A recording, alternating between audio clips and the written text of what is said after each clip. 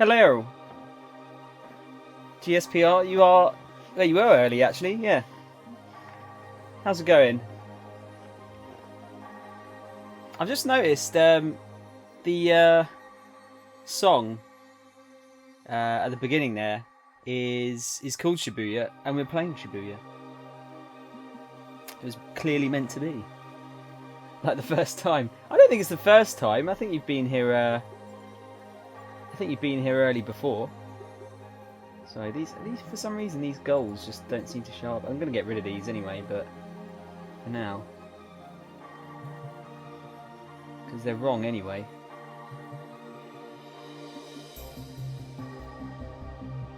Don't get shot of those. They're not accurate at all. I'm not on 28 subs. I think I'm on 22. And I think we got 374 followers. I don't know.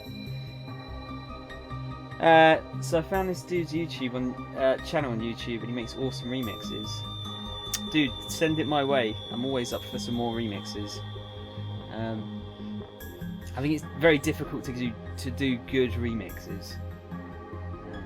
Same in mashups. Really like mashups, but again, difficult to get difficult to do good ones, I think. Oh god. You know, like, whenever I start streaming, my nose starts to itch. I don't know what it is.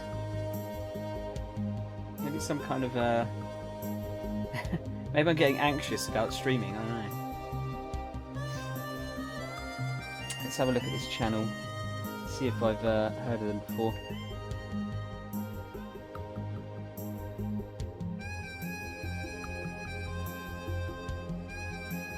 Spectrum. No, you know what? I haven't heard of them. Let's see what sort of stuff they've done. They've done a good mixture of stuff too. I'll have to try and check that out later. GSPR. Got a good mixture of stuff there. I'll leave that up on my tabs on here. Like I say, I'm always up for some good new music. Always like adding some more to my playlist. Did you guys get up to much last night? I was just I was pretty much just doing well, after the stream, I've been going through all the old YouTube thumbnails, and I've been like kind of redoing them as like up to the most recent ones, so they all look the same. So I've been putting like a little sort of like slightly off-white border around each thumbnail to help them stick out a little bit more. But it's not necessarily that time-consuming. It's just a little bit tedious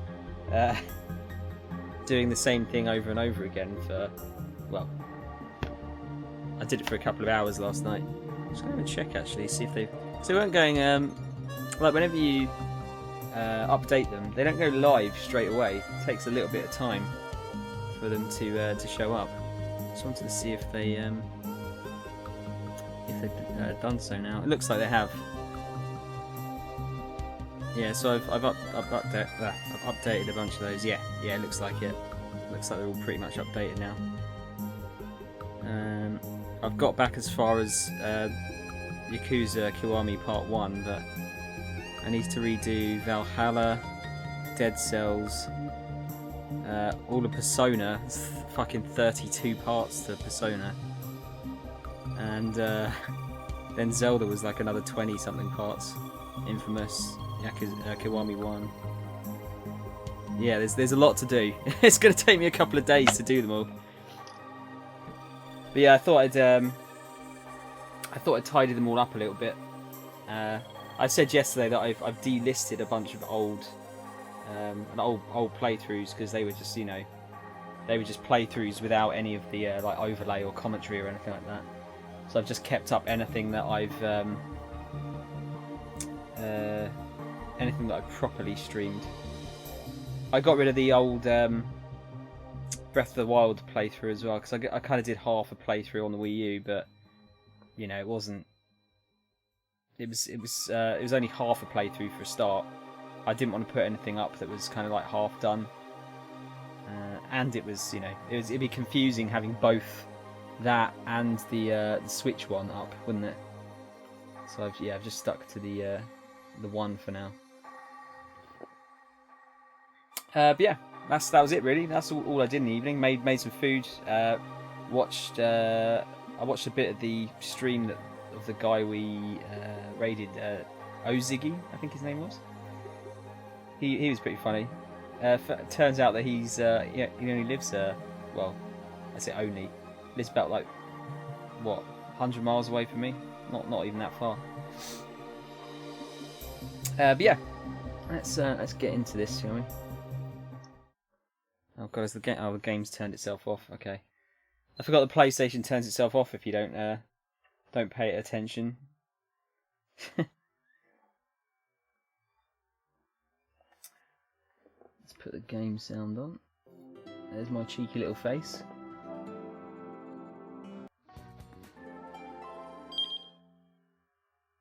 Now,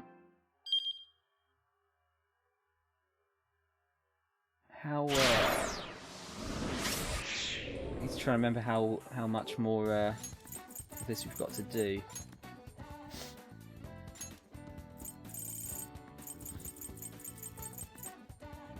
Yeah, so we've done the first 4 time blocks. There's another 4 left. Oh shit, this is going to take oh fuck. You know what, I'm cutting this quite close as far as getting it done by next week, because it seems like since these 2, each block is taking about 6 hours to do. So I'm gonna have to, you know what, I might have to do some weekend streams just to get them done, because I need these done by well, ideally I need the game sent back by Wednesday, so I can get Forza and Fist of the North Star in the post for next week. Yeah, well, we'll see. We'll see how it goes. Might be that these ones are quicker to do, but I don't think they will be. It seems like the story is getting pretty in depth. Lots going on. Weekend stream hype. I'm not promising anything. See, I'm merely suggesting that could happen. No, I might do it. I keep saying I might do it every fucking week though. That's the problem. Oh god, this game is weird. It's really quiet here, but then we'll get to a cutscene and it'll get really fucking loud, so I can't put it on. How are you doing, C? I'm just gonna swap over to the telly here.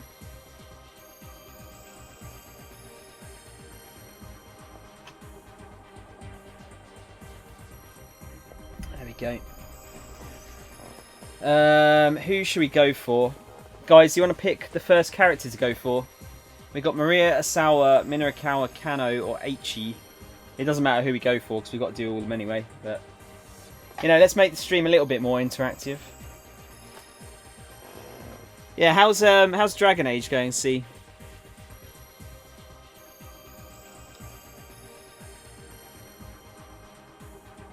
You streamed any more of it? Good, I haven't gotten to see much of your gameplay of this one. How is it and what is it about? There's not a lot of gameplay.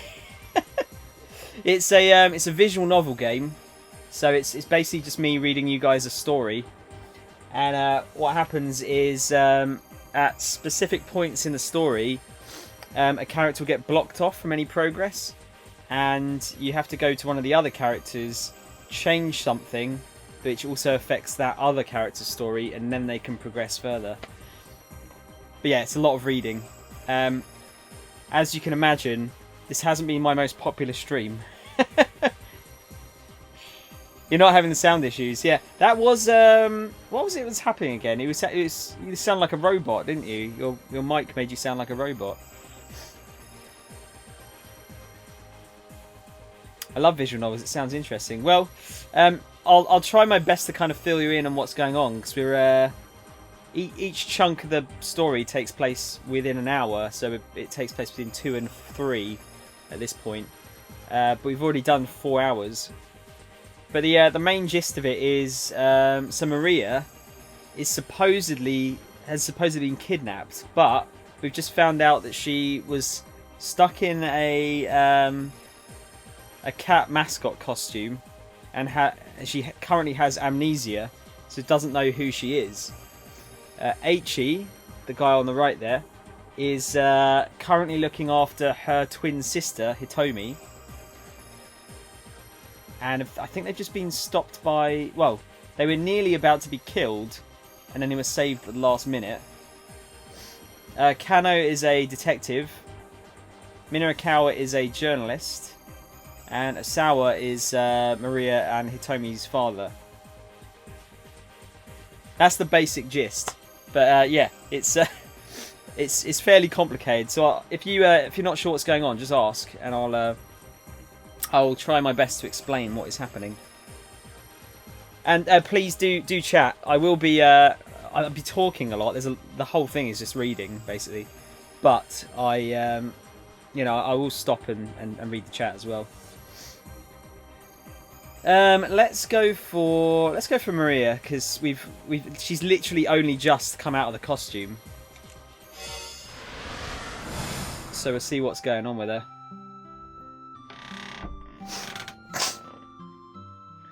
The sales clerk continues to stare at me. You know, you look really familiar, he says. Huh? Really? I perk up at that. Maybe I can find out something about who I am. Oh, it's a little bit weird as well. Yeah, you totally look like some pop singer or TV personality. I just can't remember who. Oh, that's what you meant. My shoulders slump in disappointment. Look, if you're trying to flatter me, how about a discount on the necklace? Sure, okay. I mean, it's just something I picked up off the side of the road. Oh, The sales clerk stammers for a moment. Okay, how about I take off 10,000? 30,000 and it's yours. You mean it? That perks me right back up. Guess I'm easy to please. These graphics kill me. There's a lot of like cheeky grins in this and weird faces. There's one character in particular who has an afro, who I'm still not sure if he's a real human being. He kind of comes across as a caricature. So you see when these blue bits of text come up, these are like sort of extra flavour text. So easy to please. Get your mind out of the gutter. That's not what she means, and you know it. Sometimes they're serious. Sometimes they're kind of like this. Sure. You look like you might need to buy some new clothes too. He points to my sweater. Oh, it's ripped. He says, What is this? Omega lol. What's that? Omega lol more prime. That's quite a username. It's a visual novel. Omega lol. It's a bit odd. It's a bit odd. Guess who I may be? I'm really not sure.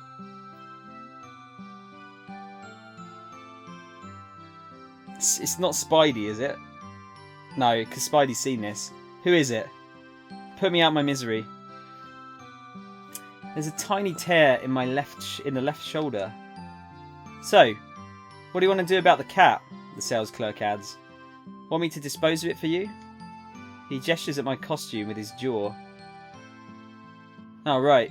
What should I do? Right, so this is another part of the game that we have. So you can pick which way we go here. I'll give you a hint. Oh God, please don't give me hints. So we've got A. I feel a little guilty about asking him to go out of his way for me more than he has already. Maybe I should deal with it myself. Or B. He obviously wants to help me. May as well have him get rid of the costume too. He's not gonna get rid of the costume. He's gonna sell it because he's a cheeky bastard. Just gonna turn this up a bit for the moment. Like I said, it's gonna get loud at certain points, but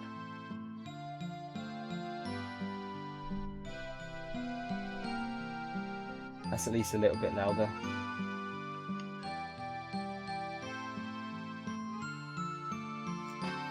10 out of 10 graphics, by the way. Oh, I can't remember who said that.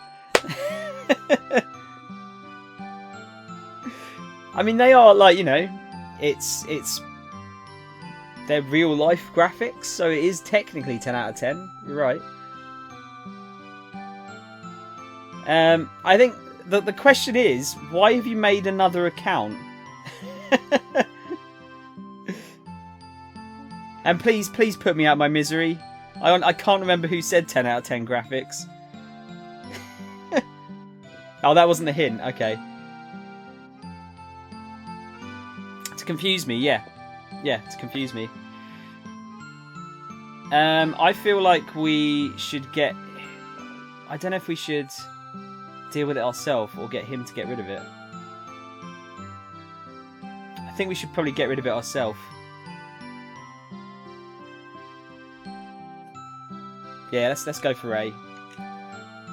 I feel a little guilty about having him go out of his way for me more than he already has. Maybe I should deal with it myself. He looks a bit disappointed when I tell him that.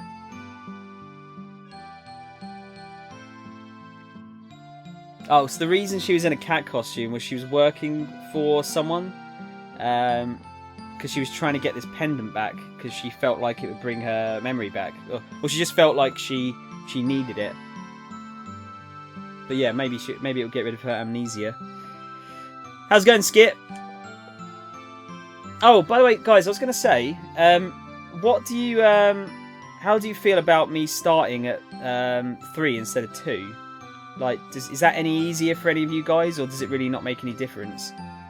I'm just wondering if I should keep the 3 o'clock start or not. Doing good, playing some Forza while watching you. Oh, dude, I'm so jealous. I'm so jealous. Is it as good as it looks? Because I'm really, really hyped to play that now.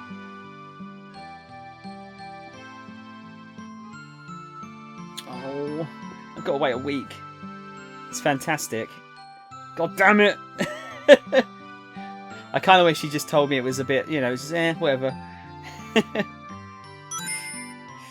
Thank you, Omega Lul More Prime.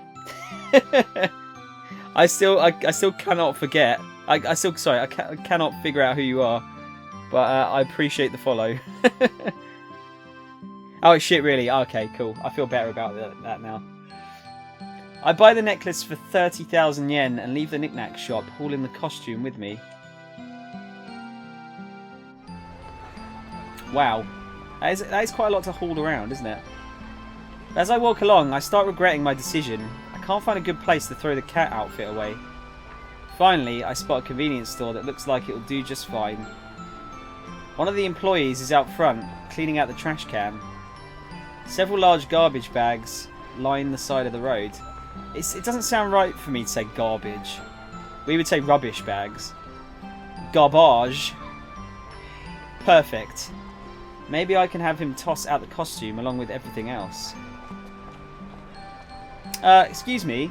So I've got this old cat suit here. I figure it can't hurt to ask. Yeah, I know. The shop boy takes the costume from me. Taku Akado, 22-year-old getting by on part-time employment. Recently, after a number of employees quit in rapid succession, the owner hurriedly took on several new hires. But for some reason, instead of everyone chipping in on the cleaning, Akado always winds up stuck doing it. He kind of doesn't look like... He looks like he's a little bit high, to be honest. Maybe he's... maybe that's why he's only being told to do the rubbish. You're here to throw this thing out. I got it. He sounds wholly unsurprised. He accepts it so blithely that I actually feel glad. Blad? Yeah, it's blad now, not bad. It's been like this all morning, he says. I don't even care anymore.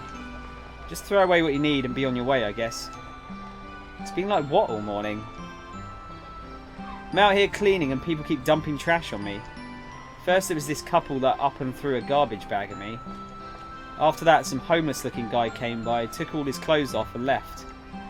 Like just now, some chubby girl tossed out some empty cardboard boxes and a bunch of empty bottles. So the couple is Eiichi and Hitomi. The two have just run into a girl called Kanan. Right, so that's where we ended their story last session. And then the homeless guy is Sasayama.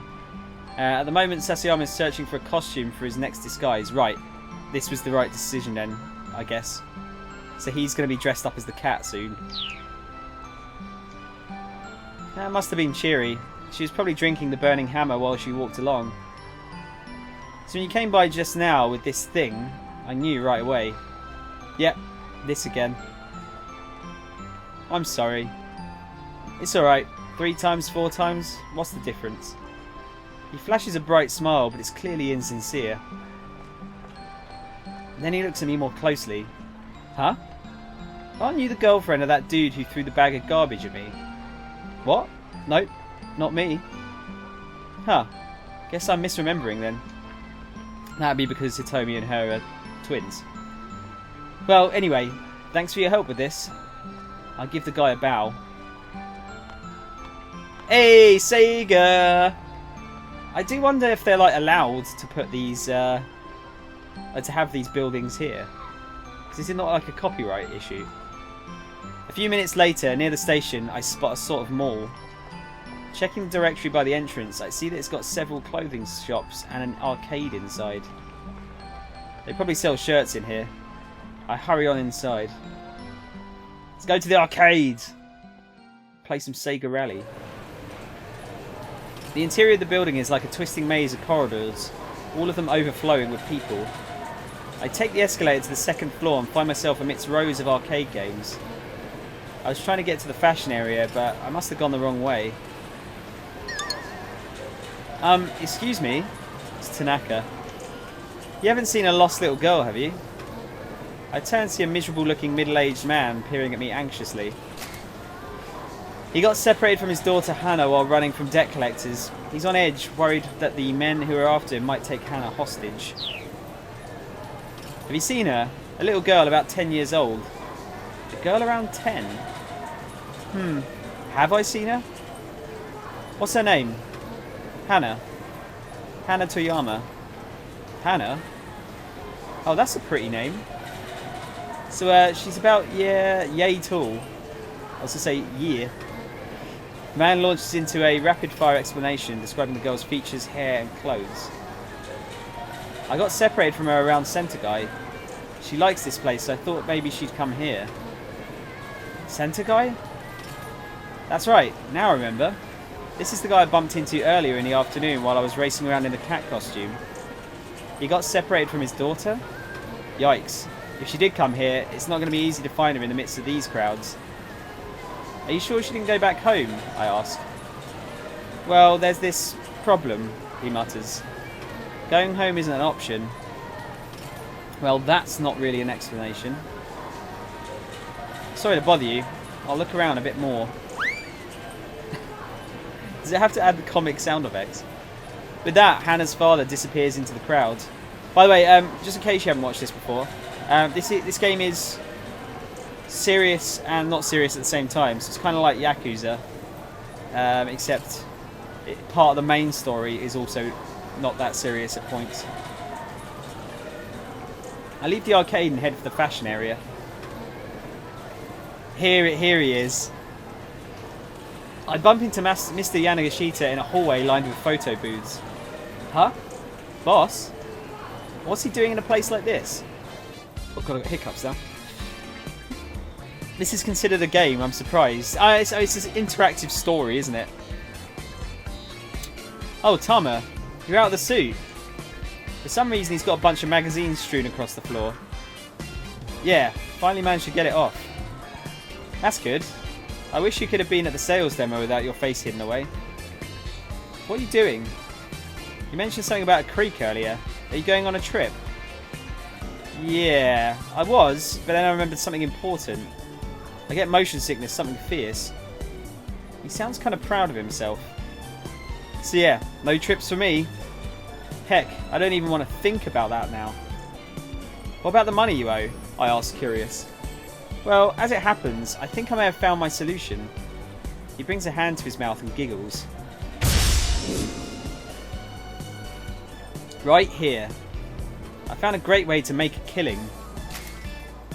So just in case you don't know what making a killing means, to earn a lot of money, usually in a very short time and or with little effort. The phrase originated in the 19th century in reference to hunters who were paid based on the number of kills they made. At least, although it's obvious, at least we're kind of finding out where the saying comes from, which is pretty interesting.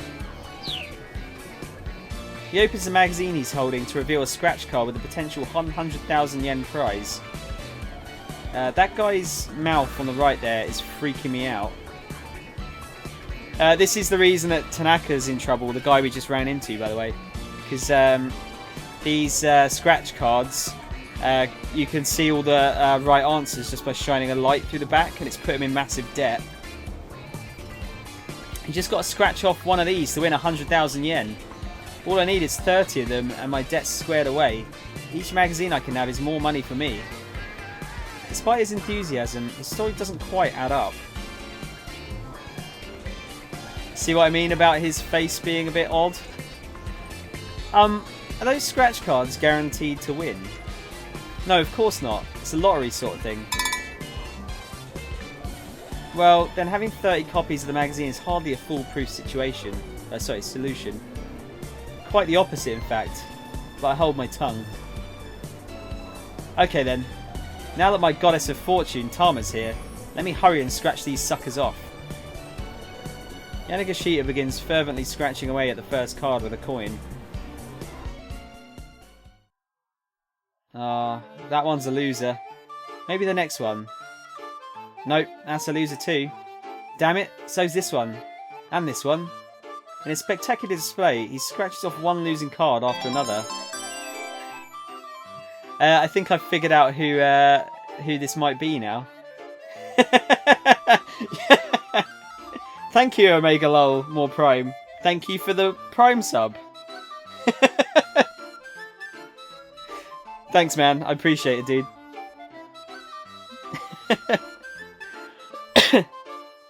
Name makes sense. It does, yeah.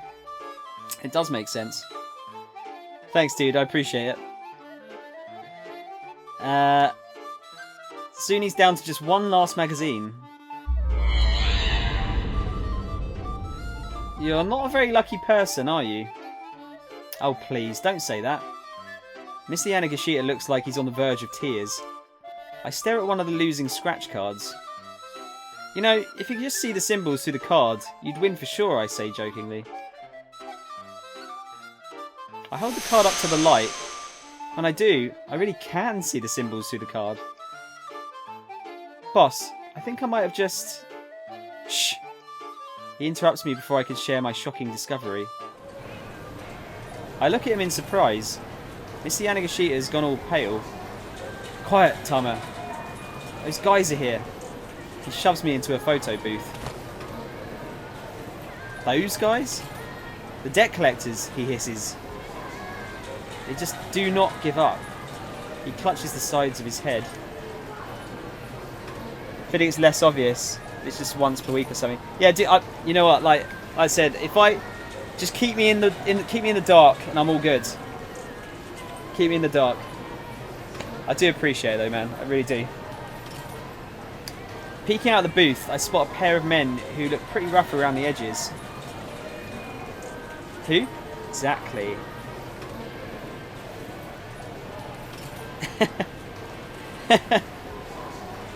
Mum's the word, I suppose. I spot a pair of men who look pretty rough around the edges. Is it those two? Shh, not so loud.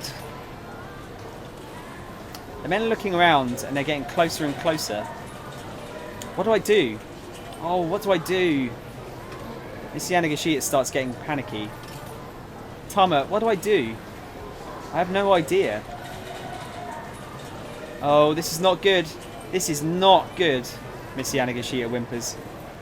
Right, so we got two options. Yeah. Getting involved with those thugs strikes me as a bad idea. I pretend not to know Yanagashita and run off. Or, this guy gives me a job. Sorry, gave me a job, so I kind of owe him. I look around for a better place for us, the two of us to hide. What do you reckon, guys? A or B? Do we run off and leave Yanagashita, which is kind of, I know, yeah. I think B as well. I feel bad leaving him alone. This guy gave me a job, so I kind of owe him. I look around for a better place for the two of us to hide. Unfortunately, I don't really see anywhere that might work. We might be safer staying right where we are. Just stay nice and still and we'll be fine, I whisper. Yeah, you're probably right. The curtain is drawn so people can't see inside, but just to keep up appearances we start taking photos as if we're normal customers. I really hope they don't look in here, Mr. Yanagashita murmurs.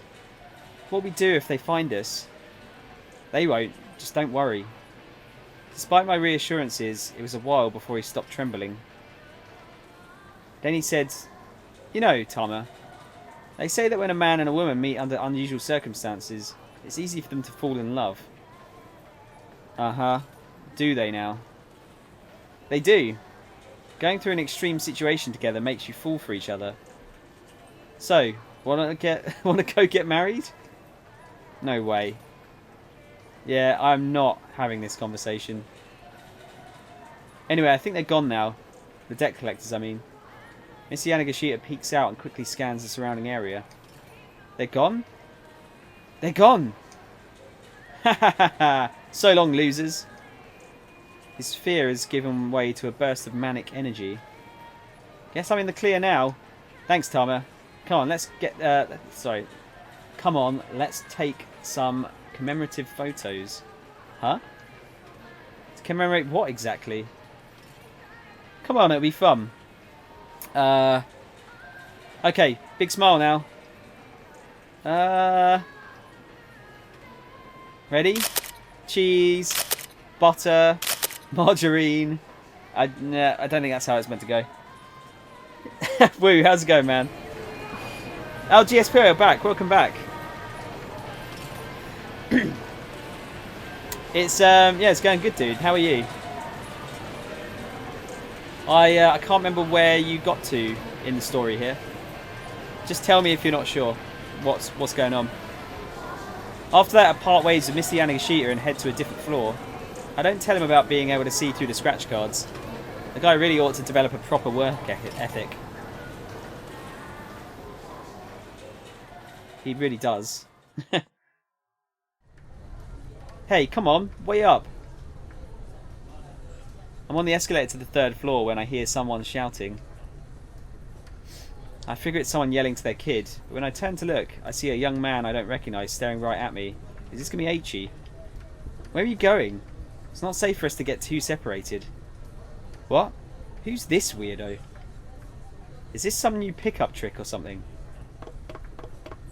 I rush up the escalator to get away from the guy.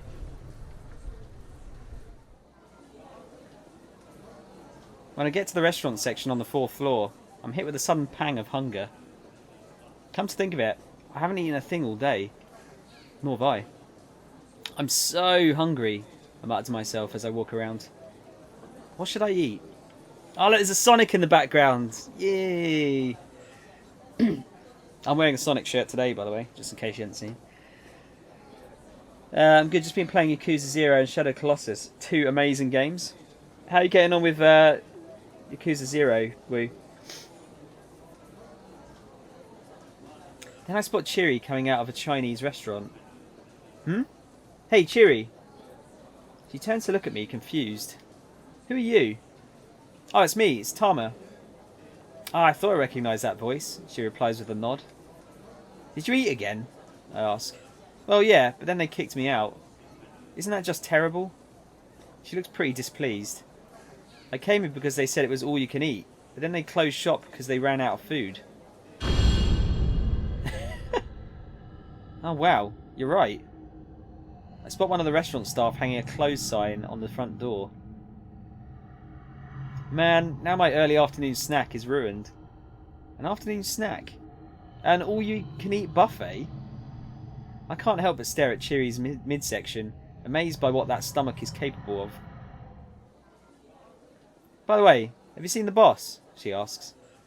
I thought he'd finally accepted that he needs to buckle down and work, but he's got some new crazy scheme. Guess the guy's just never going to learn. I figure nothing good's going to come from associating with him. I'd be careful if I were you too. Huh. Done with her little rant, Cheery says goodbye and heads off among the restaurants. She's going to put the whole fucking food court out of business. Having a good day as well. Just got to chapter 5. Only 10% done with the main story. You're probably more... You're further than you think. It's just the percentage includes all of the completion list stuff as well, Woo. So it's not just side stories. It's all of the like, you know, eat all the different restaurants and all of that kind of stuff too. But yeah, it's chapter 5's probably, I want to say, like maybe just under a third of the way through of the main story. That is. Hitomi? Who said that? Are they talking to me? I turn to see a businessman of some sort staring in my direction. Like everyone I've run into today, I don't recognise him. For some reason, though, I feel relaxed in his presence. Is that you, Hitomi? Hitomi? Could that be my name? Or are you Maria? No, As I fumble for words, the man peers at me with obvious concern. What are you doing in a place like this? We need to get you back home. Your parents are worried sick. My parents? Did someone file a missing person report while I've been wandering around with amnesia? The man leads the way, and I follow. That's Asawa's partner. I can't remember his name now. Is it Tanaka? We leave the Geigo building, but head down a narrow alleyway. Then the man suddenly stops. I feel a jolt of anxiety as I notice something gleaming in his hand. It doesn't matter which of the two you are. You're both in the way. Uh-oh. He mutters, almost as if talking to himself.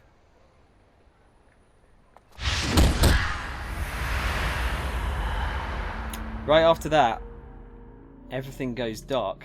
Looks like we've got a bad ending. Hey, how's it going, Banana? Yeah, that was a bad end. So there you go. So you get bad endings as well. After meeting a man who seemed to know her on the restaurant level, our heroine hoped to find out more about her past.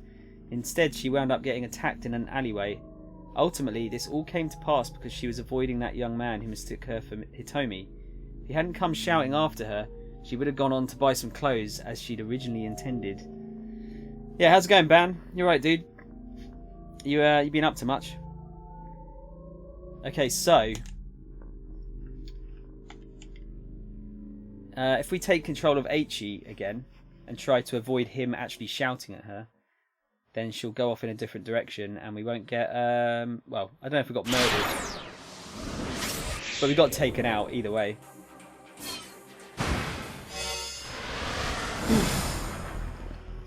You must be Hitomi.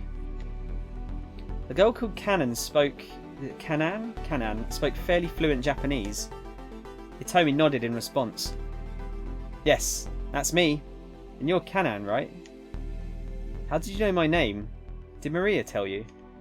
Yes. She told me about this amazing girl from overseas she made friends with. A thin smile crossed Kanan's lips at the word amazing. Then her look grew sad. Poor Maria. It's my fault that she was abducted. What? Aichi and Hitomi gasped in unison. That's why I have to rescue her, Kanan added. Hold on a second, Hitomi said. Right, so this is Hitomi, not Maria. So as you can see, they are identical twins. What do you mean it's your fault? Kanan replied by jerking her chin in the direction of the main road. Better head that way, she said softly. Someone's coming. But Hitomi didn't back down. Please tell me, why was my sister kidnapped? Several sets of footsteps echoed down the alley. They could see figures approaching now. By the looks of them, accomplices of the man Kanan had taken down earlier. You two get out of here, she warned. I'll handle this. She stepped out in front of Aichi and Hitomi, moving with such confidence that they didn't doubt that she could handle the threat. Come to the Geigo build. Is it Gigo? I know. Come to the Gigo building at 3 o'clock, she added quietly, never taking her eyes off the advancing syndicate members. Huh? Hitomi squeaked. I'll explain everything then. The criminals broke into a run. Come on, Hitomi, let's go, Eiichi hissed. He took her by the hand and bolted from the alleyway. Man, she's a badass. Dude, Twitch lagged here for a bit and showed 57,000 bits as the top cheerer in your chat. Really? I wish. How much would 57,000 be? Is that $5,500? No, that's not right, is it? Is that $570?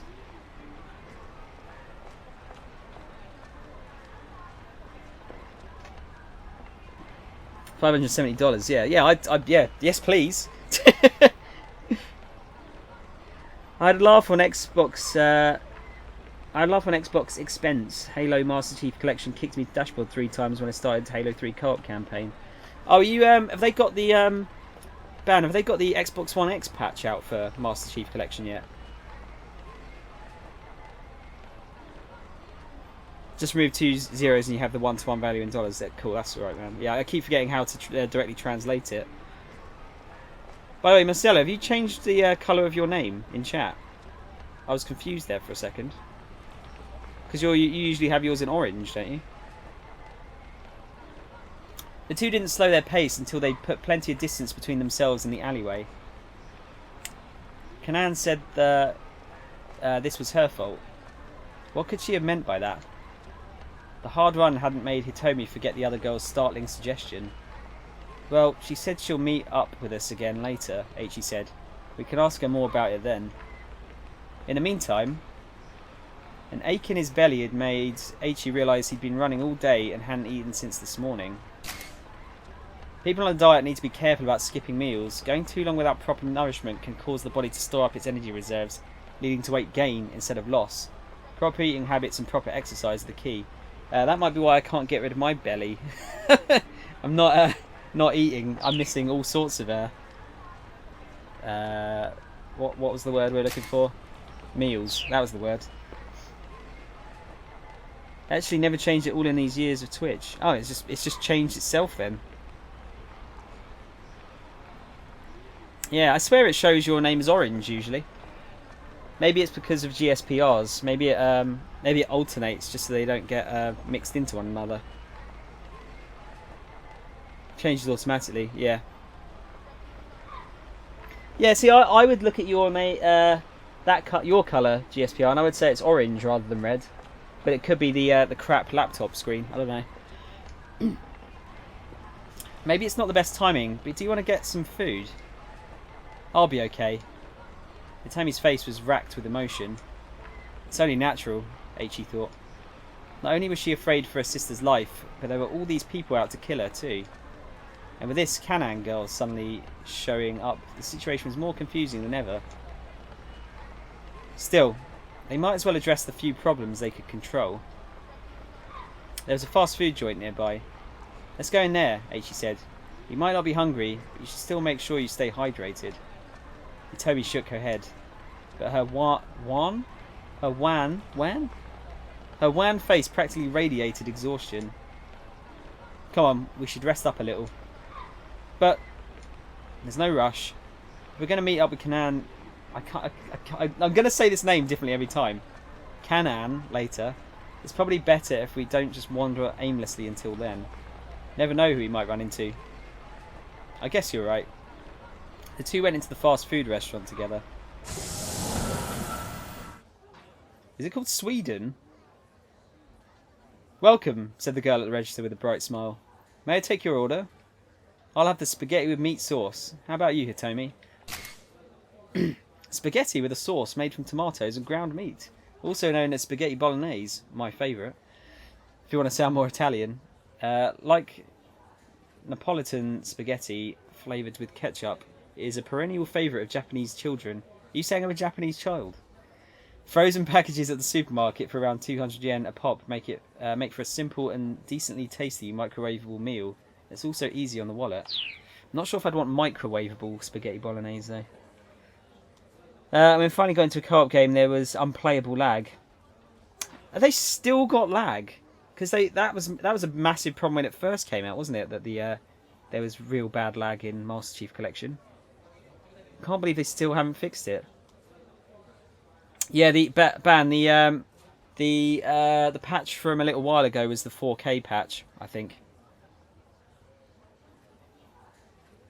I feel special now that you even remember my usual colour. I don't know. It might sound weird, but I kind of associate you guys with certain colours on the stream, just because that's all I see. And I'm sure yours was orange before. Gonna change devices now. See you soon. See you in a bit, dude.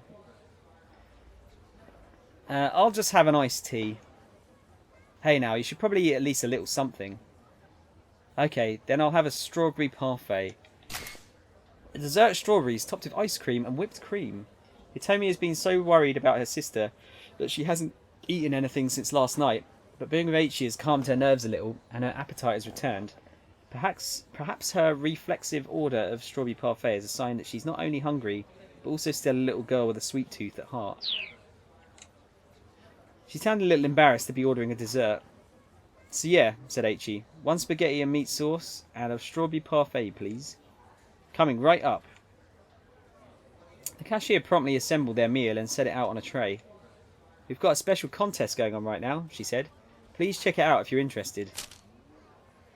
The girl handed Eiichi a flyer. It read, Iron Stomach Eating Contest. Eat 1,000 scoops of ice cream and win 10 million yen. That is impossible. That's actually death right there. But we know that Cheery is going to get involved with this, don't we? You changed your colour now, GSPR, haven't you? I want to associate Hermione with the red colour. Isn't she, doesn't Hermione usually have pink? I forget now.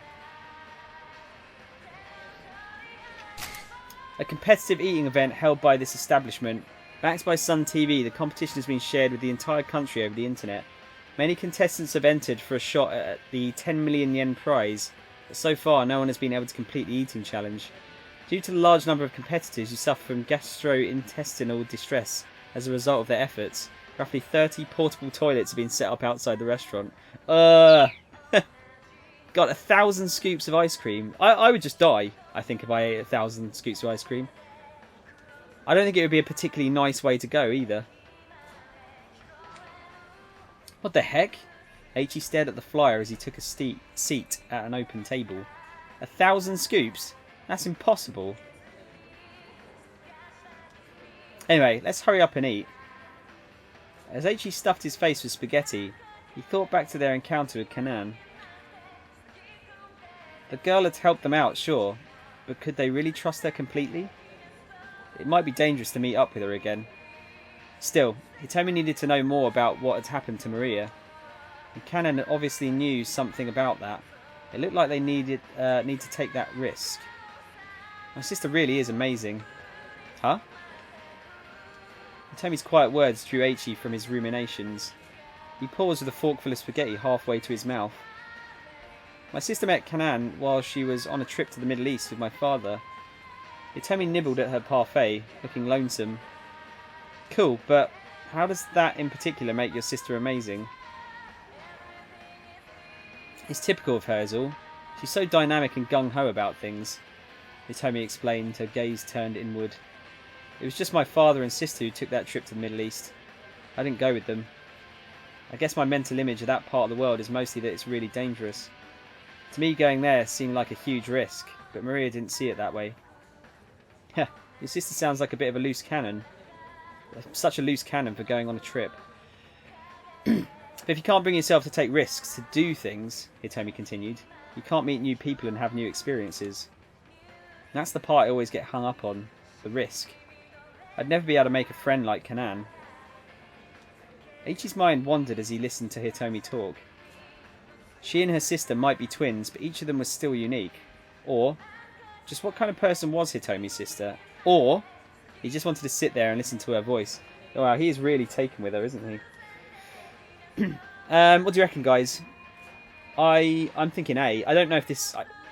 like, when you get 3 choices, it doesn't really seem like this changes much. I'm thinking like A, maybe. Have an Xbox One S and the install file's not as big as my friend's Xbox One X install file. Ah, okay, in that case they haven't... well, you haven't got the X patch. That makes sense, though. Why would they give you the X patch if you're not got an X? So can you speed run this game by mashing? You can't, GSPR. No, you can hold it down so it auto scrolls, but you can't make it skip unless you've already gone through a section of text before. I don't get this game. How can people enjoy it? Same goes for books. Well, you know, some people enjoy books and some people don't. It's definitely not been my most successful stream playing this game. But, you know, I've enjoyed it. I'm kind of... I mean, I'm going to be playing Doki Doki Literature Club by the end of October.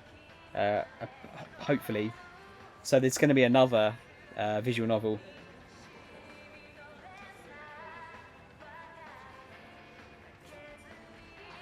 I wasn't trying to be mean, dude. You know, some people do like books, some people don't.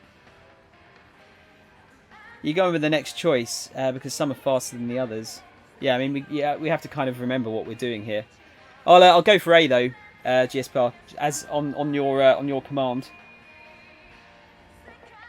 She and her sister might be twins, but each of them is still unique. Okay, I'm going to stop you right there, he said. He held up a hand to cut her off. Huh? Hitomi's eyes went wide. Why are you comparing yourself to your sister? I mean, I don't know what it's like to be a twin, but can't you just be yourself? Professor Palmer said the same thing. She didn't recognise the name. Oh, sorry. Leyland Palmer. He's my university English professor. He's given me advice on a whole bunch of things. That sounded rather intimate. All sorts of worrying images shot through H.E.'s mind. So, how old is this teacher of yours? Huh? Around 40 or so, I guess. Great, H.E. thought to himself. Another middle-aged guy. His mind filled with another sequence of slightly more upsetting images. Wow, he's really fallen for her, hasn't he? I'm still waiting for that secret KH stream. It's not going to be a secret, dude, when I do it.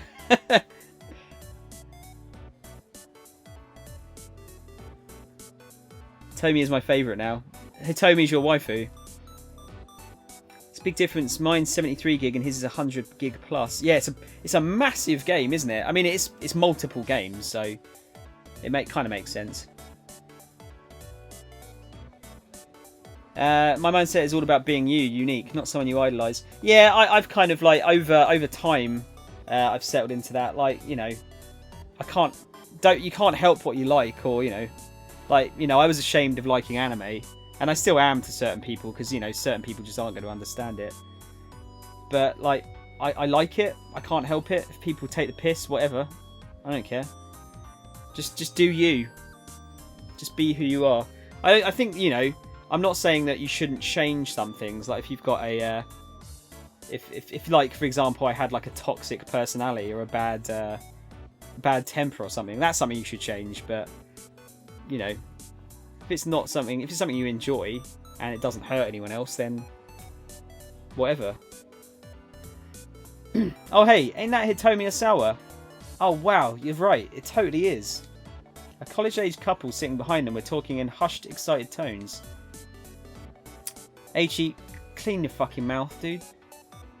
Man, she really is a cutie, the young man observed. He made no attempt to hide the fact he was looking Hitomi over. Hey, hold on, Masa, said the girl. What gives? A first-year student at Midoriyama Academy who works part-time as a delivery driver for Dogen Hut, a noodle shop on Dogenzaka. He's taken a day off work today in order to attempt a dry run of the Iron Stomach eating competition, hoping to strike it rich while his girlfriend looks on. But now that he's eaten 2 parfaits, his stomach isn't feeling well, and he's just gotten back from his 5th trip to the toilet. Well, I mean, she is Miss Midoriyama, right? Miss Midoriyama? A. She turned to the couple. Hey, did you just say she's Miss Midoriyama? Or B? Aichi said nothing but kept his ears tuned to the couple's conversation. Or C. Aichi did his best to ignore the couple. Whatever they were talking about couldn't be that important. I reckon B. Personally.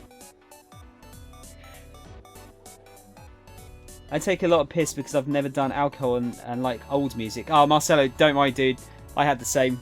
I mean, I did give in and drank eventually, but I didn't start drinking until I was like 26. So yeah, just drink. Just either drink when you're ready or just don't. Doesn't matter, dude. And yeah, old music's the best. Modern day music is fucking terrible, most of it.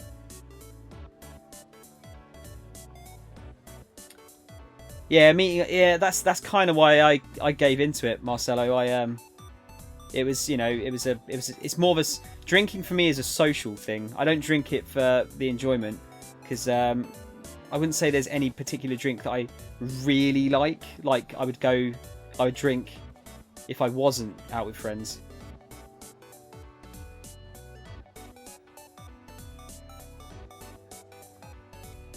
Yeah, don't. You don't want to get super drunk, that like super early. I'm 32, Marcelo. Yeah. I'll be 33 in a couple of months' time. I'm 32 and 3/4. But yeah, I didn't start drinking until I think it was 26. I want to say 26, 27. It was late. It was much later, and I kind of, you know what? It kind of makes me regret it in terms of I missed out on a lot of parties at sixth form. Sixth form is like college, basically. But hey, can't change that, can we? I assume everyone who is a gamer is at their early 20s. I think, Marcelo, you'd actually be surprised. I think the largest group of gamers is, I think it's between 27 and 32 or something. I think it's like between late 20s and early 30s, though. I think that's the largest chunk of gamers. I might be mistaken. Might have changed now. You started drinking at 14, Skip. 37 now. I've been sober for 2 years.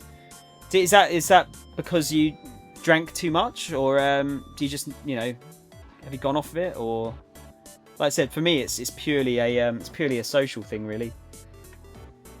But you know, I got to admit, I was a one-time thing, GSPR, with friends. Third of a vodka bottle, no bueno. Drank too much, so I stopped. Yeah, that's fair enough, dude. I mean, it's especially as you get older as well. It's not, you know, it fucks your body up a lot more, doesn't it? Like, start to get more hangovers. But yeah, I won't lie. There's something kind of nice about, because I'm pretty reserved and shy. You know, like I don't sing or dance. But then again, I don't sing or dance when I'm drunk either. But it's kind of nice. You kind of get a bit of a buzz out of it. I do understand why some people turn into alcoholics, but hangover lasted for days. I like to get merry. I don't like to get like blackout drunk. In fact, I don't think I've ever got like that drunk. Although I've fallen asleep sometimes in the pub, but that was more that I wasn't sleeping properly. And it's weird. It's only a certain type of drink that makes me sleepy when drunk. But yeah, you know, I don't drink a lot either. It's usually at the most it'll be once a week, and it'll be like 4 pints, 5 maybe if I'm feeling particularly what's the word I'm looking for? I don't know. You know what I mean. I'm losing all my vocabulary.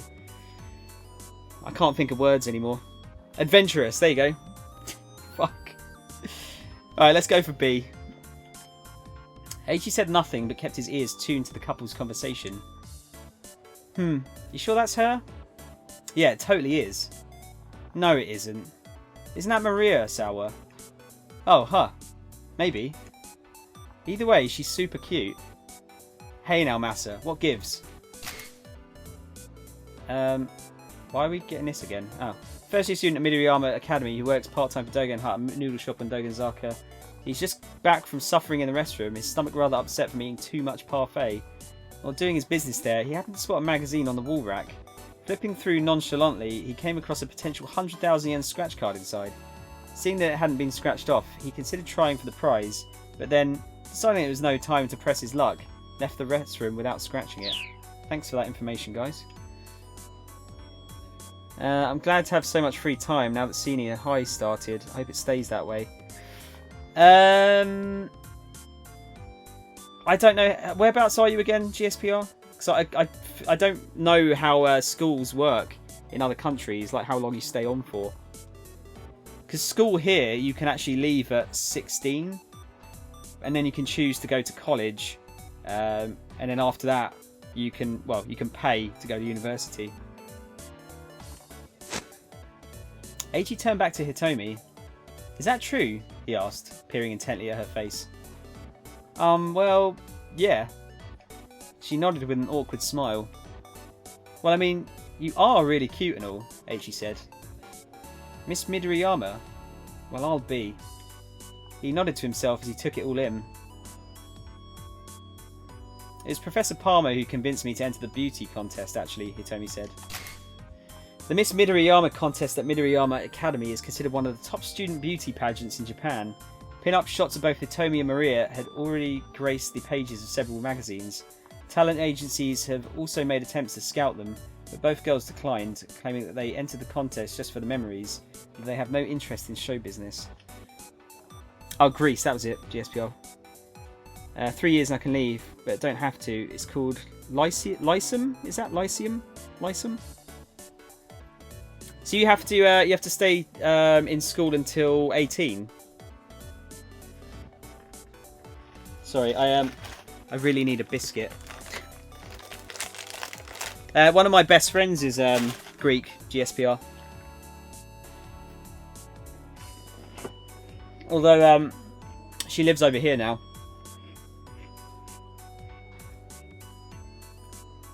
She's my anime buddy. Like every couple of weeks we watch stuff.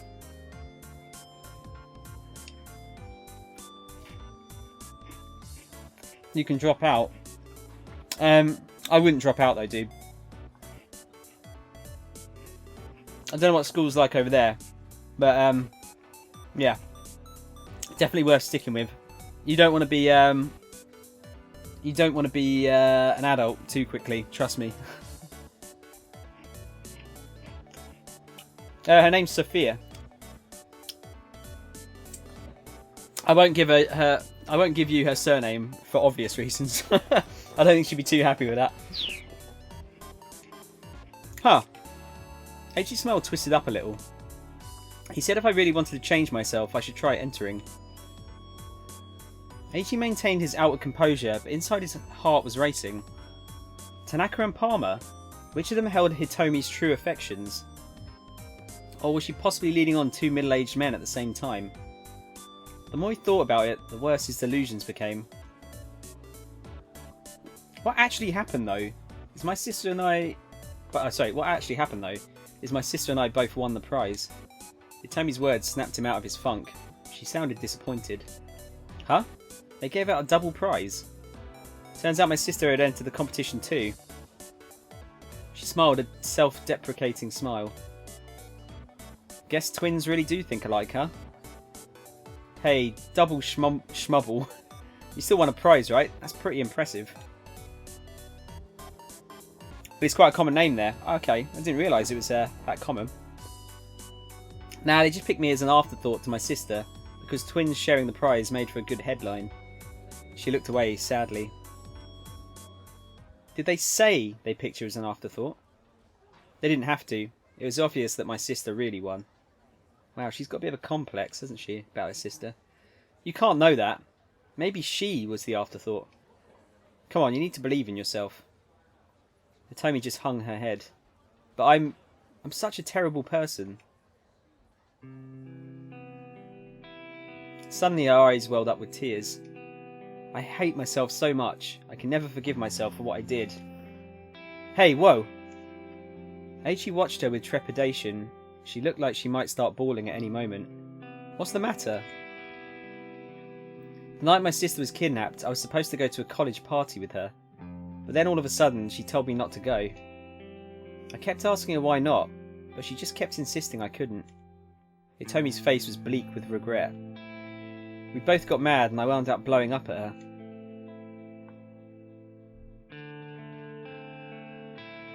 Okay, I get it. I don't need to go to the party. Fine. I'd just be your little tag-along anyway.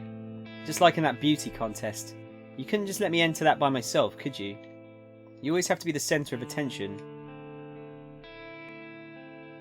Maria scowled. Fine. The party starts at 7 o'clock. Try not to forget, okay?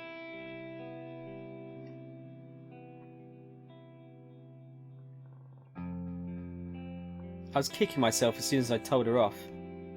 My sister isn't the sort of person to tell me what to do or not do. She must have had a reason for not wanting me to go. I was planning on apologising to her after the party, but then she was abducted, right? Eiichi polished off the last of his spaghetti. He sat down his fork, then wiped his mouth.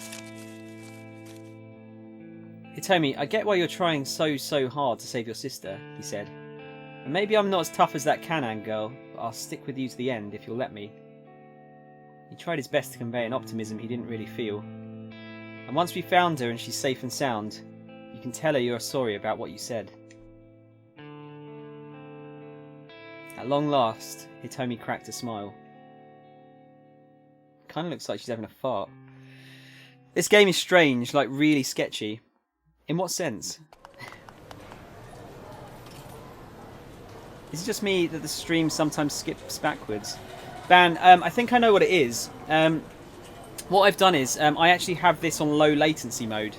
And what that means is, in theory, I should see what you type quicker.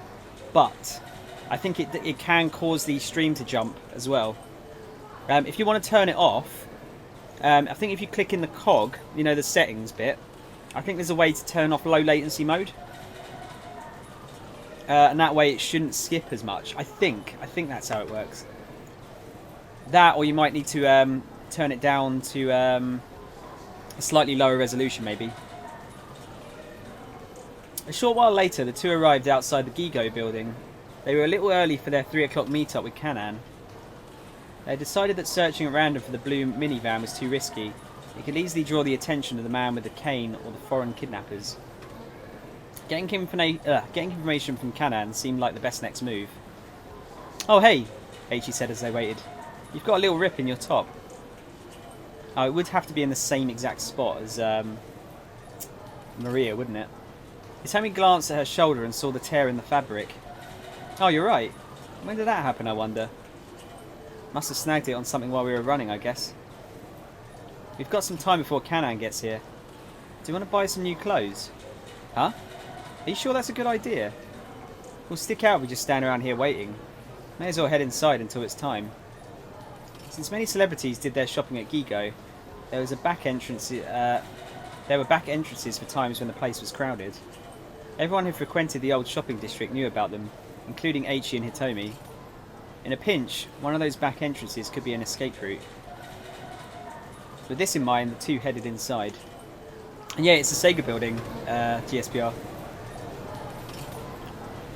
I think Sega have quite a lot of arcade buildings in Japan. Studio Sega.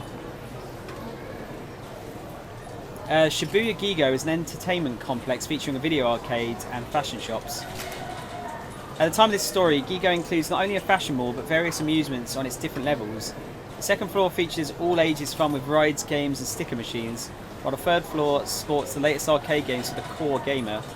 There's also a food court that offers things such as crepes and loaded takoyaki octopus dough balls. Oh, I love crepes! This is a real place, apparently. Shibuya Gigo. It looks. I mean, I really miss arcades. I really do. A lot of my younger friends don't see the appeal of an arcade. They're like, oh, I don't get it. Why do you miss arcades so much? And the whole point, the whole thing about arcades back in the day was that you're basically seeing the future. because the technology for arcades was so far ahead of any like consoles at the time and PCs that you were like, oh wow, look at this is amazing, look how amazing these graphics are. But obviously nowadays, you know, like graphics are much better on PCs and consoles for the most part.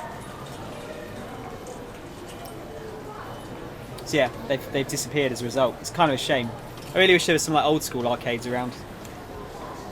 The ground floor and 2 basement levels of the building were designed as an amusement area, outfitted with skee ball, claw cranes, fighting games and the like. The second floor held a mix of photo booths and ladies' wear shops. On the 3rd floor there were specialty fashion boutiques, and on the 4th were restaurants. Arcades look lit. I would love to be in one now. GSPR, it's really a shame because you were kind of born at the wrong time, I suppose. But there was a place in London called Sega World, and it was just like this, but it was like 10 floors of arcades and like rides, and there was like food court, like, you know, food things. It was a theme. Each floor was themed, so you'd have like a racing game floor or a fighting game floor, sports game floor, and they were all like decorated like that. But it was all like dark and dingy. Like arcades should be dark and dingy, so you just have like the glow of the screens illuminating the place. It was, I know, there's just something magical about it. But yeah, sadly that closed down a long time ago.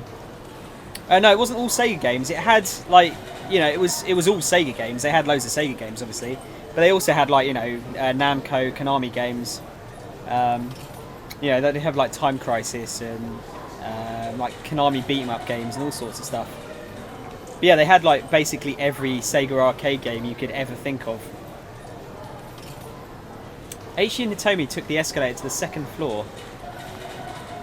Hitomi started heading for the shops, but Eiichi stopped her. Hey, wait up.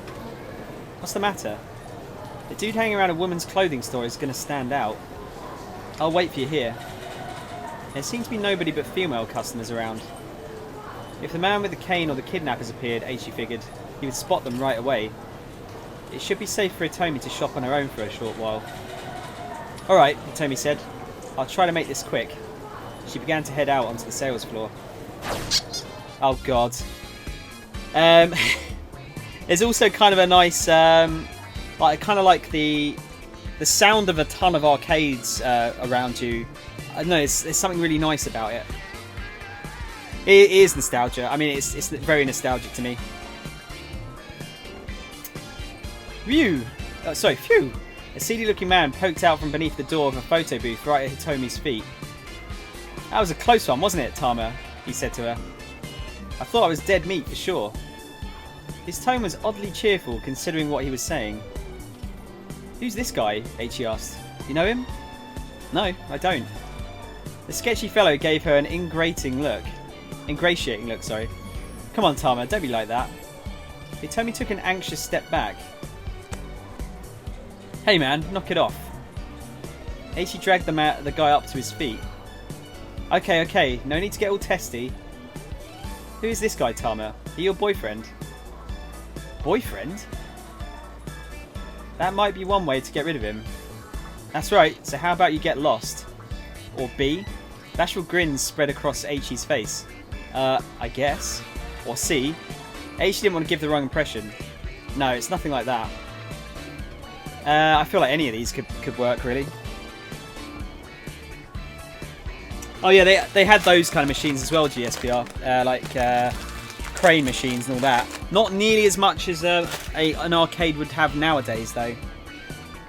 All of those all arcades now are just full of those machines, aren't they? Or like ticket machines.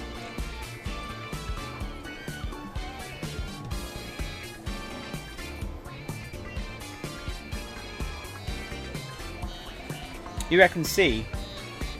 Okay, we'll go for C. Let me just finish this.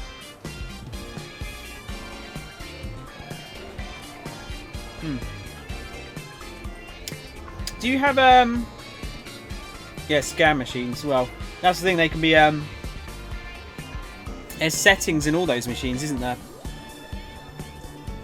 So you can make them pay out you can make them as easy or hard as you want.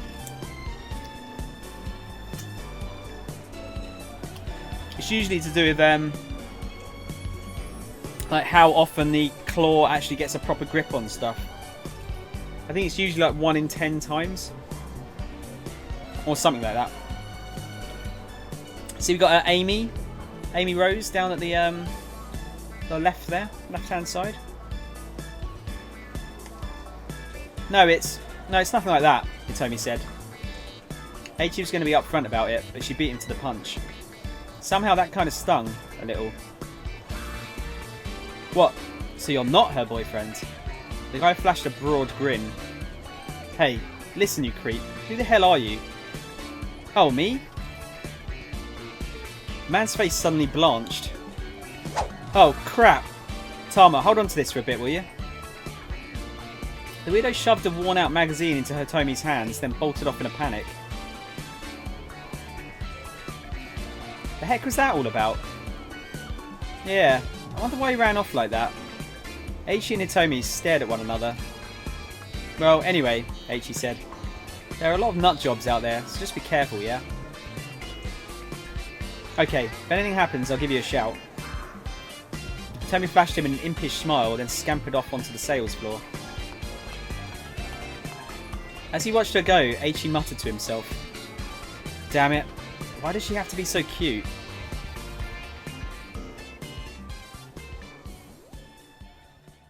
Aichi's getting a boner. Pouts like 1 in 500 accurately. I think it depends on the machine, dude. But yeah, it wouldn't surprise me if it's like a 1 in 500 thing. It'd be the same as what do you call it machines as well, like gambling machines, I guess.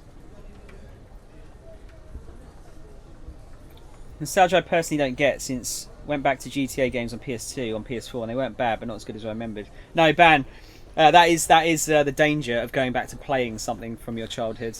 A good chunk of the time, it's not going to hold up. Certain stuff does. Certain stuff definitely does. Like I would say the old Sonic Mega Drive games still hold up, but a lot of Mega Drive games don't. They really don't. I think PS1 onwards, it becomes a lot more like that, because early 3D games can be like really fucking terrible, really, really terrible. I think a lot of those age a lot quicker than other games. You got to think, like 2D games at the point of like Mega Drive and SNES they'd almost perfected it, because it was all that we'd had before that, really. Same goes for me about Skyward Sword. Do you not like Skyward Sword, GSPR? I quite like Skyward Sword, although I haven't played it since it first came out. First time I played it was 6 to 7 years ago. Have you gone back to play it since and you didn't really like it? Right. 5 minutes or more passed as Aichi waited for Hitomi. He stood by the escalator, almost as if he was keeping guard. Female shoppers began to give him icy stares for being somewhere he probably shouldn't. This sucks. Come on, Hitomi, hurry up and get back here. The longer he waited, the more uncomfortable he felt. How long was she going to take?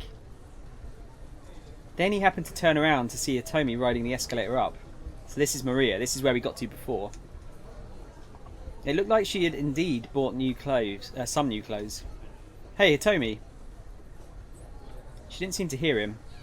He decided to shout a bit louder. He decided to go after her. We need to not go after her, because that's what caused Maria to run off. Oh God! Wow, Jesus, guys! I look away for a second, and so much chat. It's what I want. This is what I want. I kind of want to replay Final Fantasy 3 on the NES. Freaking love the music, and the game was good. I only played the 3D remake. I've not played any of the Final Fantasies prior to 7, Marcelo, because until 7 came out, we didn't get any of the proper Final Fantasies. Oh, you loved Cyber Swords. Yeah, it's weird, GSP. Everyone, like not everyone, but a good chunk of people say it's like shit. But I'd say it's the worst Zelda of the main bunch. But the worst Zelda is still better than like 90% of other games. Far Cry 3 spent $40 for the Far Cry 5 Season Pass. Worst $40 spent. Has that not aged very well, Far Cry 3? Because I remember enjoying that at the time. Dude, 4, 5 and 6 are awesome. Yeah, I know. I've heard 6 is the best one. A lot of people say 6 is the best story. 9 is probably my favourite from what I've played. Although I really like... Again, like, saying a Final Fantasy is the worst Final Fantasy could still mean it's good. Although Final Fantasy X-2 I don't remember being very good. But yeah, most of the Final Fantasy is good. Even 13, I even liked 13. Although it takes some time to get used to. Wait, what was bad? How's it going, Memphi? What's up, dude? Oh, 10-2. Yeah, I think 10-2 is actually bad, wasn't it? But I might give it another go. I've got the again, everything's within arm's reach here. I've got the PS4 remaster, so I might give it a go at some point. I only played like an hour of it on the PS2 and just put it down. You know what though? I'm really hoping they don't re-release all these Final Fantasy games on disc on the Xbox, because otherwise I'm gonna have to re-buy them again. You missed my drunk talk. Yeah, we were talking about being drunk earlier. Yeah, I don't often get that drunk though. Only bad thing with Skyward Sword was the backtracking. Yeah, I seem to remember it being a bit off, wasn't it?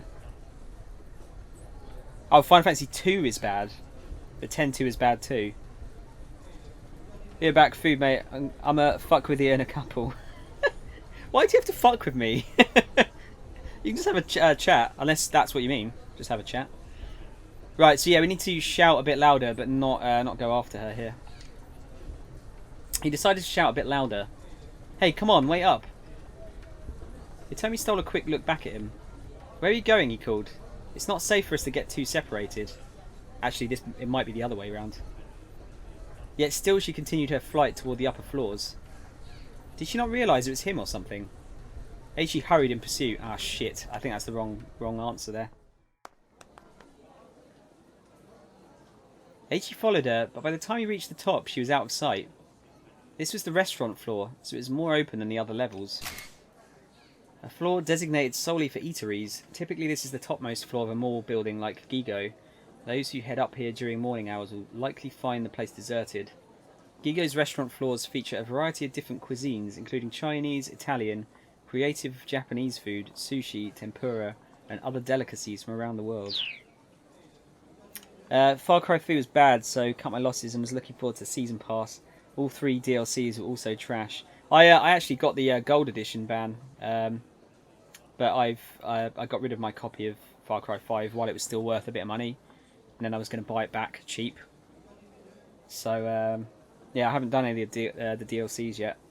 It looked quite interesting though, because there was the first one was like a space one, wasn't it? Like you were on Mars or something. He hurriedly began to look around. As he wandered, he bumped into a man talking on his cell phone. Ah, sorry, my bad. Eiichi held up a hand in apology, but the man was too engrossed in his conversation to notice. No, you're not getting it. The lock was undone too. The man startled Eiichi by suddenly shouting into his phone. You need to consider the risk of it getting out. Whatever this guy was talking about, he sure was angry with whoever was on the other end. Look, I'll figure out what to do about the minivan. You just handle things on your end. Minivan? Eiichi's interest was piqued, but he needed to find Hitomi before he let anything distract him. As he scaled the 4th floor, he came across a Chinese buffet and noticed the large windows in its outer walls. You could see a lot of Shibuya through those windows. Maybe Hitomi had decided to look for the minivan from up here. One of the restaurant employees came rushing up as Eiichi headed inside. Sir, I'm sorry, she said. Ah, sir? You'll have to forgive the inconvenience. We're not open to the public. Not right now. Not at the moment, I mean. The employee's voice was oddly subdued for some reason.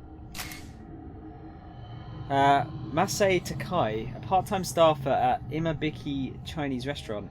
Her boss chewed her out pretty bad for showing up at work with her nails manicured black. She was ordered to go to the restroom and scrub them clean, but no amount of nail polish removal was able to do the trick. So she's been dealing with her boss's wrath all day long. Why would it be moving like that? Why was that video needed at all? First was Vietnam, second Mars, and third zombies, and they were all bad. I thought they looked alright from what I saw. The only problem I've got with Far Cry, though, I don't know if you feel the same, is that they don't really change between games much, do they? It kind of feels like you're playing mostly the same game. I did enjoy Far Cry 5, mind you. I don't know if I could play those games back to back. I feel like they'd feel too similar. Why not? H.E. asked. Well, you see, one of our other customers ate all of our food. They ate all of it? Oh, Jesus. Looking around, H.E. saw a chubby young woman camped out at a table by one of the windows. Set out before her was a veritable mountain of plates. What I'm trying to say, sir, is that we're closed for the rest of the day. Oh, but I'm with her, actually, H.E. lied. Without waiting for a reply, he barged into the restaurant. She left her peas. He took a quick look around, but there was no sign of Hitomi. Before leaving, though, he figured he'd at least take a look out the windows. The huge glass panes looked out into Dogenzaka. He had a decent view of the roads, but he didn't spot a blue minivan. H dropped his gaze to the sidewalk outside the building. Oh! He let out a tiny gasp. Even from 4 stories up, there was no mistaking what he saw. A group of black-clad foreign men had gathered outside the building. Had they figured out that he and Hitomi were inside? He needed to find her, and fast. He raced out of the restaurant, alert for trouble. I actually don't think that was the right decision. I think we need to potentially chase after her. Maria. I don't know, because... No, we'll have to see.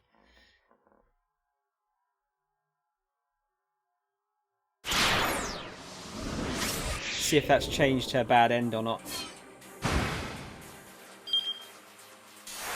No, it didn't. Let me try changing the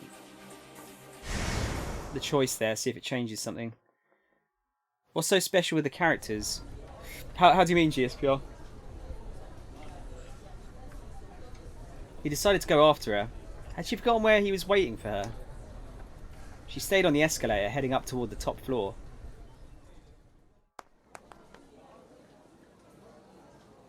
Ichi followed her, but by the time he reached the top, she was out of sight. This was the restaurant floor, so it's more open than the others. I think that should have done it. Because I think this is all... Yeah, that's all stuff we've done before. Because we didn't run after her, I don't think that would have... Yeah, it hasn't freaked her out. Right, so... Why are they being followed? We don't really know, GSPR. Basically, her sister, Maria, was supposedly kidnapped. And Hitomi was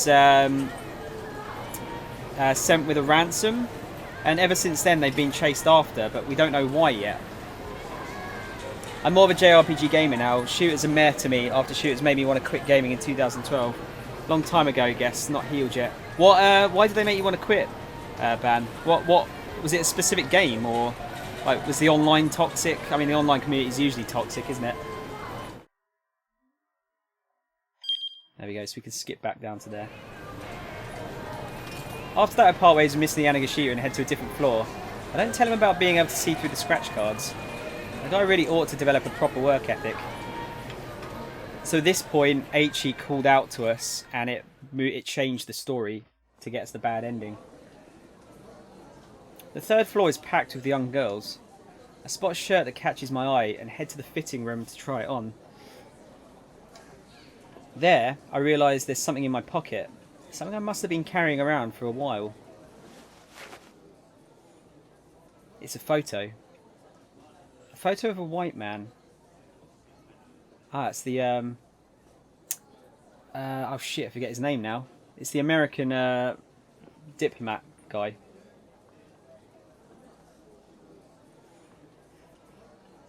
It's not all games, dude. It's just a lot of online communities have a lot of like people raging and, you know, toxicity, don't they? Not all of them, just some of them. Who's this guy? I can't quite tell if I recognise him or not. This man. Huh? Dangerous. I hear someone's voice inside my head. Oh, is this Kanan? Stay away from him. Flashes of memory flicker in my mind. I see a girl standing before me. I can't quite recall her face, but I get the impression she's someone very important. She speaks to me. This man is dangerous. Stay away from him. Yeah, it's Kanan. Although she doesn't know who Kanan is. She doesn't remember. That's all. Then I snap back to my senses. It feels like I was right on the cusp of remembering something critical. At any rate, it seems that there's some connection between me and the man in the photo. Try as I might though, I can't recall anything more than that. Not one game, just way too many maybe, my fault. Yeah, I mean you can really, I think you can easily get burnt out on games like that. I played a lot of shooters back in the day, and you know what, I don't play nearly as many as I do nowadays.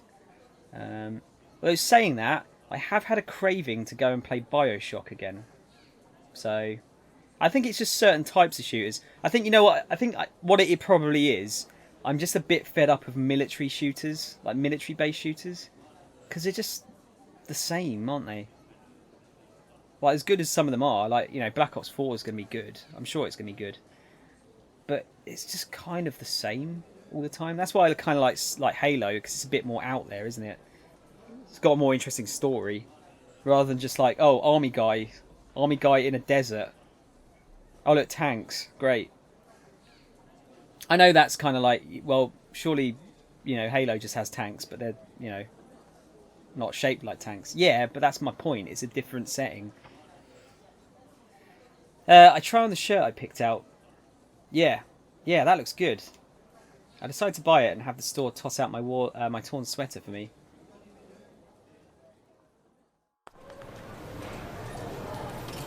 As I'm about to go down the escalator, a young man strides up to me as if I'm an old friend. So it's Aichi again. Right, so we'll go back to Aichi's story and see what happens here. Ratchet & Clank's still my favourite mix of shooter and platformer. Ratchet & Clank is amazing. I love Ratchet & Clank. I haven't played the Jak and Daxter games though. I'd really like to give those a go. So I hear they're equally good. They're less shooter, more platformer though. I'm trying to think of it like another good platformer / shooter. I mean, not the same, but I like run and gun games like Gunstar Heroes or like Contra. I like those; they're good as well. Aichi took the escalator down to the 3rd floor, and there was Hitomi standing right in the open after he'd been searching for her high and low.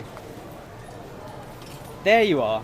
I thought we were going to meet on the 2nd floor, Aichi said. She stared back at him in confusion. Ah, well, anyway, come on, we have to go hide. Hide? Why? She gave him a dubious look. Aichi felt like something was off, but now wasn't the time to dwell on it. Because those guys might have found us, he said. They're outside. He took hold of Hitomi's hand. Hey, let go. What gives? She quickly yanked her hand away. Huh? As Aichi tried to make sense of the way she was acting, she took off down the corridor. Hey, Hitomi. He hurried after her. It was like changing her clothes had also changed her personality. Still, he couldn't just leave her alone. The kidnappers might well be closing in. He stayed in pursuit of her, trying not to draw too much attention. He headed in the direction Hitomi had gone and came to a stairwell. What the hell is going on? Had she gone up or down? Aichi frowned in consternation. Hey, stop right there! He heard shouting coming from down below. Then came the sound of footsteps rushing up the stairs. Hitomi? Was someone chasing her? H.E. bolted down the stairs before he could mull over it. Before he could mull over it too much. Jack and Daxter, why? What do you mean? What, do you not like it, Ben? I thought they were meant to be pretty good, aren't they? Down on the landing, he ran into a man who was pale in the face. You gotta help me. The man went and cowered behind H.E. Two thuggish looking men came up the stairs after him. Hand him over, kid. Yeah, don't make us do nothing we'll both regret. Two guys bullying some frail old man, H.E. huffed. And you want me to just turn a blind eye while that goes down? Yeah, that's not going to happen. The younger fellow, the one who looked like a small-time gangster, sneered. Oh, you're going to want to turn a blind eye to this little man? This is going to get bloody. By the way, H.E. asked, either of you see a girl around here? Super cute, about yay to... The gangster suddenly threw a jab with his right fist and H.E. dodged on reflex. The punch wound up catching the man hiding behind him right in the face instead. Oh, whoops. H.E. realised his mistake a moment too late. Ugh. Oh. The man splayed out onto the floor. Whoa, my bad, Gramps. You okay? H.E. hunkered down and slapped the man in the face. Hey, come on, stay with me. It's no use. I'm done for. Please, look after Hannah. Mina Rikawa. The man's muttering was all but incomprehensible. Hey, H.E. said, this guy seriously needs to get to a hospital or he's in big trouble. You guys, go call an ambulance. He needs... When H.E. looked back, the man in the sunglasses was standing over him, holding up a fire extinguisher. Why wait for an ambulance when the fire department's already here? The butt of the fire extinguisher came right down onto H.E.'s face.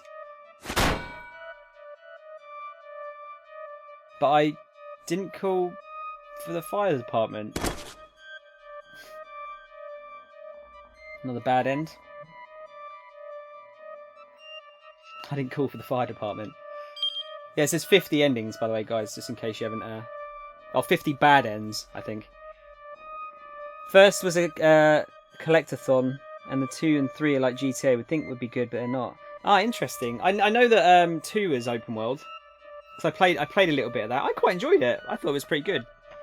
Probably not... I don't think I enjoyed it as much as Ratchet and Clank. But I enjoyed it. I've got most of them as well. I've still got all my PS2 copies of Ratchet and Clank here. There you go. Got those.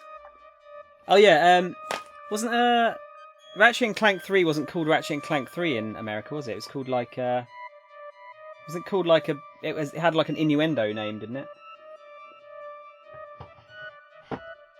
I've got the Jack and Daxter somewhere too. Somewhere being the keyword. I think it might be... Oh yeah, they're down the bottom there. Right, while chasing after Hitomi, H.E. had run in with some Yakuza and got beaten up. But actually the girl H.E. was following wasn't Hitomi. In order for H.E. to avoid this disastrous fate, that girl needs to run off in a different direction. Right, so we need to go back to Maria again. And change where she runs off to.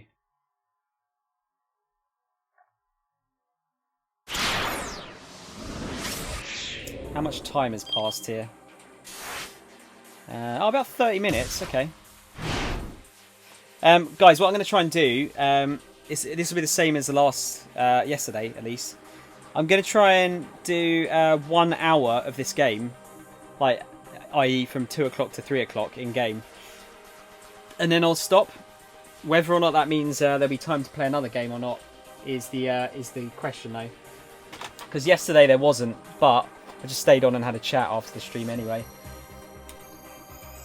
So, yeah, it might be the only game I play today, just because I need to get this done before Forza and Fist of the North Star come out next week. Because I need to send it back in the post. As I'm about to go down the escalator, a young man strides up to me as if I'm an old friend. There you are. I thought we were going to meet on the 2nd floor. Going to meet? What's this guy talking about? I've never seen him before. Ah, well. Anyway. Come on, we have to go hide. Hide? Why do we need to do that? Hide? Why? Because those guys might have found us. They're outside. He grabs my hand and I yank it away. Hey, come on, what gives? Is this some new pickup trick or something? Whatever it is, it's way too aggressive. I get the heck out of there. Hey, hey! The guy keeps shouting, but I ignore him and try to slip away into the crowd. When I look back though, I see that he's still following me. What do I do?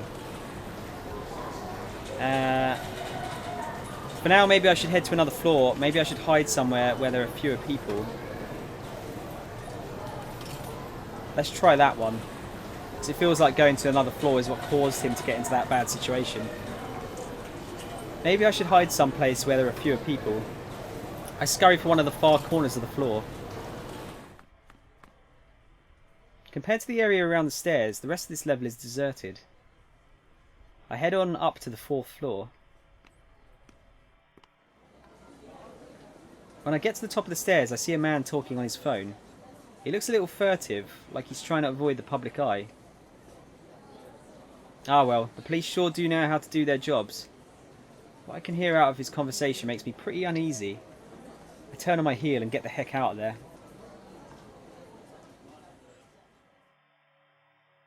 I'm back at the Chinese restaurant. When I arrive at the 4th floor restaurant section, the sign for a Chinese buffet catches my eye. Just in case you don't know what a buffet is. A style of dining where guests serve themselves freely from an array of prepared foods, taking as much of each as they want. Many hotels and restaurants tend to hold buffets at lunchtime or for brunch. Sometimes, however, this just winds up being a kind of cruel trap, with crowded lines making it take forever for you to even get near the food. Imabiki Chinese restaurant, the name means something along the lines of fire of morning. I guess fire is important for cooking, but that's kind of an unsettling thing to call an eatery. Oh well, I guess the name doesn't really matter. I'm in a mood to straight up devour some Chinese food.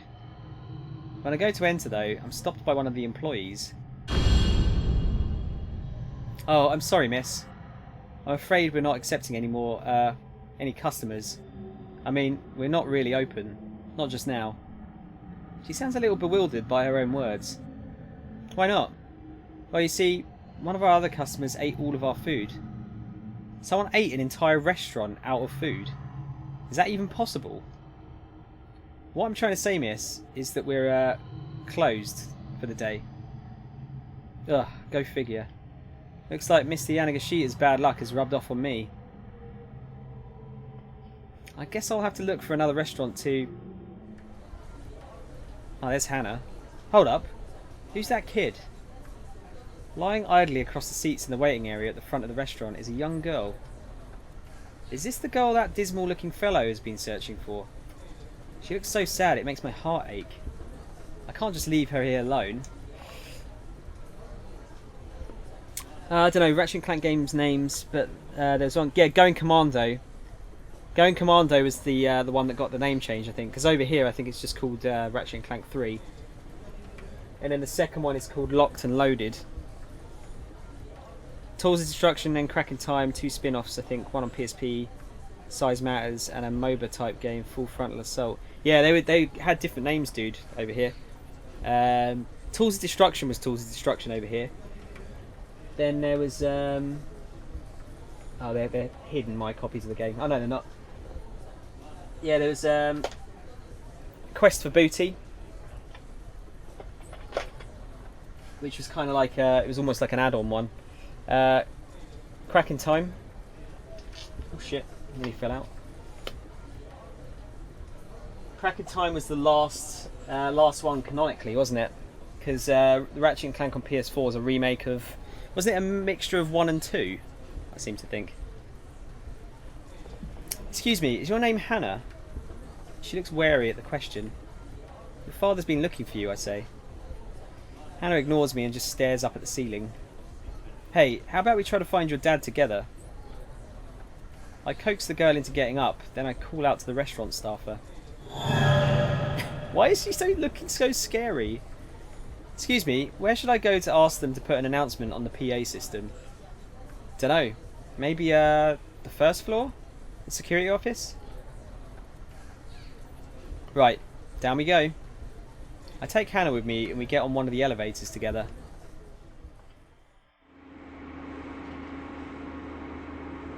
Do you know my father? Hannah's tone is pretty brusque. Brusque? Well, I don't really know him exactly. Then are you a debt collector? I laugh and shake my head. Aha! Would our debt collector be wearing an outfit like this? Hannah lets out a deep sigh. So you're just kind of butting in then? Well, yeah, I guess so. I can't help but grin sheepishly. I feel like something about sad little Hannah is stirring some of my lost memories. If I just came out and told her that, though, she'd probably think I was a total weirdo. So I decided to say something else. Are we going to go for A? I guess I just... Hey, Punchy! Let me smash, please. How's it going, man? Thank you for the 15 bits. Very kind of you. It's been a while, dude. So yeah, we can go for A, I guess I just get bored being all by myself. Or B, guess I'm just the sort of person who can't ignore someone in trouble. I would imagine B is the one to go for here. In something that said it was a reimagining of Ratchet & Clank 1 and a movie tie-in, I guess. Yeah, I mean, it was. I guess they brought it out for the movie, but it was a really good. It was a well-made game. I'm sure I read somewhere that it was like 1 and 2 mixed together, but I didn't originally play 1 and 2, so I can't say for sure. Yeah, I can't remember the order because there was Ratchet & Clank Nexus on the PS3 as well, wasn't there? I don't know if that was called Nexus where you are. And yeah, you were right. There was All for One, which is like the co-op one. And I'm sure there was another one. God, I've been out of a game shop for like a couple of months, and I'm already forgetting all of the games that came out. It's bad. I used to know all of these like, off by heart. What do you reckon, guys? A or B? I reckon B. What do you reckon?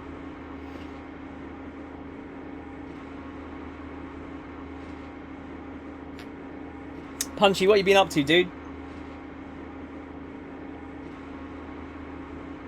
Anything interesting, or you just you've been busy at work?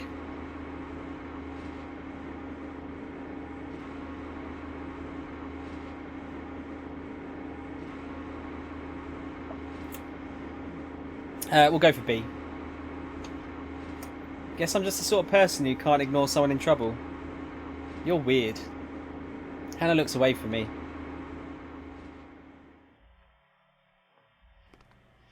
Fucking rude little kid. When I get to the security office, I hear voices coming from inside. I wonder what they're talking about. I peek in through the crack in the door and see a man with a cane speaking with a security guard. Uh-oh. Guy with the cane's back. How many exits are there that lead outside? There's the main entrance on the first floor, along with the 2 side entrances. Also, there's one down on the first basement level and another in the second basement. The security guard spoke with polite precision. I see, says the man with the cane. I need you to shutter all exits except for the main entrance right away. Understood, sir.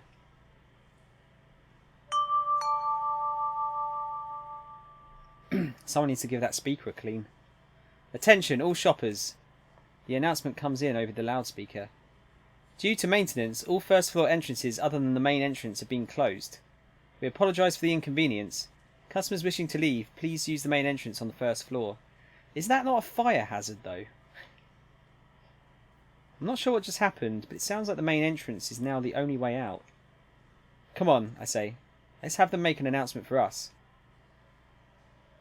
When I turn around, Hannah is gone. She must have run off while I was distracted. Well, looky here, if it ain't that little cutie again. The 2 thugs that are after Yanagashita come strolling towards me. Wow, you're a speedy one, huh? Says the bald man. Weren't you downstairs just now? And did you change your clothes too? He looks me over, seeming impressed. Hey, hold on. Let me see your face. The younger man grabs me by the wrist. You know Yanagashita, yeah? Go on and give him a quick little call for us. He gives me a sharp yank. Let go of me. Can it, girlie? Just give the man a call and we're all good. I have nothing to do with that guy. do it now. These guys aren't even listening to me. Now I'm pretty pissed off. I said I have nothing to do with that guy. Wow, is she a fucking badass or something? I whip my manhandled arm in a wide arc and send the younger man flying into a stack of boxes. She did actually do this earlier when she had the cat costume on. But I thought it was by accident. Guess he must not have been expecting that. He hits hard. The impact knocks him out cold. Whoa, who the heck are you? The bald man asks, his eyes wide. Shut up, I tell him. You're next. What was in that box? It was just like rubber balls or something. Dude, this picture. How can a head rip through a box like that? I was just thinking the same thing, dude. It's got a sharp head, I guess. Ugh. I flash a winning grin. He gathers up his fallen friend and drags him away as fast as he can. Okay, that was pretty strange. It was just like when I was fighting Miku. My body seems to know how to pull off all these moves instinctively. Am I a martial artist, maybe? Probably Kanan taught her, I guess. Anyway, I've got to find Hannah. Yeah, I'm not sure how. I think they just had it rip through the box just for effect. It looks better, I suppose. Easier said than done. I wander around the building, but I don't see any sign of the girl. Maybe she went back home. Eventually I slump down on a bench in a corner. I wish I could go home too, I mutter to myself. Something cold presses against my neck. What?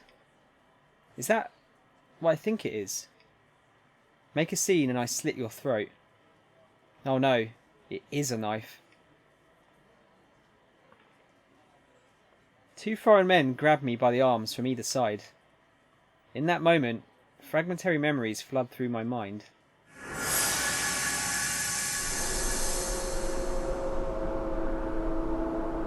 I'm on a street. It looks like some place in the Middle East. I'm being dragged along by several men. I'm too scared to speak. There are people on the street, market vendors, but none of them seem willing to get involved. The men drag me into some back alley. Help me. Please, somebody help me. I'm being abducted. And then a dark silhouette drops down in front of me. The figure brandishes a knife threateningly at the men.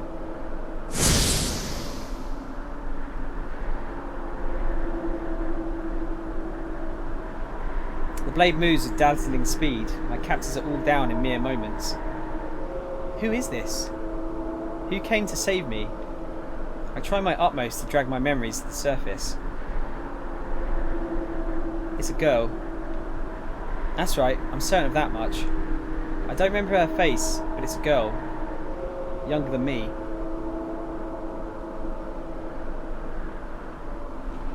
Walk faster. The angry hiss in my ear snaps me out of my flashback. What was that memory just now? I'm more concerned about the girl who saved me than I am about the men who captured me now. The two thugs march me along, still holding me by the arms. I can't believe she was in a place like that. Yeah, talk about giving us the runaround. I can't figure out what they're talking about. A place like what? Giving them the runaround?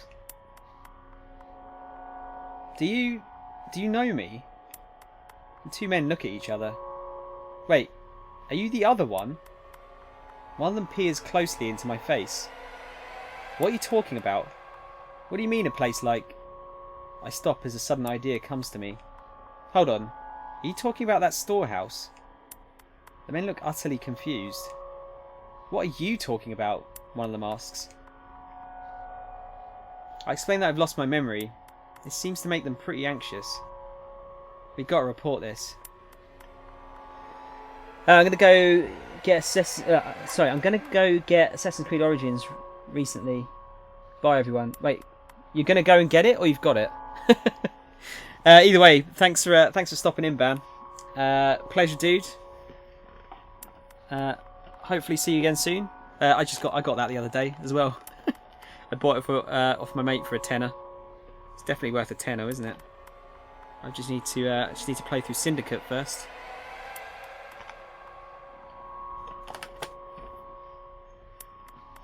One of the men takes out his cell phone and makes a call. He informs whoever's on the other end that I've lost my memory. I have no idea what's going on. Based on what I can follow from the conversation, though, it seems these were the people who had put me in that storehouse. But why had they done that? One of these guys asked if I was the other one. What could that possibly mean? Could it be? Did they abduct me because they mistook me for someone else? If so, who?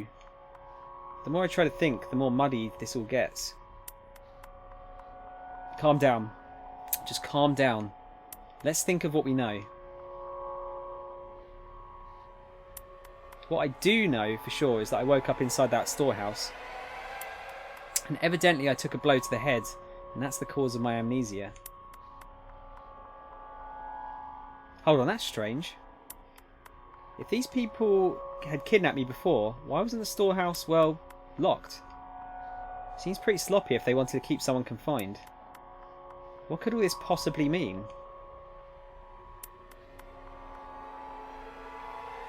It's no use. I haven't the foggiest. None of this makes any sense at all. Let go of her. I crane my neck to see who spoke. It's the man with the cane who was at the security office. Who the hell are you? One of my captors barks. I said let her go. Did you not hear? The man with the cane pulls a gun from his suit pocket. Get lost. This isn't worth dying over. The two men take a few steps back and then bolt out of the alleyway. Who are you? My voice trembles slightly. Guess he's not here. The man takes a quick look around. He? Do you mean Mr. Yanagashita? All that matters is that he's not here. Gun in hand, the man slowly approaches. Hitomi Azawa? I know you've done nothing wrong. What? I feel a jolt of surprise at the name.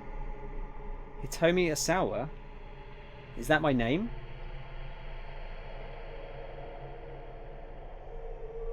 His face a mask of stone, the man points the gun right to my head. Please, no hard feelings.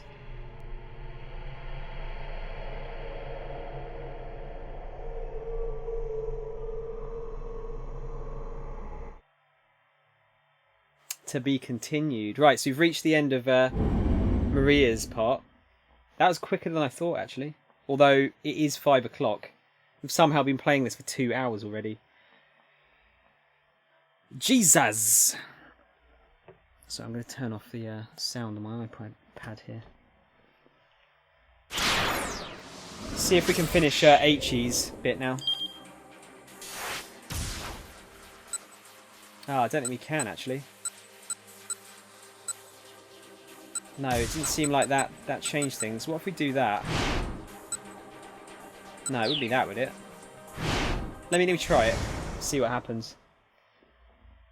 See if that changes the decisions. I guess I just get bored being all by myself. I like being alone. Hannah looks away from me. Still, I'm sure your father must be missing you right now. He doesn't care what happens to me. Her words trigger a sudden intense tightness in my chest. What is this feeling?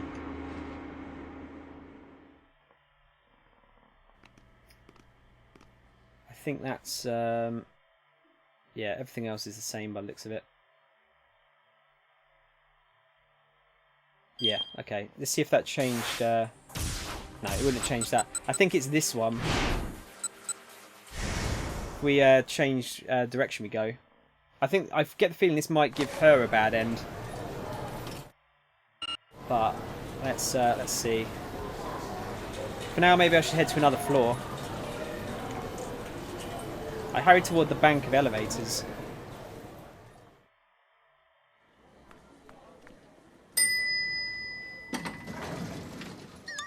Oh God. That is terrifying. Well, if it isn't Tama, what a coincidence. It's Yanagashita again. I try to walk on by like I don't notice him, but it's already too late. Huh? Hey, where'd your boyfriend go? Boyfriend? I have no clue what he's talking about. Anyway, perfect timing. Can you give me back that magazine? Nothing you're saying is making any sense. I peer at him in confusion. Once again, Yanagashita looks like he might start to cry. Don't tease me like this. I did give it to you, right? No, you didn't give me anything. I get it. You wanted that 100,000 yen all to yourself. So now you're playing dumb. Is that it? No, I honestly have no idea what this is all about. By now he's all worked up and getting red in the face. Look, you might have amnesia, but that excuse ain't gonna fly with me. The amnesia has nothing to do with it. He doesn't seem to want to believe me, no matter what I say. Come on, hurry up and just give it back. Otherwise I'm going to start bawling here real loud. He's going to cry? Seriously? This guy's a real piece of work. Well, what's it going to be? You're going to make a grown man cry? It would certainly be pretty embarrassing if he starts sobbing now. I can't exactly give him back a magazine I never had. The elevator door's open.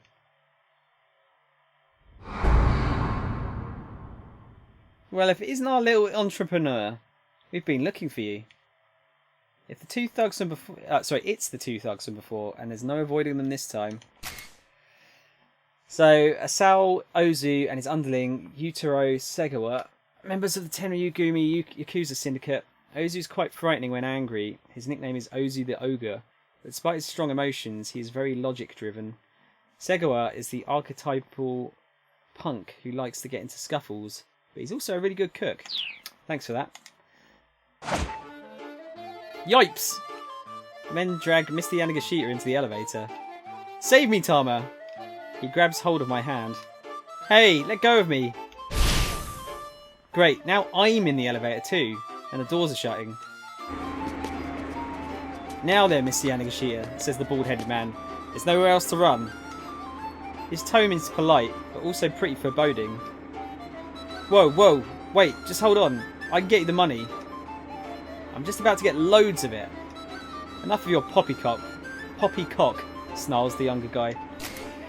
Balderdash, claptrap, straight up nonsense, taken from the Dutch pepperkak, meaning soft dung. Okay, didn't know that. Did not know that.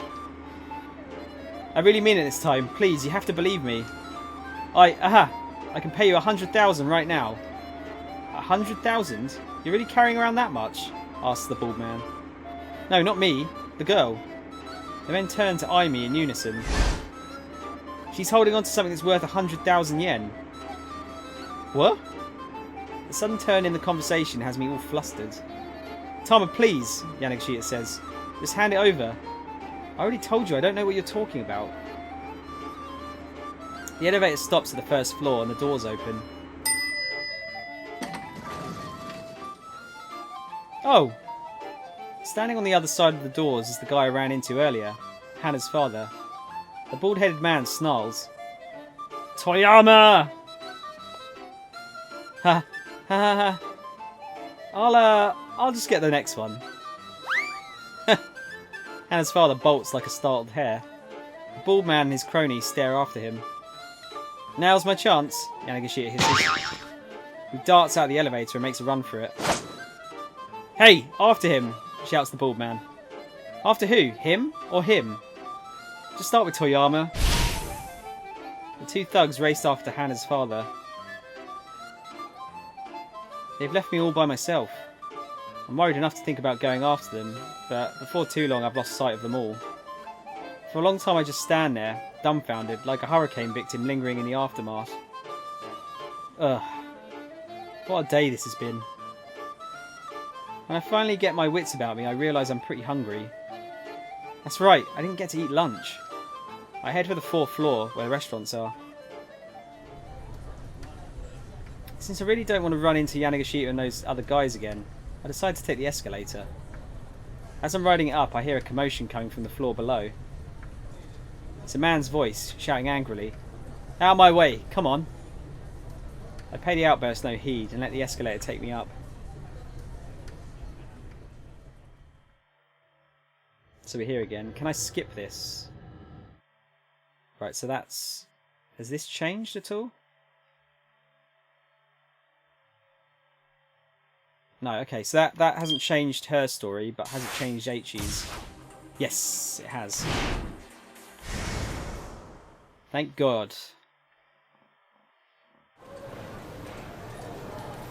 Eiichi took the escalator down to the 3rd floor, and there was Satomi standing right in the open. Hang on, let's skip these. Yeah, there we go. Get to where we need. Get to the new story. So he couldn't just leave her alone. The kidnappers might well be closing in. He stayed in pursuit of her, trying not to draw too much attention.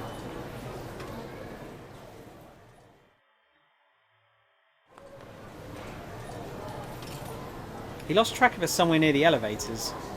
Ugh, what is her deal? Unsure of what else he should do, he headed back down to their rendezvous point on the 2nd floor. When he arrived, he spotted Hitomi heading down the escalator ahead of him. Hitomi! Eiichi shouted. But his voice vanished into the noise of the crowd and she disappeared onto the 1st floor. Damn it! Eiichi rushed down the escalator. He took the steps 2, 3, 5 at a time. He made it to the 1st floor and looked around. There was Hitomi about to take a different escalator back up. Why is she doing this? See, this is confusing because that was Hitomi, but now that's Maria. He waved his arms to get her attention, but she didn't notice and headed right back up. Down? Up? What the heck is she thinking? Eiichi sped around and got on the upward escalator. Out of my way, come on! He shoved people aside as he ran up the moving stairs.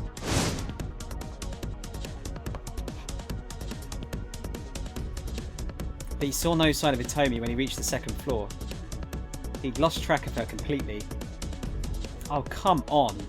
This is ridiculous. Eiichi's shoulders slumped. He felt exhausted, but he kept up his search, scouring one floor after another, until eventually he made it down to the 2nd basement level. Had she grown too impatient waiting for Kanan, and gone off searching for the blue minivan again? I think I can handle myself from here. He thought back to what Hitomi had said earlier. Damn it! She's not going to be okay by herself. He pounded his fist into the wall in frustration. Please, stop.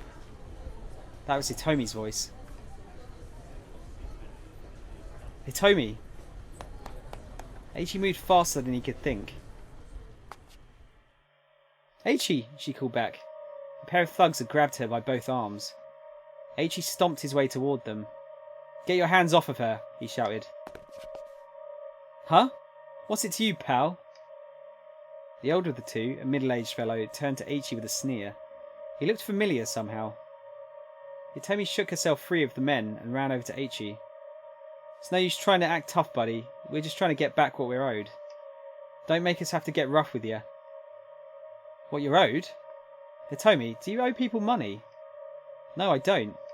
They just came after me and started going on about 2 million yen. Looked just as baffled by this. She looked just as baffled by the situation as Eiichi was. If you're going to blame someone, blame your boss, the older man said. He gestured to his lackey. A feral gleam flashed in the young punk's eyes. It was the look of a man who couldn't resist dishing out a beatdown. He brought up his fists and shifted his feet, shadowboxing a few quick jabs with his left hand. It looked to Eiichi like the guy was an experienced boxer. Hold on, Hitomi said. What do you mean, my boss? Say what? Yanagashita, who the hell do you think?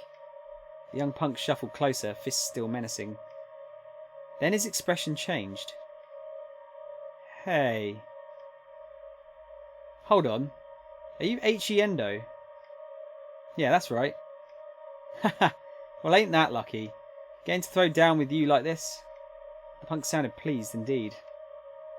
I've heard all sorts of rumours about you, you know. Let's see how true they are. Eiichi didn't like his chances in a straight-up fight with a trained boxer. What should he do? Oh god, he better run for it, he better apologise, he had to go for broke. Oh, I don't know!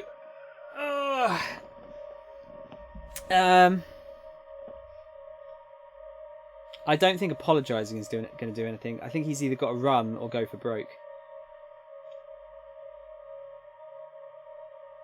I'm just trying to think if these guys are going to affect anything else. You reckon go for broke, Solid? Also, hello, Solid. How are you doing? Let's go for broke. He had to go for broke. His best chance was to hope for an opening to deliver a low kick. A kick using the foot or shin to strike the opponent. Motherfucker! I am surprised. How's it going, man? You alright? A kick using the foot or shin to strike the opponent in the thigh just above the knee. In karate, this is known as Goden Mawashi Geri. Since the legs are longer than the arms, this is an effective technique against boxers. He'd need to time it perfectly when his opponent took a step forward. Without breath, the thug shot out his left arm. Now! Aichi shifted his stance and unleashed a low kick. Suddenly, the elevator doors opened right nearby. Aichi and the punk both stopped in mid-attack. A miserable-looking older man stood in the elevator. At the sight of him, the punk's face went red with rage. You, Toyama! Going up? The man in the elevator hurriedly closed the doors. The two thugs rushed toward him, but the elevator had already begun heading back to upward. Come on, after him, the older man shouted. The young punk raced up the stairs. You stay right where you are, the older fellow added, glaring at Hitomi. Then he followed after his lackey. Does he really think we're dumb enough to just wait here? Aichi scoffed. God. Running late, but who cares? Oh, you know, dude, I'm just glad you're here. Doesn't matter what time you get here, just as long as you're here. That's all I can ask for. Aichi, I've been looking all over for you. Hitomi gave me an angry swat on the chest. For me? What are you talking about? You weren't waiting where you said you'd be. Yeah, because you went up to another floor. What do you mean? I went right where you said. On the second floor. Huh? This wasn't quite adding up. The second floor? What are you talking about? You went up to the third floor. No, I didn't. Wait, what? None of this makes any sense. Aichi felt like his brain was getting scrambled. Well, anyway, at least I found you safe and sound. Yeah. The two smiled at one another. What's with those clothes? Tommy's new outfit was completely different from the clothes she had on earlier. I tried on a few things, but wound up deciding on this. You tried other stuff on? Oh, okay. That explains it, Aichi said. It's kind of good how they're explaining why... Because, yeah, that should be obvious, isn't it? Like, you had different clothes on. How did that happen? At least now things sort of made sense. That's nice, you know. What is? Your clothes, I mean. They look good on you. Thank you. Wow, I'm actually blushing now. Kind of made me blush to say it. Aichi and Hitomi shyly avoided each other's eyes. Oh, so hey, Aichi said, eager to change the subject. Do you still have that magazine? Oh, right, yeah. I was going to just throw it away, but I couldn't. How come? I haven't been able to find the right kind of receptacle. Newspapers and magazines are supposed to be kept separate from normal trash, right? Hitomi scanned their surroundings for a suitable bin. Wait, are you serious? Yeah. You're thinking about proper recycling now, of all times. Is that weird? Uh-oh, I'm in trouble. I think you might just be perfect. Aichi found himself blushing even harder now.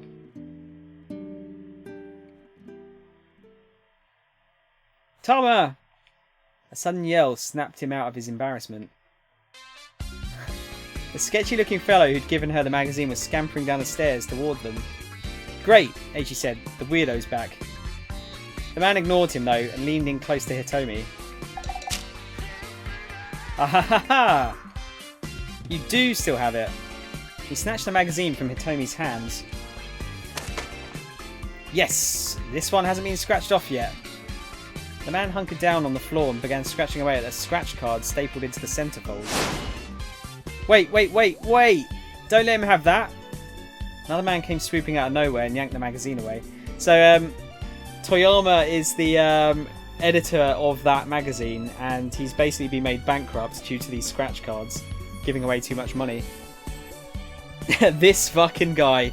It was the older fellow who'd appeared in the elevator minutes before. You can't do that. That's mine. The sketchy looking man clutched at the older newcomer. How's it going, Eternal?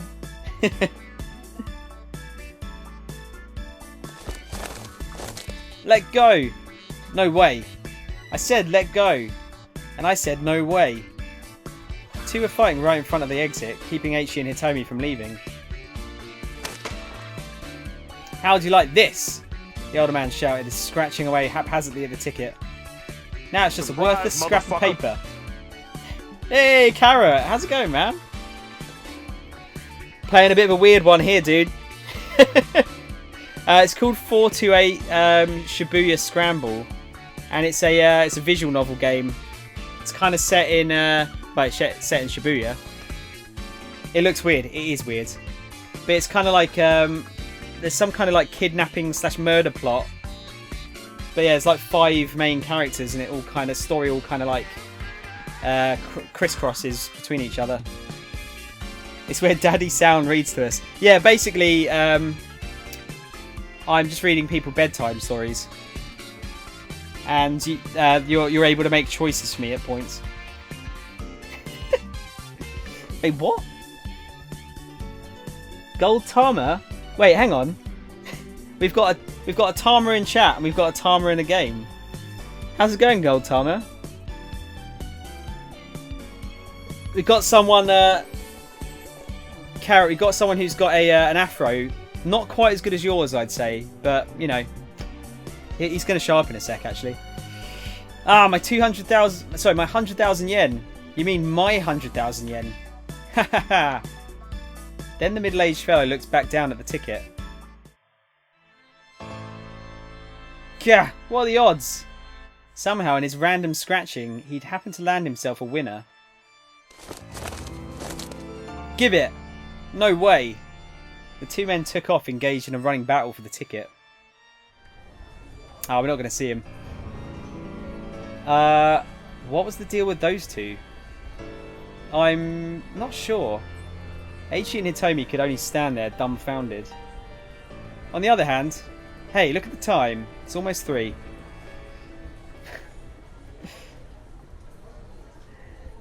I can only tolerate it for a tiny bit, then off I go to another stream. That's fair, dude. That is fair. I don't expect anyone to sit here for like 5 or 6 hours while I'm doing a chapter. I gotta go, sorry. No worries, Gold. No worries, man. Are you going to be streaming later? Soul Calibur 6 feels like a Soul Calibur POG. If you didn't know, doing a network test. My CPU is on fire, like 100 degrees. Shit, dude. My CPU fan died the other day, and it seems to be working all right now, but had me worried. Might want to check that in the BIOS, dude. See if that's died on you. Oh dear God, hiccups now. Your fan's on. 100 degrees. Fuck. Not actually 100 degrees, I'm assuming, because it would have exploded by now. The two headed hurriedly for the Gigo back entrance. I think that it's connected correctly. Huh. Yeah, dude, check that out quick. You don't want your PC, your CPU blowing up. Apparently it actually is 100 degrees. Yeah, dude, you should check that out now, because I think the tolerances for CPUs is about what, like 70 or 80 degrees, isn't it? Depends if we're talking centigrade or Fahrenheit, though.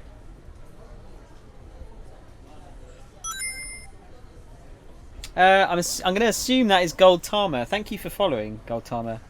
Very, very kind of you. Good to have you here. Yeah, you overclocking your PC? That seems like way too hot. 100 degrees Celsius. Fucking hell, dude.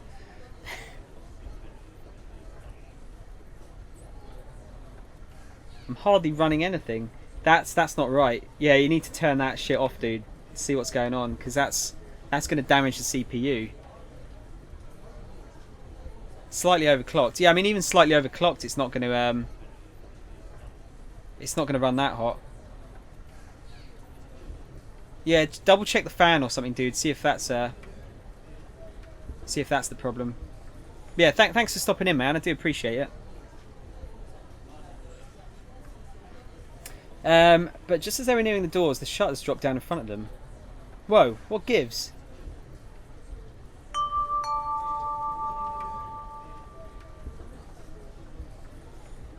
Due to maintenance, all entrances other than the main entrance on the first floor have been closed.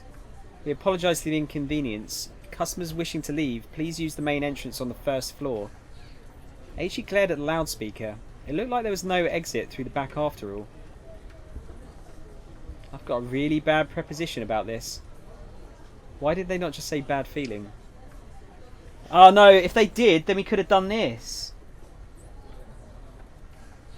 I have a bad feeling about this.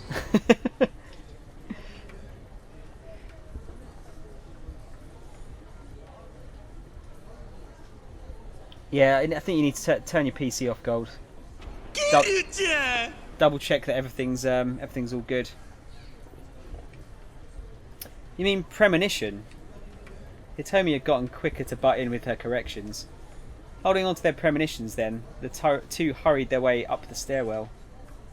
See you later, man. I'll try and stick my head in later if you get your problem fixed. As Hitomi tried to head out the first floor entryway, H.E. yanked her back. Careful. What's the matter? It's that guy. Huh? Hitomi's expression stiffened. Slipping behind a nearby pillar, H.E. pointed to the man with the cane, who was keenly eyeing shoppers as they came and went. Well, this bites. No way we're getting out with him here. H.E. Hitomi whispered in his ear. Behind us. H.E. glanced back and saw the two goons walking in their direction. Uh-oh. If those two caused a scene like before, the assassin would notice them for sure. Aha! The younger punk had spotted them. Damn it, H.E. thought, gritting his teeth. Eep! But the thuggish pair let out a teensy squeak and then darted off in a different direction, vanishing from view. What the heck? H.E. and Hitomi watched them go, unsure what to make of the sudden retreat. Well, anyway, H.E. said after a moment. Now we can try to find another way out. Taking Hitomi by the hand, he headed back into the shopping area. What did they see that made them run away? Was it the assassin, maybe? The back entrance on the first floor, that was a no-go. The other emergency exits were also locked down, which meant that the main entrance on the first floor really was the only choke point in or out. It was almost time for them to meet Kanan. They needed to find some way to bust out of here. The pair headed back toward the main entrance. Then they saw the man with the cane again, heading in their direction. He hadn't seen them yet. I have a bad feeling about this. Yeah, so do I. But there was no way they'd avoid him if they didn't do something quick. Guess for now we got to go up, H.E. said to Hitomi. They started racing up the nearest escalator, which was descending from above. My bad, coming through. Sorry, please excuse us. They fought and shoved their way past the stream of people riding in the other direction. They could see the second floor now.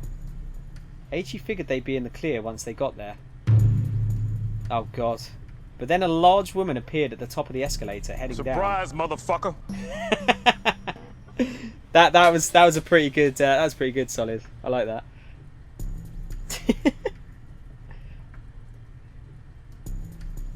Just testing, I didn't hear what it said. The Obi-Wan one is I have a bad feeling about this. She was the one who'd been in the Chinese restaurant on the 4th floor. The one who'd supposedly packed an entire buffet into her belly. She was wide enough that H.E. and Hitomi would never be able to slip past her. Hey, out of the way, H.E. shouted. But the young woman ignored him. H.E. tried to push past, but he just bounced off of her. They were drifting inevitably back down toward the first floor. It was like they were riding a conveyor belt that was delivering them right to the assassin.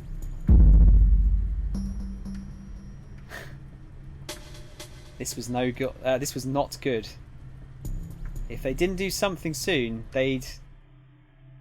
Wait a sec.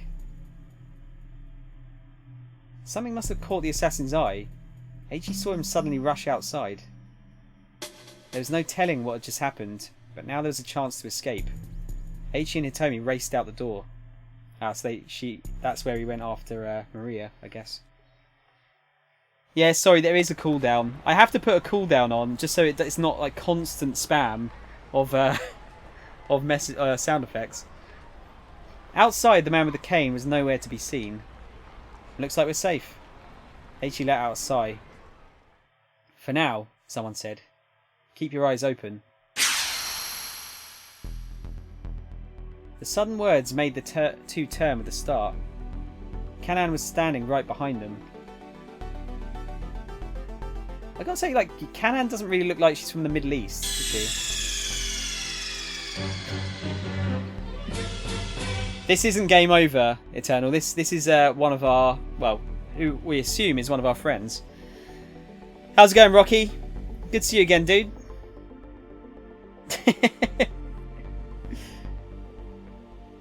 She got this close and neither of them had noticed a thing. She moved with all the skill of an assassin. Eiichi felt a chill shoot through him. Is that going to be continued? Yeah, okay, cool. I love the game over sound effect. I think that might be my favourite one. Game over, yeah. Very decent. Oh, it's Friday, isn't it? TGIF. I assume that's why. You know what? Eternal. That is not a bad shout. That is not a bad shout at all. Game over, man. Game over. What the fuck are we gonna do now? I'll write that down as one we can do. Thing is, I don't want too many game over noises because we've got Snake and the Sega Rally one. Do we really need a third one? The other Metal Gear clip was, I think it was this one as well. Hang on. There's a third Metal Gear one, I believe. I think it's this one. You're pretty good. Yeah, there you go. That's the third one.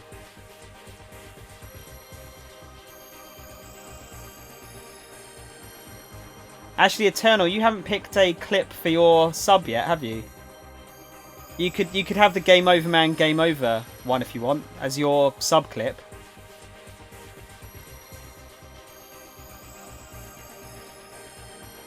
Do you want to do that? So I'm willing to do that if you want.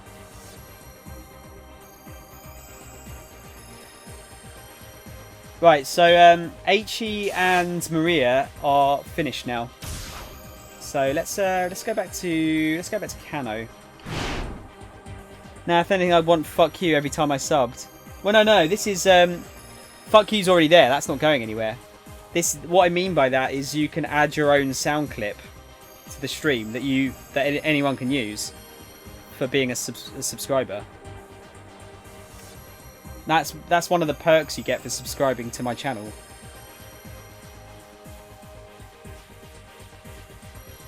Then yes, yeah, okay, cool. Can you write that in the Discord just so I can go and add it in later? Here is the Discord. Just in case anyone's new and wants to join the Discord. I need to get better at pushing the Discord a bit more, don't I?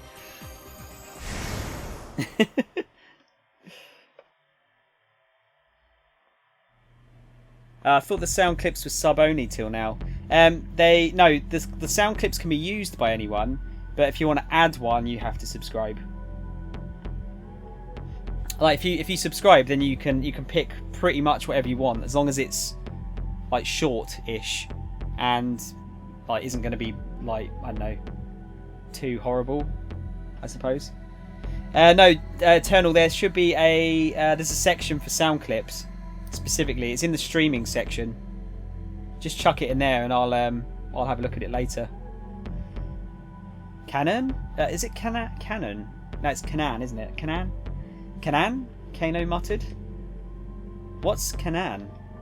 The stench of blood hung heavy in the basement bar. Stanley was silent, staring at the criminal's corpse. Hey, do you know anything about this? Kano asked. Still, Stanley gave no response. The silent treatment again, huh? Kano huffed. The American glanced at him gravely.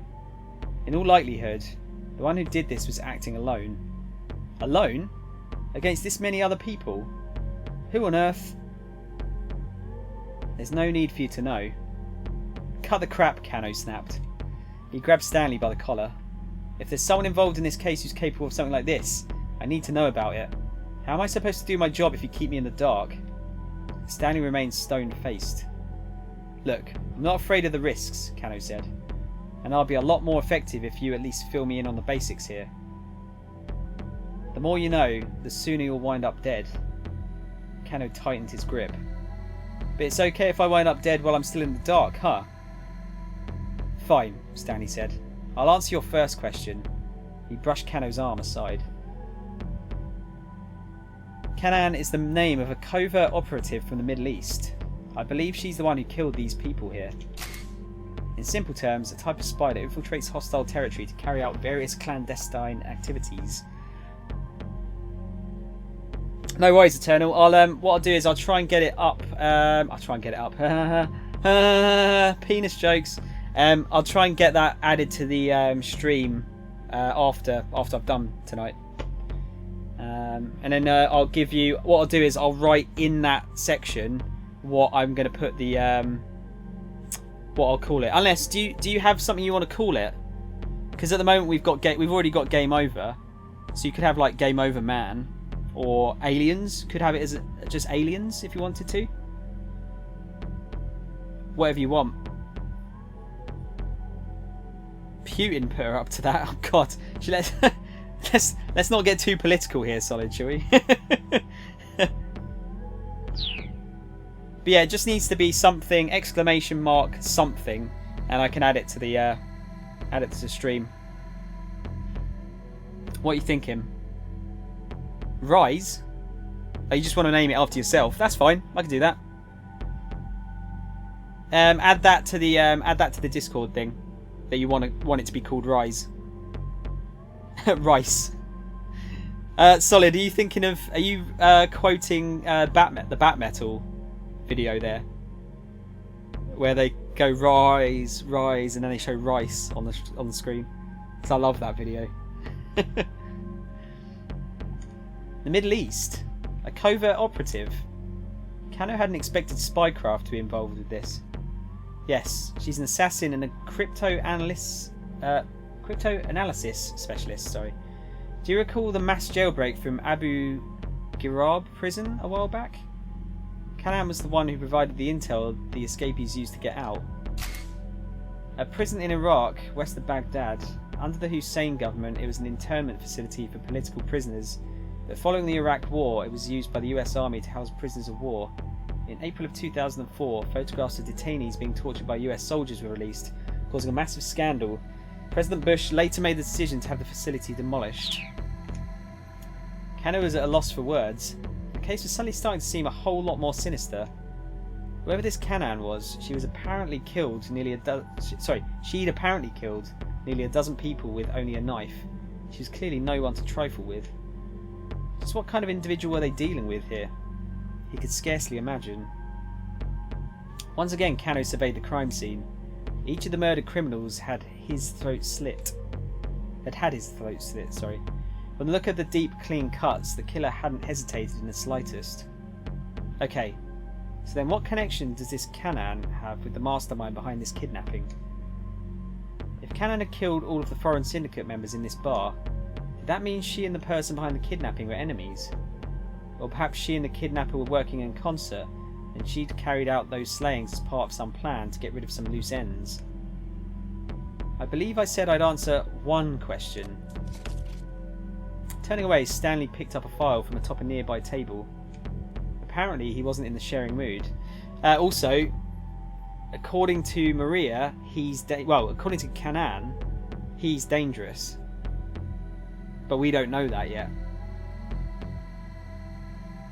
Solid, is that where you got it from, or is that just a happy coincidence? Realising that further questions would be pointless, Kano peered sidelong at the file as Stanley opened it. It's coincidence, okay. Inside was a detailed map of Shibuya. There were various routes marked with arrows and times. That's the plan for the ransom relay. Kano was so excited he blurted his thoughts out loud. It appeared that the ultimate goal for the ransom was a condominium. The address and the time, 2:20, were written in red ink. Kano put in an immediate call to the investigation task force to relay this information. The final destination is Ground Hill number 405 in Hero 5/34 Shibuya. Alright, Kuze told him. We'll look into who owns the condo in question. You and Stanley head over there now. I'm sending backup to go in with you. You have authorization to apprehend the suspect. Finally hearing the order that he'd so long been waiting for, Kano felt a spark of determination flare inside him. Alright, let's go, he said, some of his excitement slipping into his voice. Stanley, still solemn, closed the file and followed him out of the bar.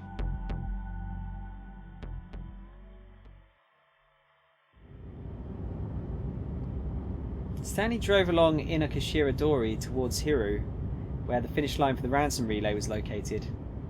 His demeanour was cold and brooding, in sharp contrast with Kano's gung-ho readiness.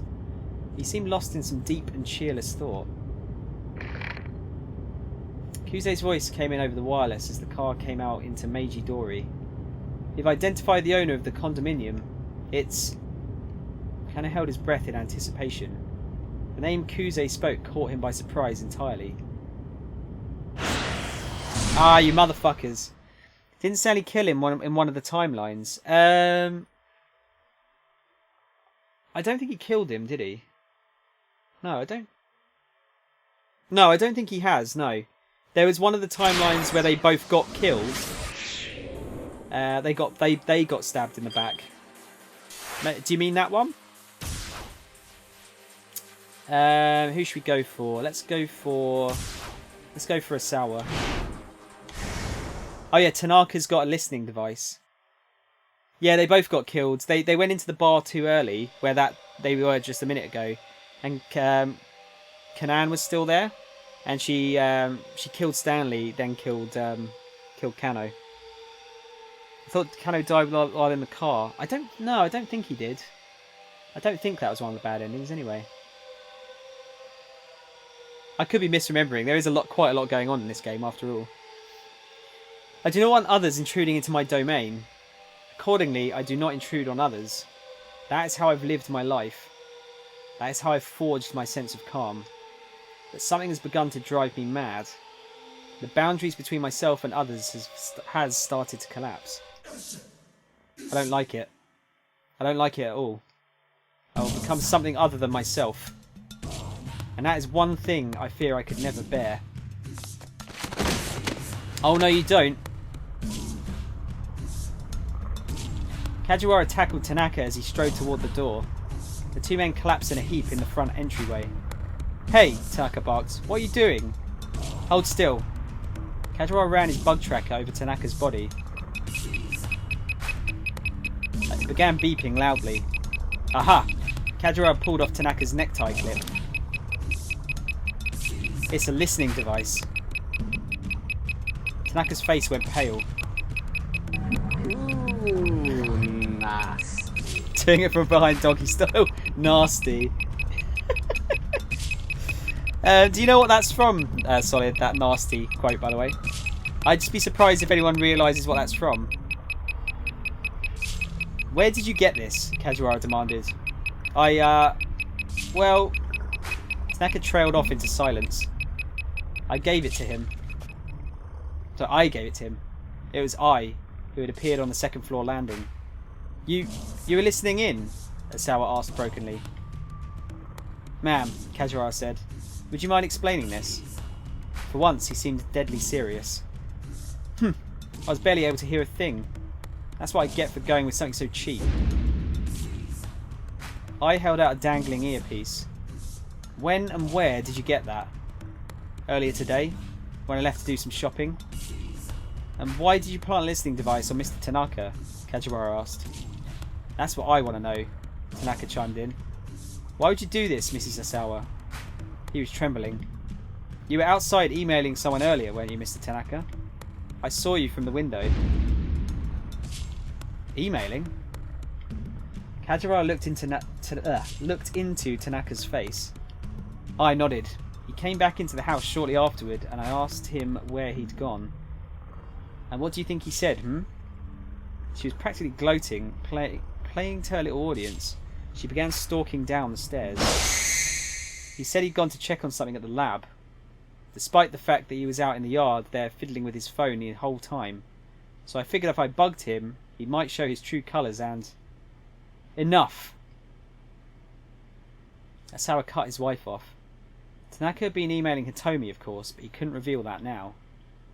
I think I get what happened here, Kajiwara interposed. He folded his arms. Your wife thought that Mr. Tanaka was in contact with the kidnappers, and so she planted a listening device on him. The detective peered at Tanaka. Who were you emailing, sir? Yes, that's right, I chirped. Show us your phone, Mr. Tanaka. Let's see what you're really up to. Or is there some reason you don't want to show us? The Asawa started to panic. If the police checked that cell phone, they'd find emails from Hitomi. Oi, you fuck! Right back at you, Memphi. You can call me a cunt, but don't call me a fuck. No, that's fine. I don't care. Either way. And if the kidnappers somehow found out about that, Maria's life would be in danger. But I was still relentlessly advancing on Tanaka. Aye, stop this. Darling? She turned to him in surprise. Tanaka was sending emails on my behalf, Asawa said. Is this getting really loud all of a sudden? I asked him to do it. And just who was he emailing? It was... He needed to think of a lie, fast. It was me, it was someone from work, it was Pretty Honey. Oh god.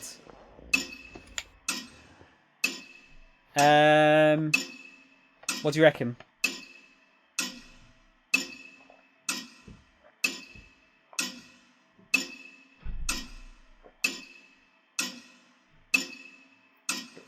Solid. I don't think we're meant to know. I think it's just a name he's made up.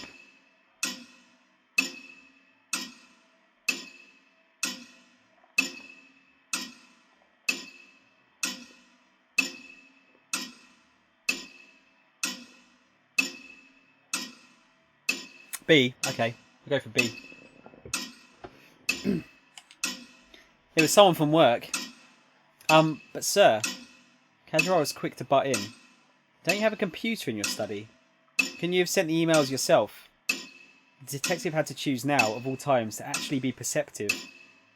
I do, but my computer is having problems sending email. I'm not sure what the issue was. Look, the point is, there's no reason to worry about Tanaka's emails. There just isn't. I'm telling you. It was a lame excuse, but you had to just keep pressing it. Anyway, I think we can say we're done here, Asawa said. He opened the front door. Now, if you don't mind, I've asked Tanaka to run some errands for me. Tanaka gave him a quick bow and headed out the door. Hey, wait! I started to go after him.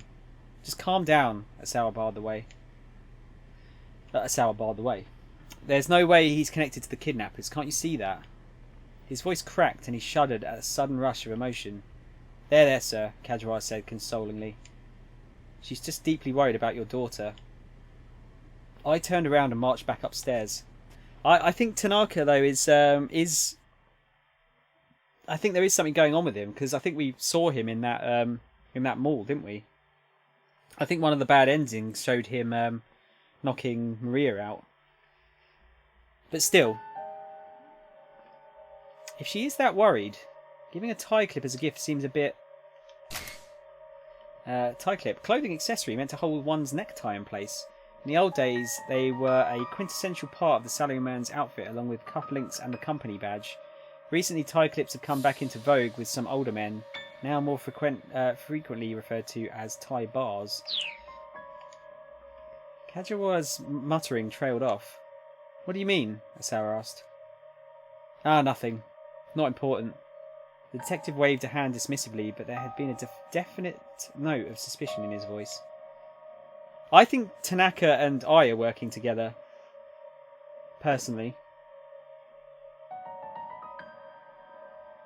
Well, back to work. Kajirai headed back into the living room.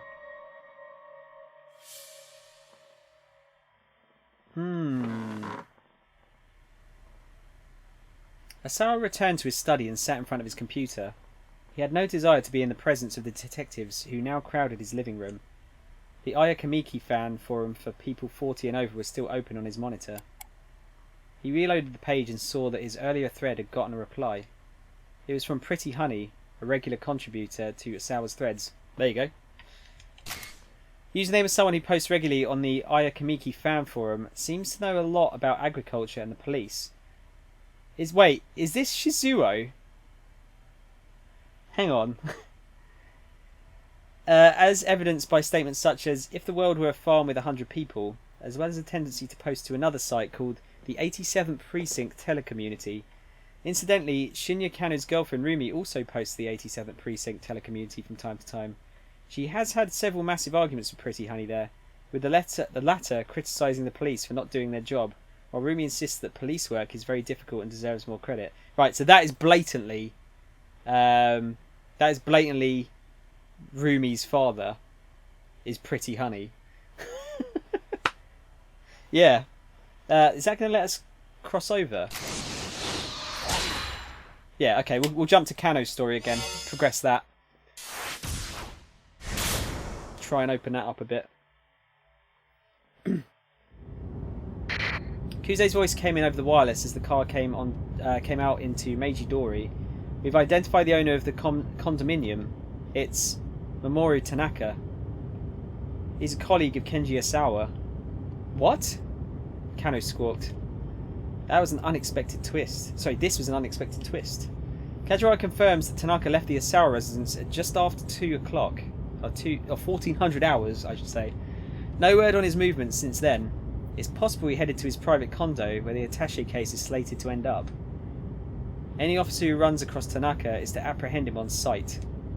Kuze cut the connection. This mastermind you've been chasing, Kano asked. Is it Tanaka?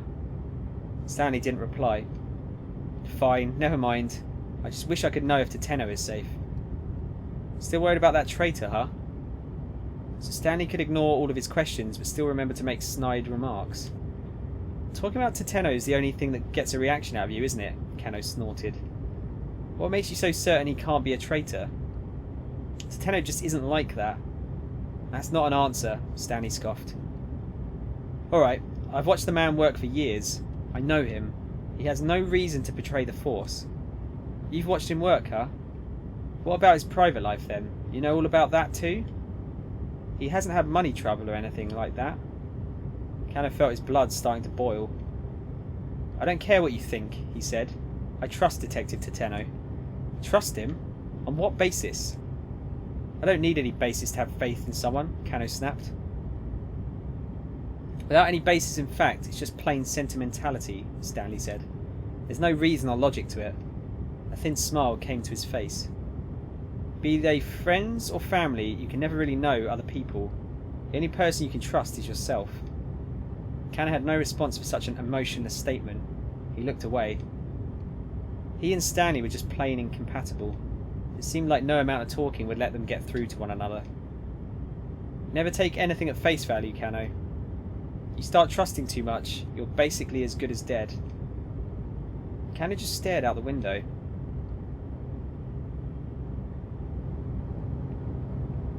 Oh, by the way, I don't know who's still here. I don't know if Memphi, Solid and Rocky are still here. You know, like some of these streams that have a... they have like a stream where they're watching... You all watch a movie together. And you like watch it on a different site. What do you guys think of that? Like if we could like have a movie night once a week or something. And Marcelo. No, it's fine, Marcelo. I didn't forget. I just looking at who was in the chat just a minute ago. Call me a dumbass. It's a bit much. I can never forget about you, Marcelo.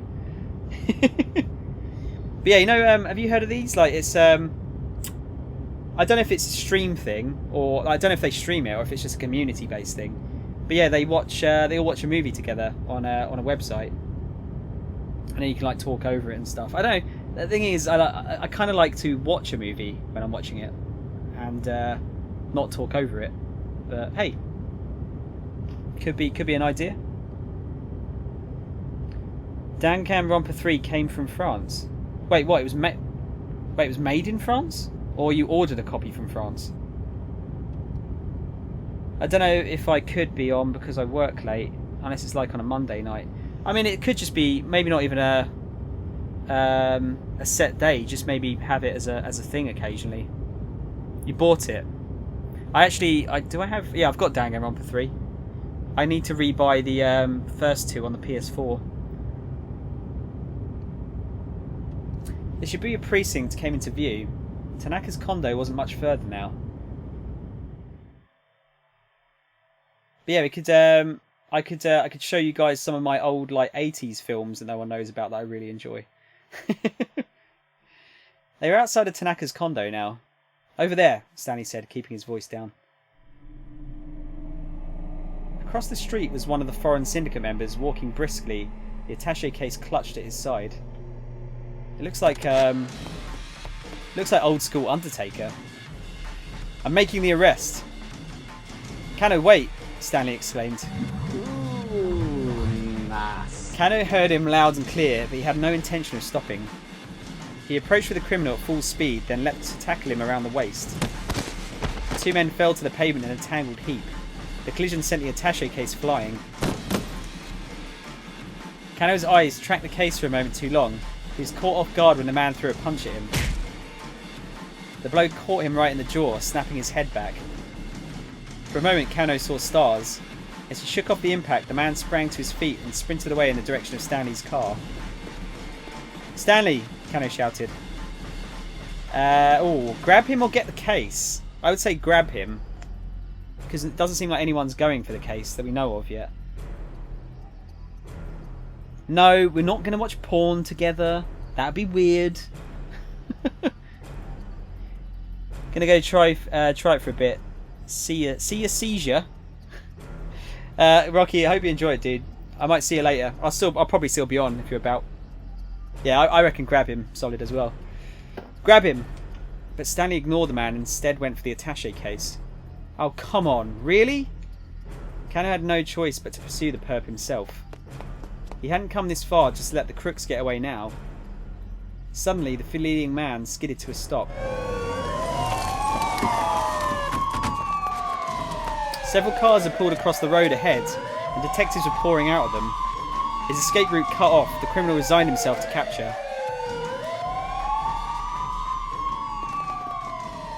While Kano helped make the arrest, several of the other detectives broke into Tanaka's condo.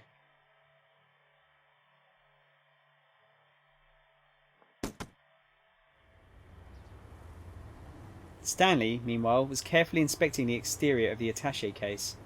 He'd already opened it. It was stuffed with bundles of banknotes. The 50 million yen ransom was back in police hands. This is a decoy, the American muttered under his breath. I wonder where... His words trailed off, but Kano had heard them. What did you expect? The detective demanded. Samples of that new drug in there? As usual, Stanley gave no reply. The look on his face, however, told Kano he'd been right on the mark. Some of the backup team emerged from Tanaka's condo. Kano turned to them, feeling a sudden surge of anxiety for Maria. What's the situation in there? He asked. They told him that they'd found no one in Tanaka's rooms, so the hostage's status remained unknown and the main culprit had evaded capture. His case hadn't been solved. In fact, it was still unfolding in the worst way conceivable. And still, Stanley remained focused on the attaché case, pondering it with a thoughtful expression. Look, Kano told him, I'm going to request that I be returned to my normal duties. Maria still needs to be rescued, and I still need to find out what happened to Hitomi and Detective Tateno. For once, Stanley actually responded. Hitomi? Yes, that's it. It makes perfect sense that they'd have her carry it. Huh? What do you mean? This whole attaché case relay was a fake out. Whoa, slow down, Kano said, wishing he could calm himself with his words. Explain what you're talking about. Somehow, the kidnappers made contact with Kenji Osawa and got him to have Hitomi carry the drug, separate from the ransom. Wait, you're saying that they had Hitomi bring them the drug? Stanley nodded. The case handoffs were a sort of camouflage, a way for them to keep the police distracted from their real goal. Kano nodded. It had indeed felt like the case relay was a decoy, an attempt to buy time. If this syndicate were after something else entirely, that would explain why so many of their actions had appeared to make no sense. So, Kano asked, what sort of drug is this? Why would they go to such lengths to get their hands on it? It's an antiviral. So this is the one that Osawa's been working on. Stanley replied after some hesitation. A way to cure people infected with a very particular virus. What virus are we talking about? It's called UA. Kano never heard of it. Still, he could imagine the possibilities. Suppose this UA was something like the Ebola virus. Getting more info on the Ebola virus? Discovered in Sudan in 1976, infection causes Ebola hemorrhagic fever, resulting in a high fever and massive bleeding throughout the body. At present, there is no vaccine to prevent infection, nor any drug to cure the disease after it manifests. That's scary, isn't it? There was the Ebola virus thing was a couple of years ago, wasn't it? Like the scare, where they were like blocking people off at airports and stuff. Or perhaps HIV. Human immunodeficiency virus. HIV destroys the cells that are essential for regulating cell-mediated immunity, considerably reducing immune response. This effect can result in infections that would ordinarily be fought off easily, developing into serious illnesses. There are various treatments, but as of yet, nothing that will eradicate the virus completely. Even the all-too familiar influenza. God, it's turning into a fucking science lesson, isn't it? An infectious disease caused by the influenza virus. Symptoms are similar to that of the common cold, but are much more severe, occasionally resulting in death.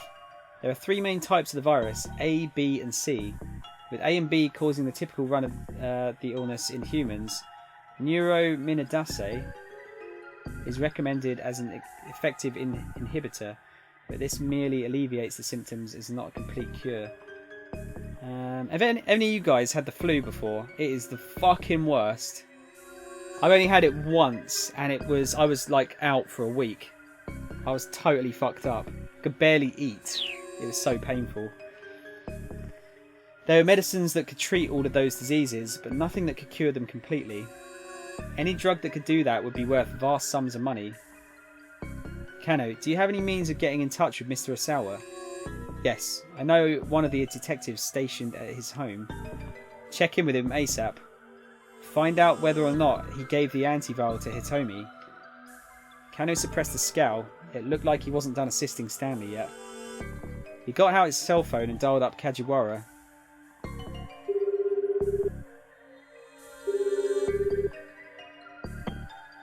Kajiwara picked up promptly. Kano? What's going on? Could I speak with Mr. Osawa? I suppose that'd be alright. What for, though? There's something I need him to confirm for me. It's an emergency. Alright. Just make sure not to tell him anything about the investigation. Sure thing. After a while, a man's hoarse voice came over the line. Osawa speaking. Can I help you? This is Detective Kano from the Shibuya precinct. Time is critical, so I need to just cut to the chase here. Kano took a deep breath. Did you give the antiviral drug to your daughter Hitomi? Osawa let out a gasp. Ah, you motherfucker.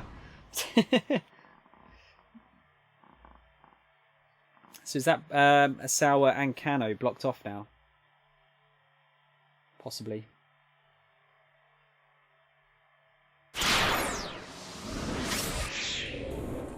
Let's see where we are.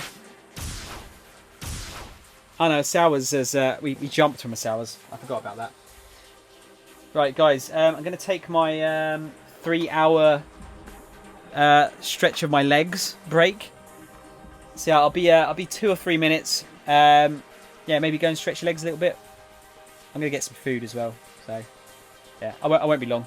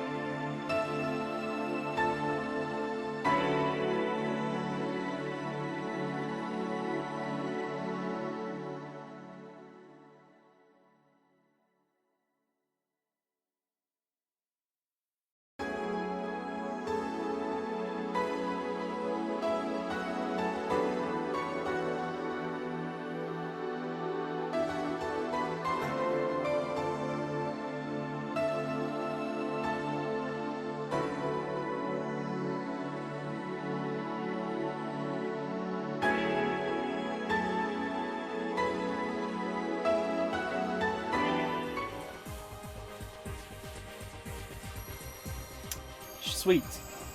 All good? Oh.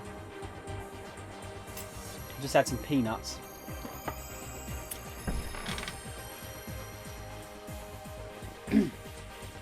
All sorted. Right, let's just switch back over here.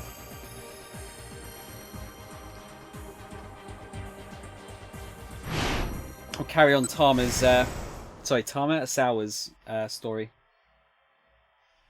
See if that sorts out Kano's thing. He reloaded the page and saw that his earlier thread had gotten a reply. It was from Pretty Honey, a regular contributor to Asawa's threads. I'm opposed to the idea of Aya Kamiki expanding into America. She should be able to enjoy the success she's earned in Japan without having to struggle overseas. Aya has done so much for us. I'd like her to keep supporting Japan forever. The message was festooned with the sort of emoticons that a young girl might use. Pretty Honey claimed to be a 19-year-old female college student. Although the community was meant for Aya Kamiki fans 40 and over, the settings allowed anyone to post there. The only young woman among the members, however, was Pretty Honey. The thread continued. By the way, have you tried the Aya fortune teller yet? There's a link below. Fortune telling, huh?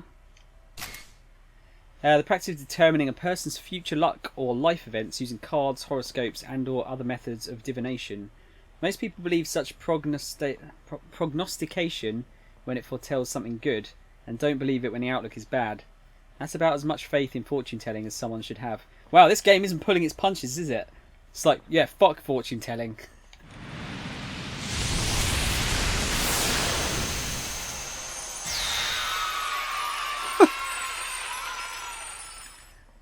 This game is so weird at points.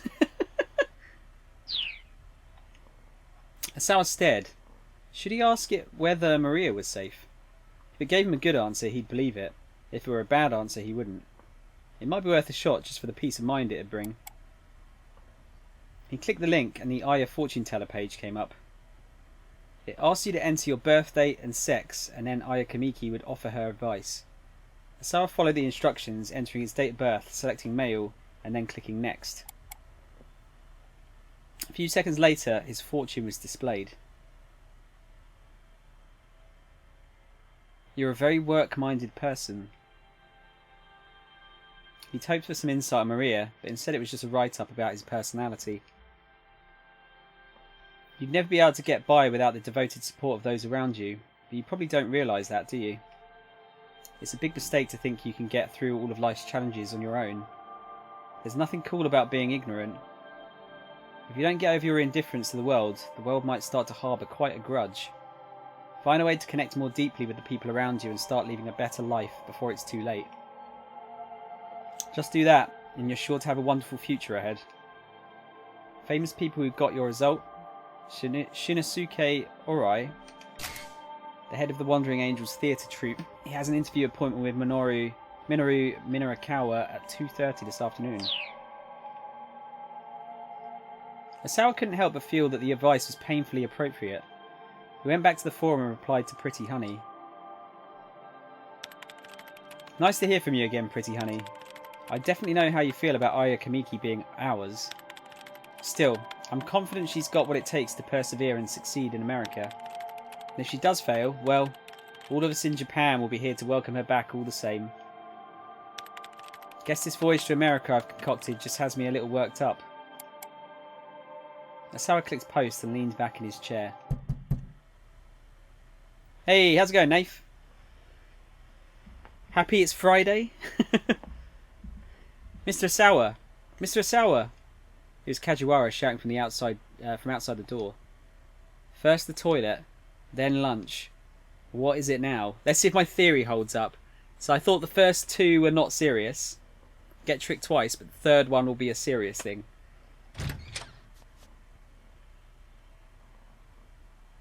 Huh.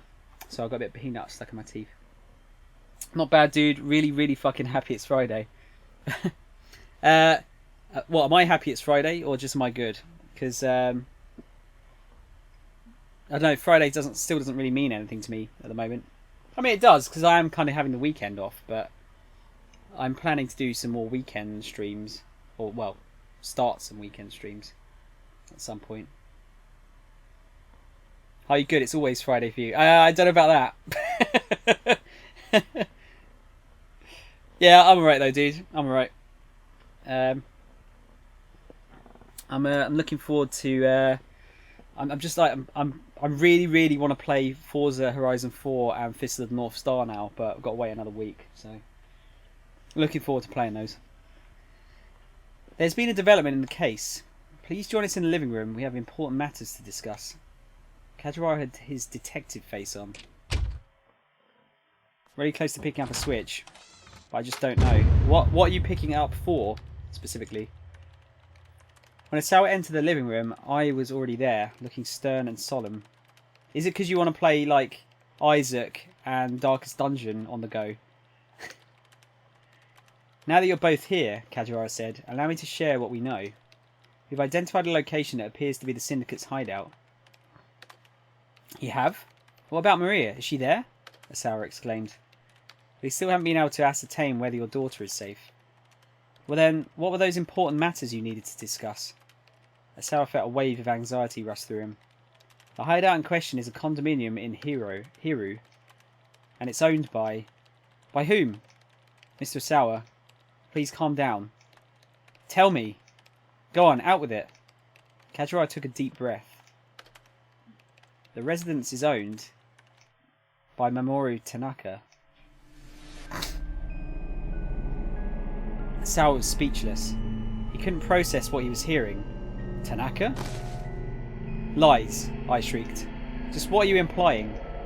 That Mr. Tanaka is the kidnapper? Where's your proof? With all due respect, ma'am, weren't you suspicious of Mr. Tanaka yourself? Well, I suppose, but... You did go so far as to stick a listening device on him. Flustered, I withdrew into a vacant silence.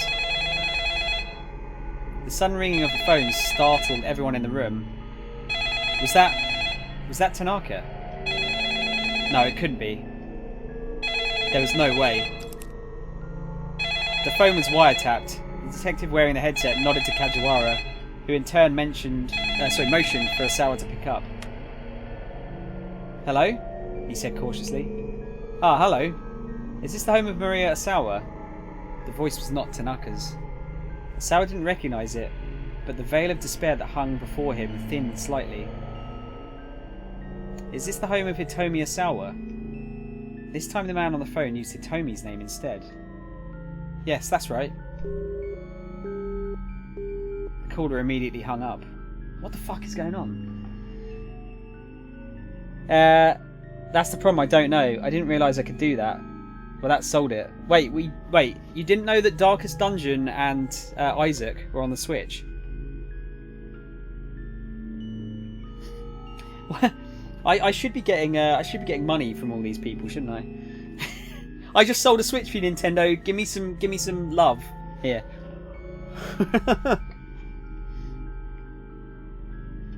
I'm a little out of the loop. Yeah, tell me about it, dude. Although I've been keeping up with game news, I feel like I'm out of the loop after leaving game. I really do. Yeah, you can Darkest Dungeon, Isaac. I'm sure there's some other roguelikes on there. I'm pretty sure you can get oh shit, what was it? Rogue Legacy? I think you can get on it. Ask me anything about parking though, and I will know. You and Dan can have an interesting conversation then, Nath. As Asawa stood there, dumbstruck, Kajiwara gently took the receiver and hung up the phone. One of the detectives addressed Kajiwara, who traced the source of the call to a cell phone. Also, he pinpointed the base station used. Inform Director Kuze so he can prepare a team, just in case. Just in case? Asawa asked. What do you mean by that? Kajiwara frowned slightly. Just because it's a kidnapping case doesn't mean that every phone call comes from the kidnapper. We'll look into it, of course, but... Ah, I see.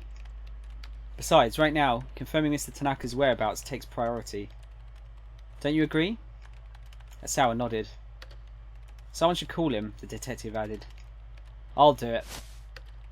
I got out a cell phone and dialed up Tanaka. I still think I is suspect here. Where is Mr. Tanaka headed? Kajiwara asked. He eyed Asawa keenly. I think we should be honest here, because I don't think we don't actually know, do we? I'm pretty sure we don't know.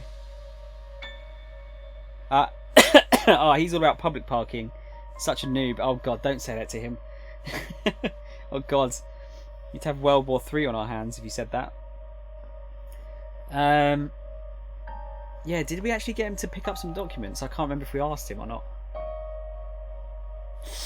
I'm going to say we don't actually know. I don't actually know. Even leaving out the part about Hitomi, that was still the truth. Yeah, okay, cool. If Tanaka was behind the kidnapping, Asawa knew he ought to tell the police about the blue minivan and the emails from his daughter. But part of him still trusted Tanaka deep down, and he couldn't bring himself to reveal it all. We have investigators en route to Tanaka's condominium, Kajiwara said. Let's wait for them to report in. We have investigators on... Wait. You just said that. Why did you repeat that twice? On the far side of the room, Ai was squawking in frustration. Despite several attempts, she hadn't been able to get through to Tanaka. Kajiwara's phone rang and he pulled it from his pocket. Kano? What's going on? He headed into one corner as he spoke into the receiver. I suppose that'd be alright. What for, though? After a few more quiet words, Kajiwara held his phone out to Asawa. One of the investigators on the scene would like to speak with you. Frowning in confusion, Asawa took hold of the phone. Asawa speaking. Can I help you? This is Detective Kano from the Shibuya precinct. Time is critical, so I just need to cut to the chase here. There was a pause as the speaker took a deep breath before continuing. Did you give the antiviral drug to your daughter Hitomi? What? Sal was so startled that his voice caught in his throat. What are you talking about? The antiviral research was top secret. So how did some detective from the Shibuya precinct know about it? Let's go and see. Forza's crashed on me twice on PC. Ah, shit. Maybe first day jitters, Skip? It wouldn't be... like, is it running okay? Like, it's like FPS-wise, is it running okay?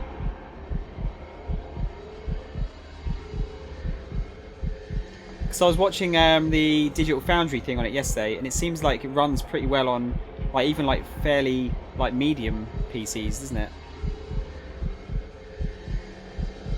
Yeah, it's probably just a bug. How often does it happen? Is it like every sort of like hour or so, or? I switch over back to Kano. Just sometimes freezes for a few seconds and crashes. Oh, that sucks. That's the only one, like that's the only problem with PC gaming, isn't it? Really, like you're more prone to crashes. I'd say every 2 hours or so. I suppose that's not too bad then. At least you can get 2 hours out of it. It's just if you were like halfway through like a, you know, like a half an hour race, you'd be a bit pissed if it happened. Did you give the antiviral drug to your daughter Hitomi? Asawa let out a gasp.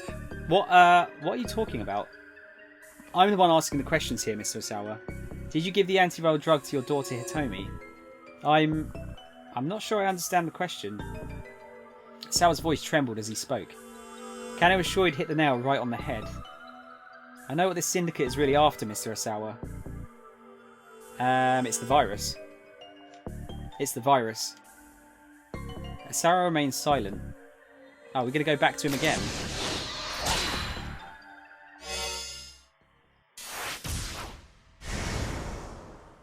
Is it the virus, though? I don't know.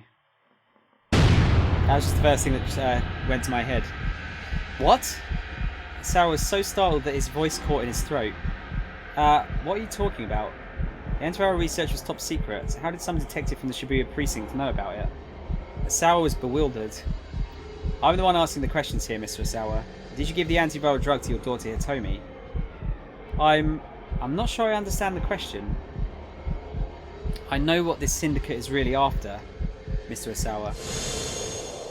Asawa's mind went blank when he heard what Kano said next. He could give no reply. Mr. Asawa? The detective continued after a moment. Is everything alright? Without really thinking, Asawa hung up. They were after the virus? Did he mean the Uwa virus kept at the lab? Wait, hold on. The detective had to be wrong about that. The kidnappers must have the Uwa virus already. Otherwise I wouldn't have had to do what I did to Hitomi. Do not look away. These are your crimes. At last, Asawa understood what those emails from A were all about. They were a preview of the tragedy that was yet to unfold. The kidnappers probably meant to start the main event soon. It might already be too late to stop them. Mr. Asawa? Kajiwara asked. Are you alright? The detective gazed with concern into Asawa's ashen face. I think I'm getting where this is coming from now. So look, it seems to me that Asawa has injected Hitomi with the antiviral serum, and I think I picked the wrong answer there. I think it was meant to be Hitomi. And they're going to try and synthesize the antiviral agent from her blood. And that's why the guy, the assassin, who we don't know the name of yet, is trying to kill her. So then if they can't get the antiviral, they can't unleash the virus without killing themselves. Because they can't immunize themselves. I think that's what's going on. The detective gazed with concern into Asawa's ashen face. Bracing himself, Asawa spoke up, his voice hoarse and dry. A killer virus is about to be unleashed in Tokyo. And I know who's responsible. It's me. The sudden confession caused the detectives on site to stir like a hornet nest. Please, arrest me. Feeling the weight of his crimes crushing down on him, Asawa dropped his gaze to the floor. He held out both his wrists. I'll tell you everything down at the station, he said. Anything you need to know.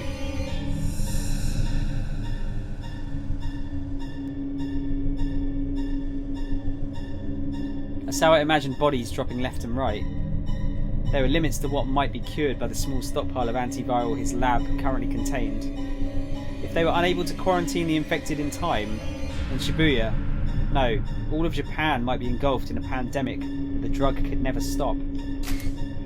A pandemic is a massive outbreak of a particular infection on a regional or global scale.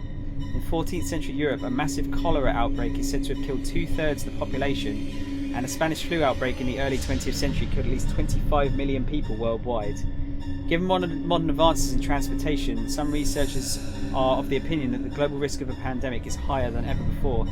It isn't as long as you fucking vaccinate your kids, you idiots. Unless it's something that we can't cure, of course.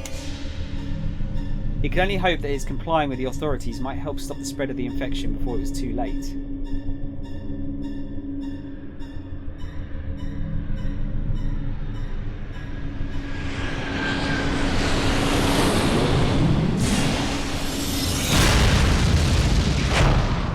What? Guilty conscience. The thought of the Ua virus being devastating Japan filled Asawa with despair. Blaming himself, he asked to be arrested, but this only happened because of what Kano said to him. The simple error in word choice led Asawa to a completely wrong conclusion. Kano ought to properly inform Asawa just what the kidnappers are after. Right, okay. So it's, we need to say Hitomi, I think. Not against viruses. No, that's true. That's true.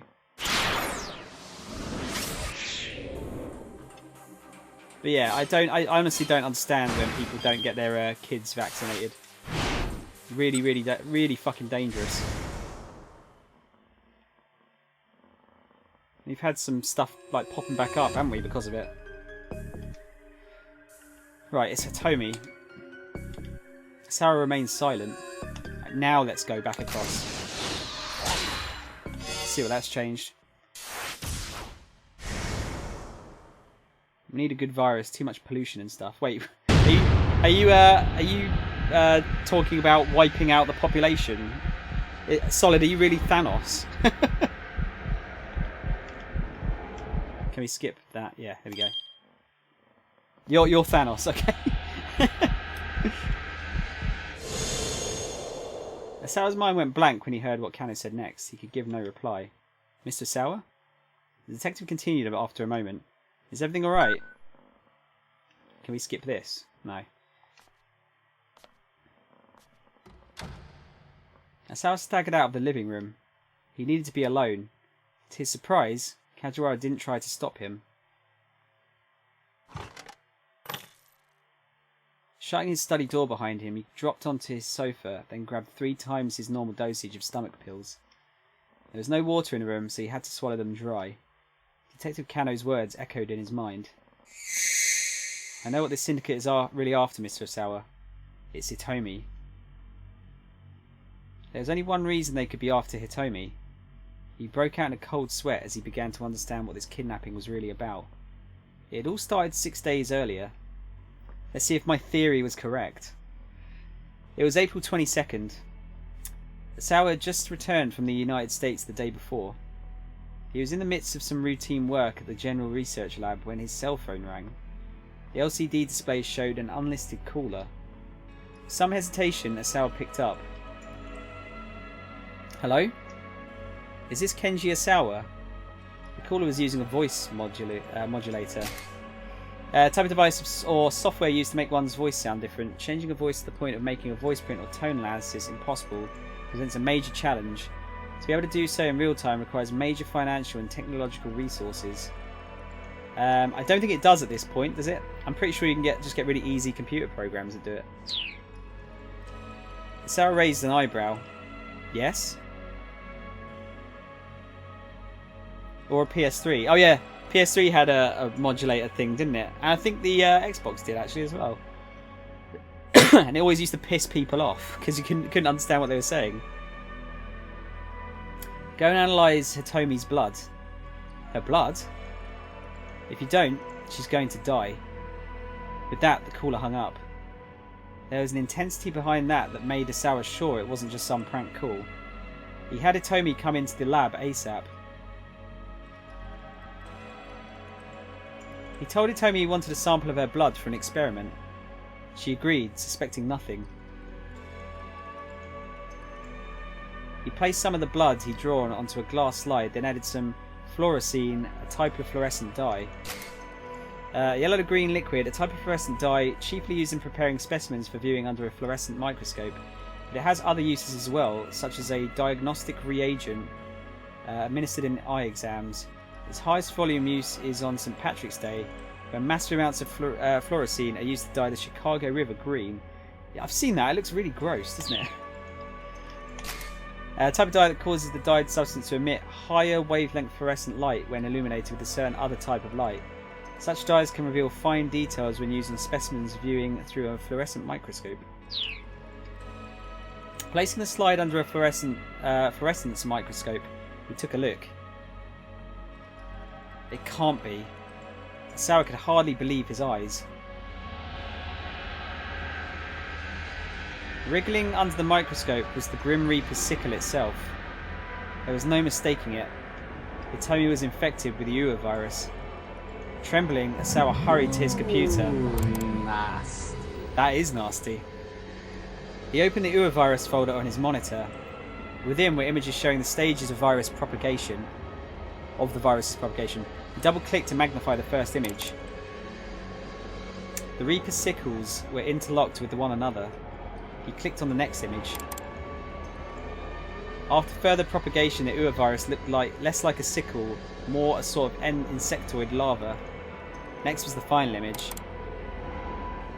Interlocked into a single mass, the Ua virus vaguely resembled a sinister, many-petaled sunflower. It took a mere 12 hours for the pathogen to develop to this point and begin its hideous destruction of the human body. Hitomi's infection sample was still in the state shown in the first image. There was still a chance to save her. Asawa slumped back in his chair, huddling in on himself. He had no choice. There was only one way to save Hitomi.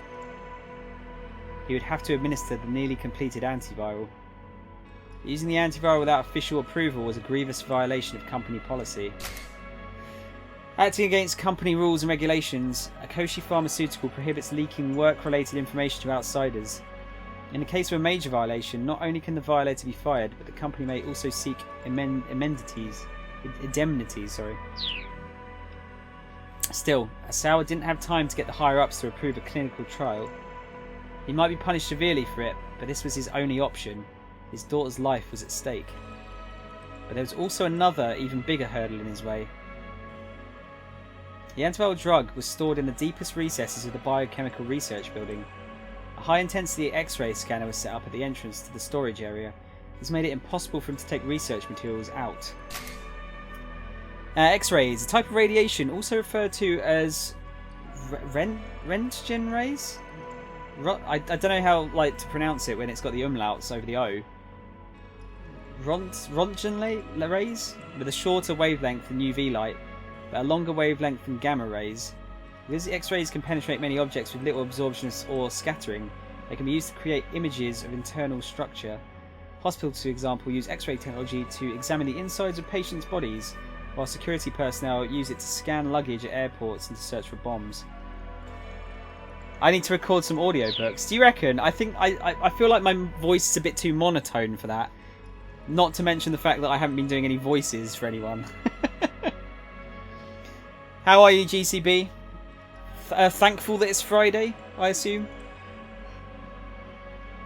Well, if he couldn't get the antiviral out, of there, he'd just have to bring Hitomi in. A course of action quickly took shape in his mind. First, he'd need to slip out of the general research building. He would then head to the biochemical research facility and show his ID card to the guard at the front gate. Identification card. Many facilities that carry out highly classified research assign different levels of security clearance to individual researchers, and only those with suitable clearance, as indicated by their ID cards, are admitted to restricted areas.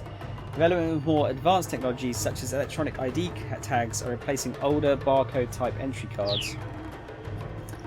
Very thankful it's Friday. Have you got any plans for the weekend, dude? Or are you just gonna chill out?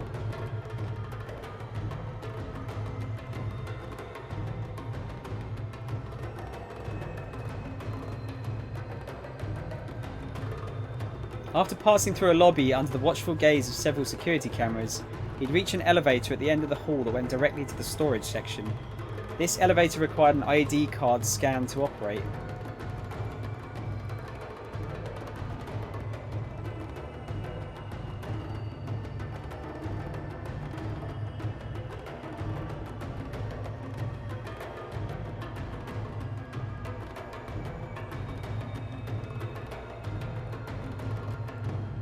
It would take about 20 seconds to get down to the first basement level and arrive at the entrance to the storage area. Finding an excuse to get Hitomi that far ought to be doable. If the security guard got suspicious, Asawa could say it was for a top-secret hematology experiment, and the guard would probably believe him. The problem was what came after.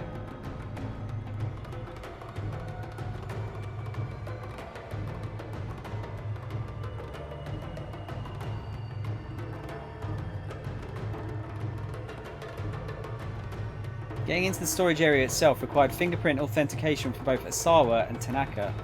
This meant that he couldn't possibly get to the antiviral without Tanaka's cooperation. Add in a few voices and you'd be pretty good at it. I don't know if I'd be very good at putting on voices though. Like, there's only so many voices I could think of to do. Desperate with uncertainty, Asawa called up Tanaka. He frantically explained the situation. Understood, Tanaka replied. We need to get her this drug as soon as possible. Yeah, I mean, you could do like an old lady voice. Like, oh, hello. that's about it. That's all I can think of right now. If the company finds out about this, you'll be held accountable for violation of corporate policy along with me. Are you sure you're okay with that? What are you talking about? Hitomi's life is more important than company policy. Tanaka spoke without hesitation. Sawa felt an immense surge of gratitude for his assistant. I think Tanaka's infected Hitomi in the first place. Eternal, don't worry, I'm not going to be doing old woman voices. I have to say, I'm deeply moved by your determination, Tanaka added. Moved? Whatever for? You really are worried about Hitomi. Sawa's gratitude faded. What are you talking about? Of course I am. My apologies. It's just that putting your career on the line for something so personal is... It's what? It's not like me? No. Well, yes. I'm sorry. Now Tanaka's voice was coloured with embarrassment.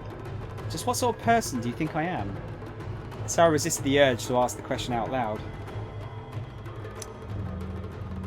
Don't need to change your voice, just the way you read the words, if you know what I mean. Yeah, I've been trying to get better at that, GCB. It's difficult.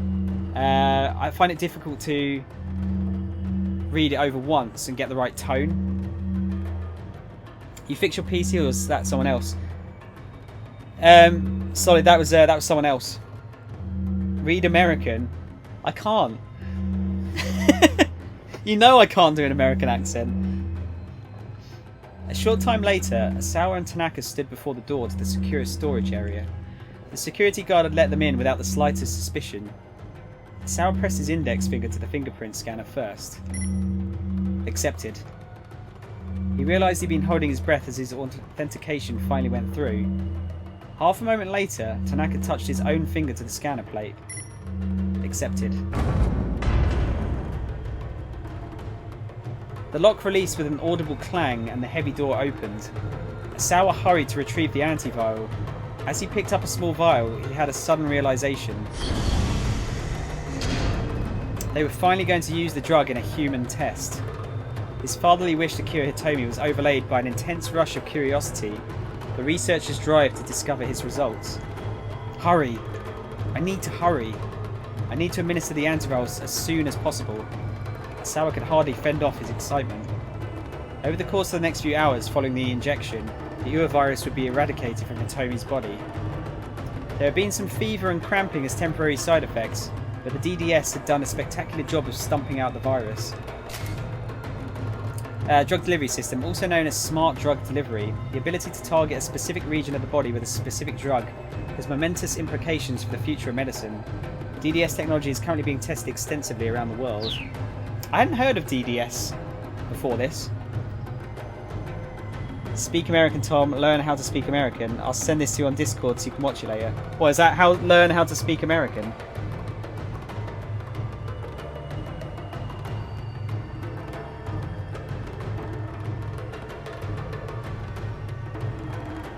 Learn to speak American.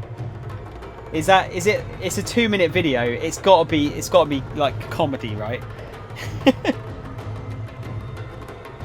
It's not hard, just don't use EU voice. What do you mean? That's how I speak. When they record an audiobook, they've read the book 100 times. Oh god, can you imagine? I can't even imagine that. So you'd have to like, surely just reread the same sentence over and over until you get the right tone that you want. I have no idea, she sounds serious. How can a 2-minute video teach you how to sound American? That doesn't sound right. I will have, yeah, post it in the Discord though, I'll watch it later. That seems interesting to me. In saving his daughter's life, Asawa had proven the value of his research. If he had been asked which made him happier, he would have been hard-pressed to give an answer. Anyway, don't you like my my lovely English tones, Eternal? No, it's her actually complaining that there are multiple variations of English. Okay. Wait, multiple variations of English? How do you mean? This no stream tonight. Oh, one of my streaming buddies is not streaming tonight. Afterwards, he asked Hitomi where she could have become infected, but she had no idea. He explained the need for secrecy and strictly forbade her telling anyone else what had happened. Now a week had passed since Asawa gave the drug to Hitomi. He'd been conducting checks and had discovered that the DDS had not broken down, but remained in Hitomi's bloodstream. Extracting the DDS was a simple matter, requiring just a small blood sample from around the nape of the neck. The DDS tends to linger in the nape of the neck because of the lymph nodes located there. These lymph nodes identify viruses that invade the body as foreign substances to be attacked. They are not always able to overcome particularly powerful pathogens. In such cases, the virus propagates rapidly inside of them. Once the patient has been treated, the antivirals seek out the virus and accumulate there as well. Did you both send the same video? Oh, American and British English, yeah. I mean, if we're talking about like slang as well, if you're adding slang into the mix, you can get different slang in England. Like different parts of the UK will have, sorry, I should say UK rather than England. There's different slang all over the UK. The DDS itself was simply the delivery system for the antiviral drug. Residual amounts of the antiviral itself stayed behind within the cells. Looks like my theory was correct. The materials used to create the DDS must, as a matter of course, cause minimal or no harm to the human body. Ideally, rather than accumulate inside the body, DDS substances should be either digested and absorbed or excreted. Because the antiviral must remain in the body as long as the virus is active, however, a very careful balance must be struck between persistence and dissipation.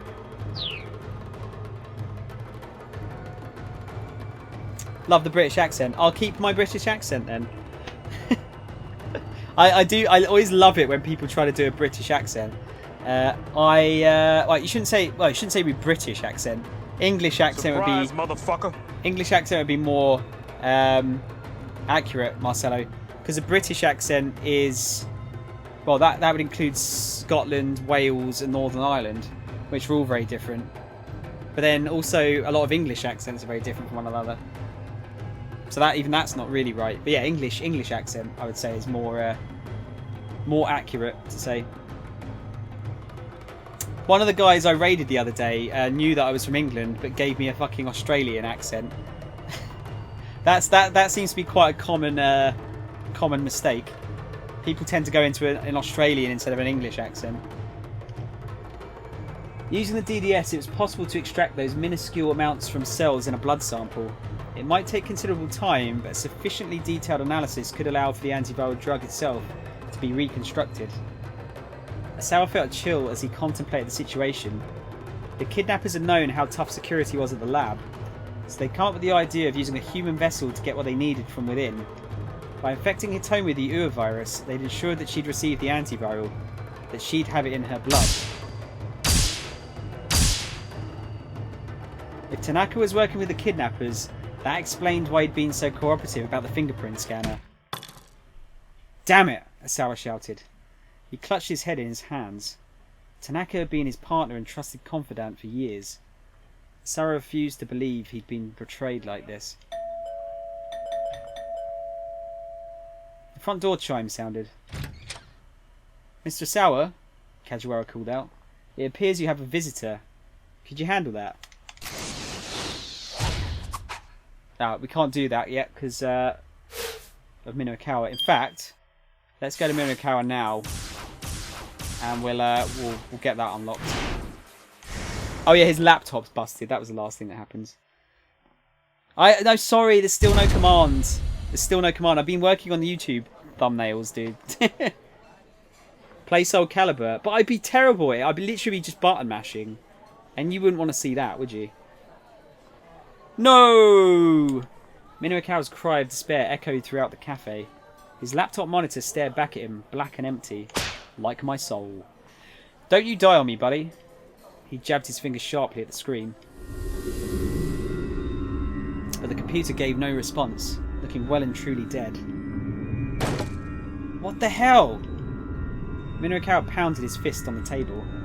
This would be a worst case scenario, even if he weren't desperately pressed for time.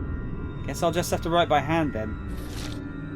He rummaged around inside his bag and pulled out a notebook. I can still do this, he shouted, doing his best to psych himself up for the task ahead. I will still do this. Excuse me? Sir? The waitress appeared timidly beside him. What? Minokawa snapped, his pen still flying across the paper. Sir, if you could please quiet down. My damn computer just broke. I'm allowed a scream or two. Minokawa was in no state of mind to be quiet. If it weren't for the deadline he was racing to meet, he'd probably have gone on screaming until he passed out. Your computer is broken, you say? The waitress peered at the monitor. Yeah, look. It just suddenly stopped displaying anything.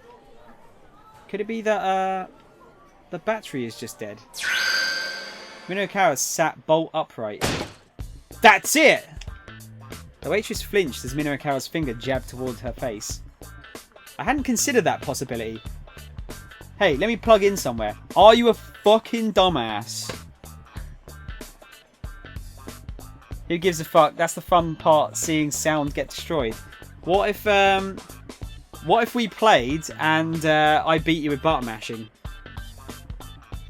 Would that not annoy the shit out of you? I don't like to button mash in fighting games. I feel really bad doing it. There's an outlet right there, sir. She pointed at an outlet by Minokawa's feet, making no attempt to hide her exasperation. Minokawa plugged in the power cable and the monitor sprang to life as normal. So, now that that's sorted, would you please be quiet, sir? Don't talk to me. You're interfering with my writing. Minokawa's fingers had already begun dancing across his keyboard. With a sigh, the waitress disappeared back into the kitchen. Oh yeah, now we're talking. That should be... Oh yeah!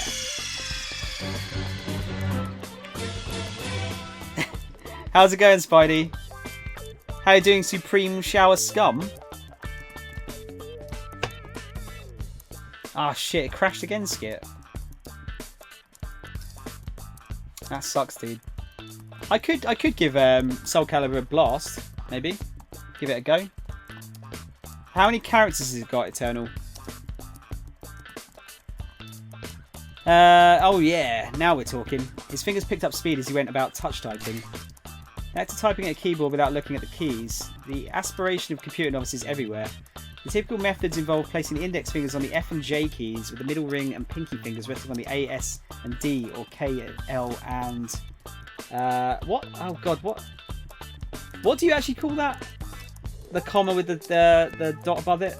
I actually forget. Semicolon? Keys to either side, from which all other keys are easily reached. With practice, a touch typist can instinctively hit the correct key every time without looking. 10 characters, wow. What have you been up to, Spidey? Anything interesting? All the good ones, including The Witcher. Hang on a minute. Did you just call Geralt Witcher? Soul Calibur 2 on Xbox players Spawn. Spawn was so cheap though, Nath. You could just do like, he had like 1 or 2 like moves that were like super overpowered. 2 is the best. I don't know, I've got a soft spot for 1. I really like Soul Calibur 1. I'm only teasing you, so don't worry, man. The pros and cons of surveillance cameras. Proprietor of outdated electronics shop oversees high-tech camera system. Bedlam at bogus weight loss drink sales demo. Bankrupted organiser remains undiscouraged. Now Minoru Kawa's spirits are riding high. His writing rolled along at a brisk pace. Sir? It was the waitress again, her voice yanking Minoru Kawa right out of his soaring mood. Sir? Now what? Has the President of the United States agreed to give me a one-on-one interview? The waitress's eyes went wide with confusion. Huh? Because unless it's something that important, do not speak to me right now. But she was undeterred. Sir, please, if you could just be a little quieter. Minoru Kawa's fingers ceased their rattling across the keys. Just what sound do you have a problem with? All I've been doing is writing a copy. Well, for the last while, actually, you've been talking while you write, sir. Talking? Minoru Kawa tilted his head in confusion. Yes, sir. You've been talking about an electronics store and some bogus weight loss drink. I assume that's what you're writing about? You're saying I've been narrating my copy aloud while writing it? That's right, sir. Other customers sitting nearby were openly snickering. Well, so what? He snapped. He was red in the face now. You should all be delighted that you get to hear what I'm writing before the magazine goes to print. Well, actually, sir, one of our customers has been complaining.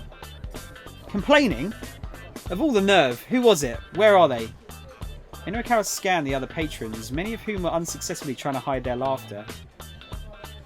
It was me. It was the grumpy older fellow who had been making a scene earlier. This is Shizuo. This is Kano's would-be father-in-law.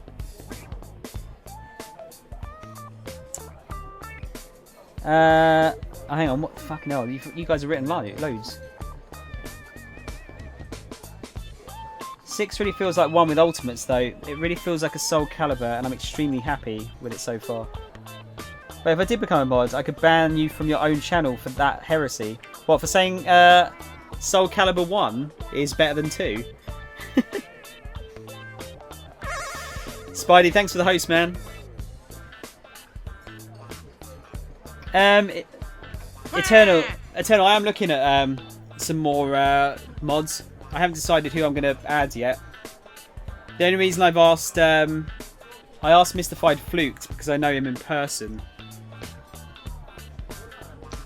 My Wi-Fi's been down, so I mostly stared into the roof. Oh, dude, that sucks.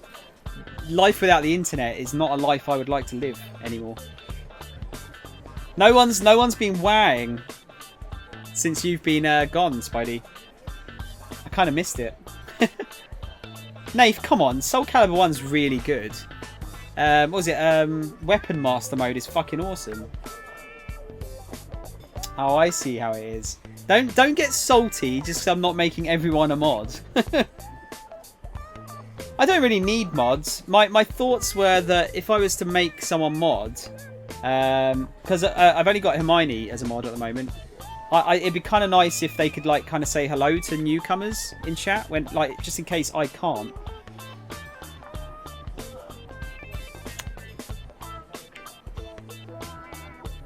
Just imagine this, some dick comes in and says Pepsi is only okay, insta-ban. That's what I'd be worried about, Spidey, with you. Sounds mod contract's pretty heavy. If I make a mistake, hitmen come over to put the frighteners on me. Come on, it's only one hit, man. You've modded a 3K plus channel. Jesus, dude. Whose channel was that? Oh, God. Yeah, oh, God. We're going to have an argument here. Bogus diet fads, peeping security cameras. Reminds me of that sleazy tabloid 4-star general gossip I hate so much. Oh, you sure seem to know a lot about it for something you hate so much. Man's face twisted up with scorn. Your behaviour is bothering everyone in here, he said. Do you not understand that? No, I don't. Guess a reporter who writes nothing but nonsense prefers nonsense in everything he does. Minokawa could feel his blood boiling. What was that? Go on, say that again. Oh, gladly. Nonsense, filth, codswallop, flim-flam. You bastard, how dare you? Minokawa stormed over to the man's table. Flim-flam indeed. I do know Angry Grandpa Eternal. What about... Wait, you've Angry Grandpa has a Twitch channel?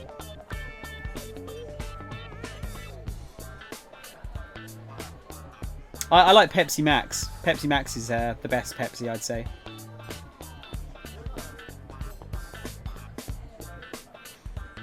Pepsi Max Ginger. That sounds fucking awful, dude. I just saying that. I do like ginger beer, so it might be alright. He made a Twitch channel until he passed away. Wait, Angry Grandpa passed away? Shit, I didn't know that. Dude, that sucks. He was really funny. Ah, shit, dude. That's real bad. Cancer, I believe. Oh, damn. That must have been quite recent, wasn't it? Like the last couple of years, right? Fuck cancer. Yeah. That is the only thing we say to cancer. Fuck cancer. Hey, able to mod his channel for a while. I honestly didn't know he had a Twitch channel.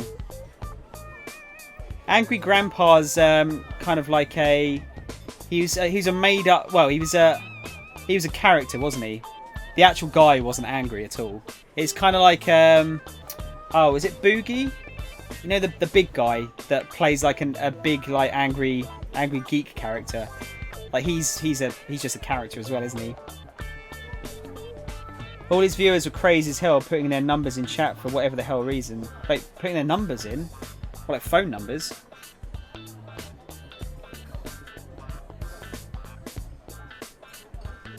Yeah, it's phone numbers. What the fuck? That's weird.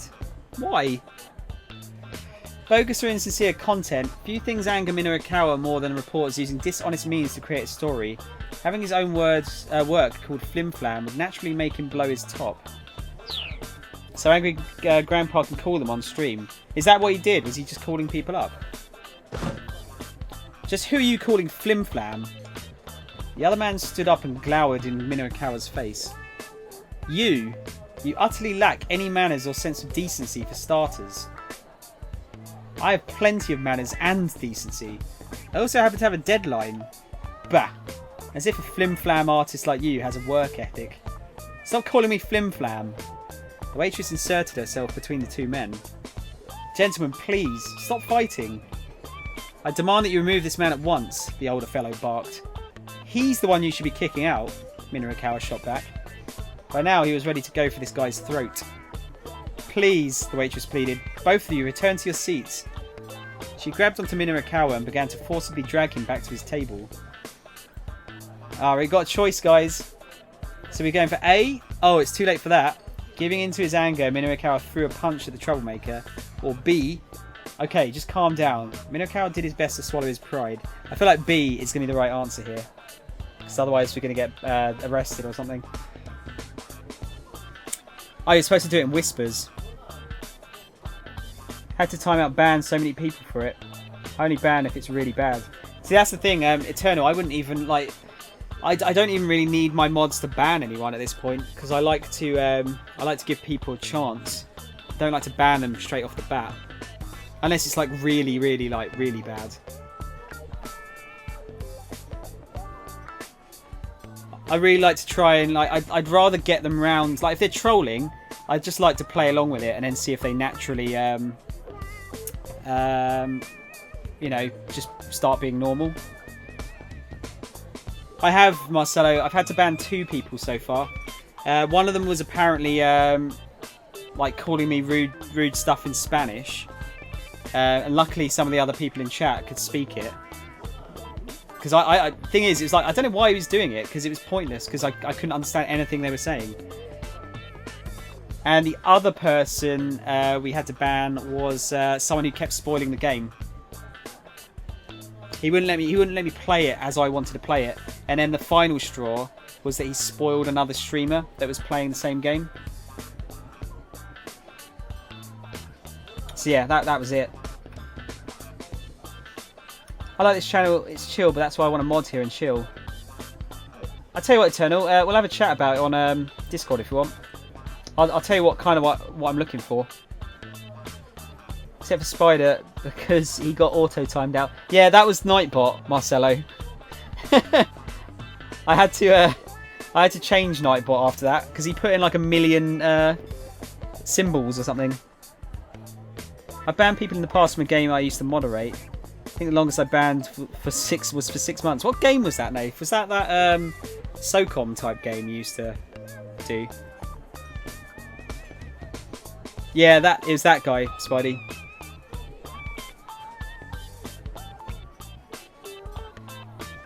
Sounds good. I'll see myself out of that pun. Is it a pun? I suppose it's a play on words. SOE inventory. Yeah, I think I may be talking about that. Kind of, yeah. Nightbot hates you. It doesn't anymore, Spidey. I took off all of that stuff. So you can type symbols to your heart's content now. Well, you can't, but don't take the piss, you know. You can post some symbols. You can post your fish pyramids that you love doing. Did you say A? I really don't want to go for A because I think it's going to be a bad end, but let's go for it. Oh, it's too late for that. Giving into his anger, Minorikawa threw a punch at the troublemaker. Grah! The man dodged nimbly, however. Heh, you're not bad. In fact, you could say he was...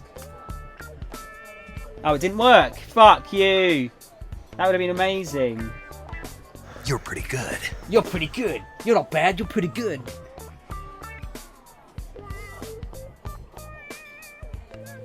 I first actually used to time out Spidey for offending me. Oh, God. Oh, no. Let's not get into that again. I'm 6th Dan in judo. Ah, you should have mentioned that earlier. Minorikawa hastily retreated to his seat. The other man snorted and sat down with a scowl. I know you're kidding, dude. I know. It's just the whole I'm offended at you being offended because I'm offended because you're offended thing. Just going around in circles. 6th Dan? Pff, I fought people higher than 6th Dan. Yeah, but if you hadn't, that would probably put you off, wouldn't it? What is that emote? She looks really grumpy. The needless interruption, just when he'd finally gotten into writing mode, had all but killed Minorikawa's motivation. He decided he needed to take a breather. He turned to the waitress. 1 spaghetti Napolitan, please? Yeah, sorry, I read that totally wrong there. Spaghetti flavoured with tomato ketchup. Napolitan is a corruption of Neapolitan, though the dish itself has no connection to the Italian city of Naples, Napoli. Rather, it originated as a menu item at a hotel in Yokohama shortly after World War II. There's also a spaghetti dish from Nagoya called Milanese, which likewise has no connection to the Italian city of Milan. Putting ketchup in spaghetti bolognese, I don't know if I like it. Oh, is it bolognese though? By the way, Neapolitan ice cream, love it. Love it. I know it's like pretty... No, I don't know what that emote is. I know it's like basic, but yeah. I know mixing vanilla, chocolate and strawberry ice cream together is really nice. Brazilian guarana is the best fizzy drink out there. I'm sure there was a... Marcelo, I think there was a thing over here for a while where guarana is was like pretty popular.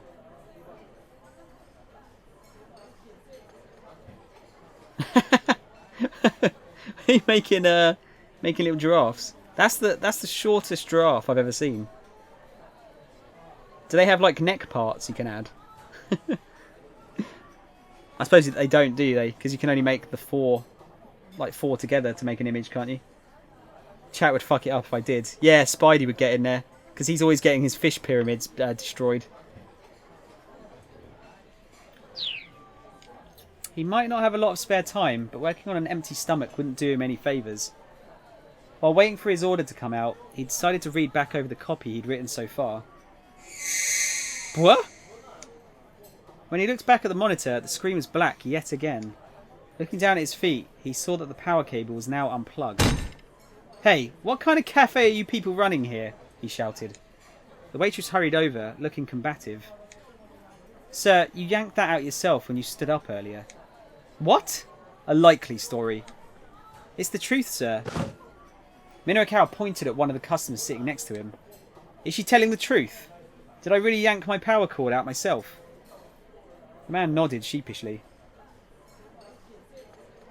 "Yeah, well, then that's the outlet's fault for being some place where it unplugs so easily," Minoru squawked. The waitress marched away, head held high. "Just make sure that spaghetti's delicious," Minoru shouted after her. Does that say "Hey plebs"? I love that. I love the term pleb. I think it's like properly underused. Marcelo, what does guarana taste of? I'm not even sure if I'm saying it correctly. Guarana? I never tried it, as far as I'm aware. Fuck you. Why are you saying me like fuck me? Or are you saying that to Eternal?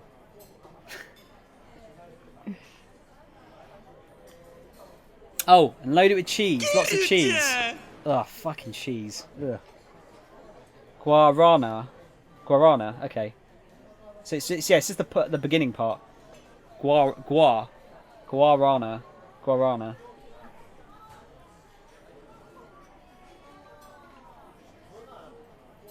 Yeah, cheese is horrible, Eternal. I hate cheese. Everyone unsub. Why does everyone get so fucking bent out of shape about the fact they don't like cheese? The last part is more like nah. Anyway, I said you have to like extend it. Guarana. Anyway, yeah. Shower likes to fuck cheese confirmed. No, definitely not. Definitely not. He plugged the power cable back in, then let out a heavy sigh. In all his writing fervour, he hadn't thought to save his work. Always make sure to save your work to avoid losing data. Honestly, why is it that your computer only seems to freeze when you've forgotten to save your stuff? I've made that mistake on stream already. Tastes nice, like a sweet berry. Oh, that does sound nice. Isn't it? Is it meant to be really good for you? Am I right in thinking that? He's probably going to have to rewrite most of what he'd done. You always know that if you ever write something and then it doesn't get saved, you always know that the second time you write it up, it's never as good as the first time, is it? Excuse me. Minoru looked up to see a young woman standing there. "I'm so sorry," she said. "About my father." She gave a tiny bow. "Your father? Oh, the rude old man? He's just a little worked up right now. Please don't pay him any mind." "So what? You waiting on your boyfriend?" "Huh?" The woman was taken aback. "I happened to hear you two arguing earlier. Would have been about 2 hours ago." "Oh, I see." An awkward, embarrassed smile came to the woman's face. "I thought he was going to ask my father for permission to marry me, so we've been waiting for him, but he hasn't shown up." "No, he must be really busy." She cast her eyes down sadly. Minokawa took a better look at her. She was gorgeous. A woman with her looks wasn't something he saw every day, that was for sure. Say, would you mind talking to me for a bit? He asked. Me? Yeah. I kind of need to turn my mood around here. Well, okay. At least until my father gets back. The woman cast an anxious look toward the restrooms. We actually haven't seen her face yet.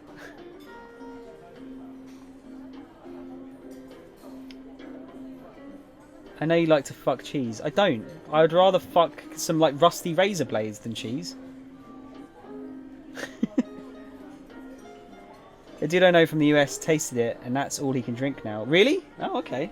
That's well, yeah. I might have to. I don't know if I want to try it now. Sounds like I could get addicted to it. Sound, if you're ever in America and I'm hanging out with you, I'm treating you to mozzarella sticks and you're going to fucking like it. I will shove those mozzarella sticks up your ass if you try and feed them to me.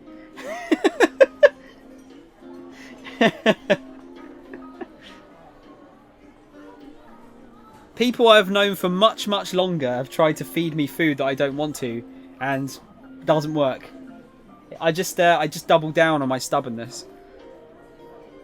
Nope, you will eat them and you'll know how good cheese is. Sounds not kidding, he's stubborn as fuck. I am really stubborn. I am really stubborn. Eternal, if it helps, I am like semi-lactose intolerant as well, so. Why are we talking about fucking food? Because every time we somehow get into the whole I don't like cheese thing. And then everyone like loses their minds and threatens to unfollow and unsub the channel.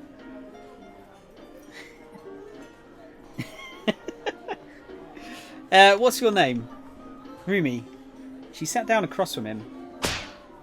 Wait a second, aren't you? Minokawa peered at Rumi's face. One of those twins that was chosen as Miss Midoriyama. Rumi shook her head. Nope, not me. No? Darn. Didn't think I'd be that lucky. He took a sip of his now cold coffee. I do know the girls you're talking about, though, Rumi said. Minokawa spat out his coffee in surprise. Rumi squeaked in alarm as the spray splattered her face. But Minokawa leaned in, unconcerned. You mean it? You really know them? Yes, Rumi replied. You're talking about the Osawa twins, right? She got out a handkerchief and wiped the coffee from her face as she spoke.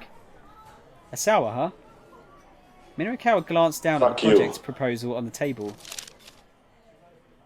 Sexy squared. Twins share top prize at local university beauty contest. Midoriyama Academy, Maria and Hitomi Osawa. Yes, that's it. The Osawa twins. I actually won Miss Midoriyama myself a few years ago. This year I served as one of the judges.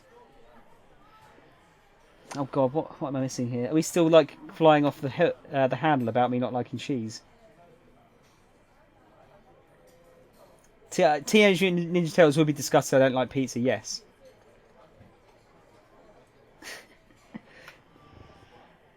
Someone should take a Twix, extract the inside, fill it with cheese, and make Shao eat it. Why? Why would you do that? You're just ruining a Twix. Are you telling me that would make me like cheese? Like putting cheese and fucking chocolate together?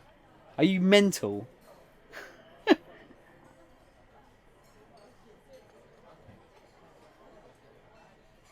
That would put anyone off cheese, surely. Your plan is flawed. Marcelo, you have to be fucking with me now. Someone with my work eats Cadbury's with cheese on it. What the fuck? That's disgusting. Mind you saying that, Nath, do you remember Brendan? Do you remember he used to... we went to Craig's house once. And he ate a burger with fucking marshmallow melted into it.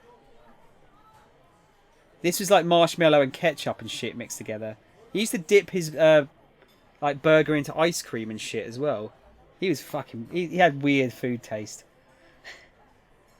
Yeah, it's weird. I tried it. It's not super bad, but I wouldn't choose to eat it. It's not poison, but... No, you're going to be like, this Twix is delicious, give me more. No, I'm going to be like vomiting all over the stream. That's what would happen. Minokawa adopted a self-satisfied pose.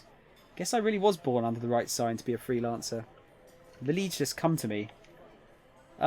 Sure, Rumi muttered. Okay, let's talk basics then. Tell me what you know about these girls. Well, I don't really know them personally. Rumi continues to dab at the coffee on her face. But now that you ask, I do remember hearing they'd entered the contest separately. Wait, separately? Now Minokawa was a bit confused. Yes, that's right. I'd assumed they'd entered as a pair, but apparently not. I wonder why. I mean, they're twins. Don't they look alike?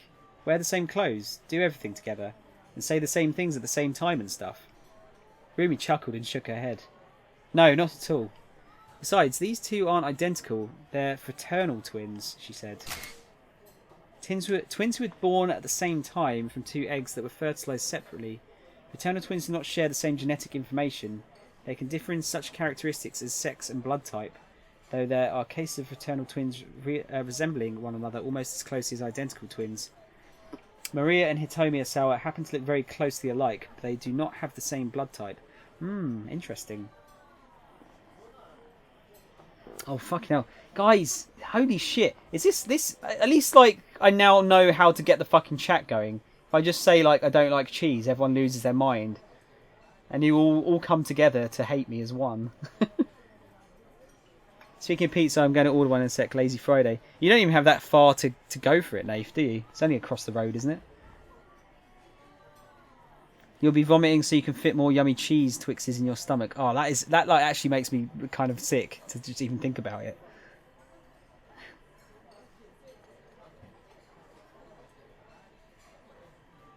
What's that? Nuduja sausage. Gotta love the spice. Fuck that, I'm getting it delivered. You lazy cunt. You absolute lazy cunt.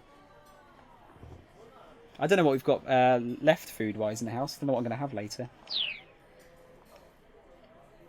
Although at a glance they do look very similar, still, how should I put this? They both give off a very different impression.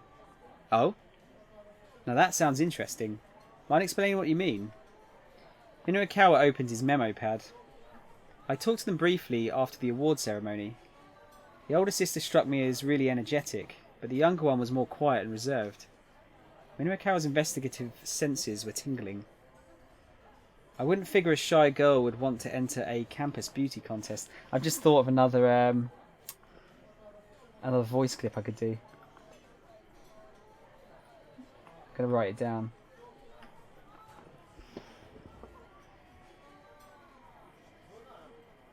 11 had a cheeseburger today. It was tasty. 11 out of 10 healthiness. I doubt it. I don't think I can make either of you mods because you just ban each other. Oh God. I wouldn't figure a shy girl would want to enter a campus beauty contest. I suppose not. No. Yeah. I don't suppose you've got anything juicier, Minokawa asked. Rumi frowned. Would you like to just go ask them yourself, she said. They don't live very far from here. Whoa. Hold the phone. Minokawa could hardly believe what had just fallen into his lap. The advanced info in the project proposal had mentioned the girls were students at Midoriyama, but hadn't given an actual address. If he could talk to them directly, now that would be pay dirt. You know where they live? Well, not exactly. I just heard that they lived in Shoto. Aha, Shoto. That wasn't far away. A car or motorcycle could get there in about 10 minutes. It'd be quicker than going to Midoriyama Academy, and he'd be able to meet with the girls themselves. Minokawa flashed a quick look toward the restroom. It looked like Rumi's father had just gotten back. Sorry, she said. I should be going. No problem, and thank you. Rumi gave him a quick nod, then hurried back to her seat.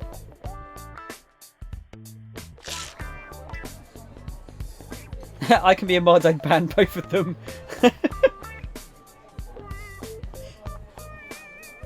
Oh God. Minokawa grabbed the directory from the public phone and flipped through the pages. To his surprise, there were only 5 listings for the name Asawa with addresses in Shoto. There was neither a Maria nor a Hitomi, but he hadn't expected there to be. He'd need to find their parents. Wasting no time, he called up the first sour on the list.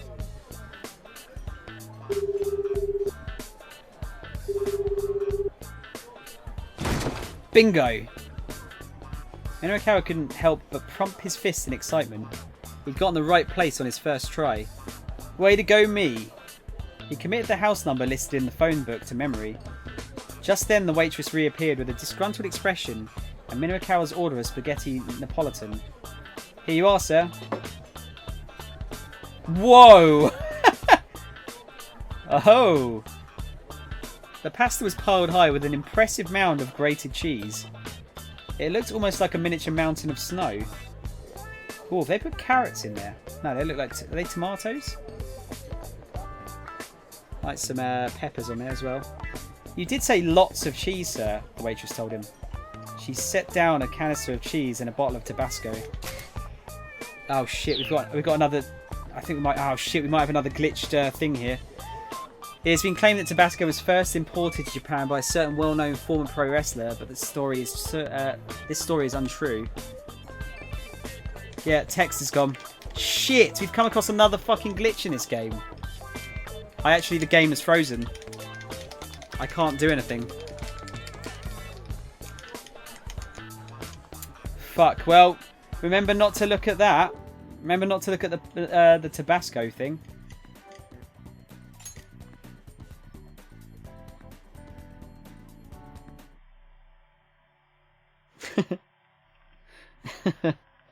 Oh, that was a lot of cheese. Like, no, would you guys actually want that much cheese, though?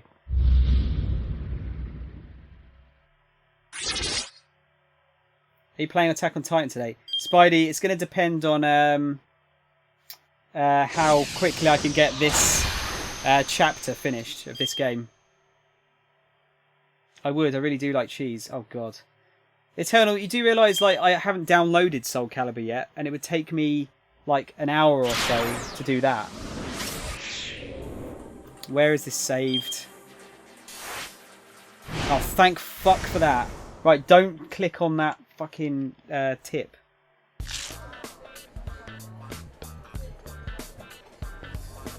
But bored of this game now. I'm not bored of this game, though. Plus, I've got to get this done like before next Friday, so I can so we can play Forza and Fist of North Star. You've ordered your pizza, Nath. What did you get? Did you say you got bacon on it? Right, here we go.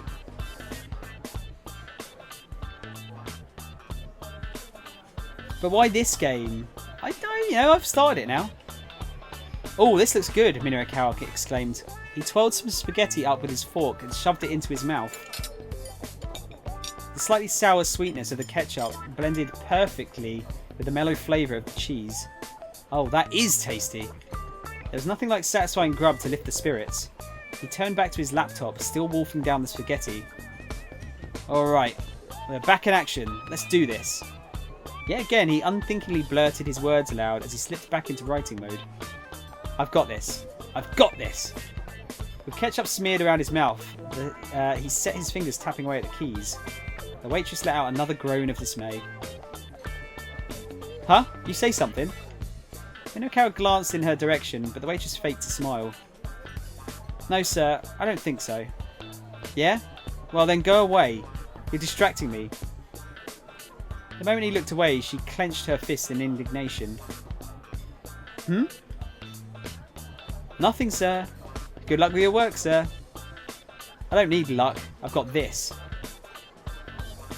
The eyes showing back and forth between pasta and computer, Minorikawa got to work on his copy once more. Before long, he was oblivious to every sound in the cafe around him. He's a bit of an arsehole, isn't he? I've been denied of my meme. Wait, what meme? One pizza, sausage and pepperoni, the pupper's favourite. One side, garlic cheese sticks. Going for a cig quick before the pizza arrives and I miss it. Yeah, don't miss it, dude. When he finally snapped out of writing mode, he glanced at his watch. It was 2:20. Almost time for him to head to his next interview. Better get a move on.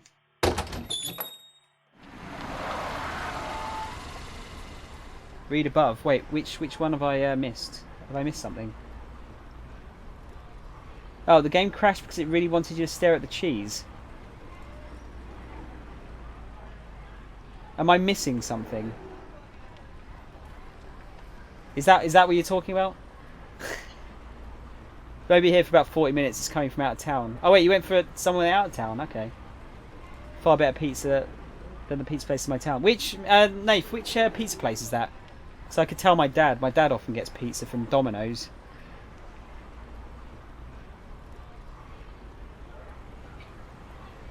Papa John's. Okay. I'll have to let him know about that. If they deliver to Hayward's, dude.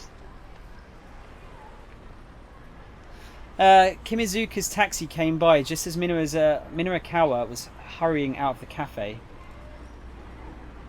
Well, what a pleasant surprise, Minorikawa called out. Nice timing, my man. Kimizuka's startled look quickly vanished behind an expression of professional resignation. Do you need a ride, sir? You know it, Minorikawa replied. First, head to Shoto. After that, I'll need to get to Sakuragaoka. Sakuragaoka? What game is that from?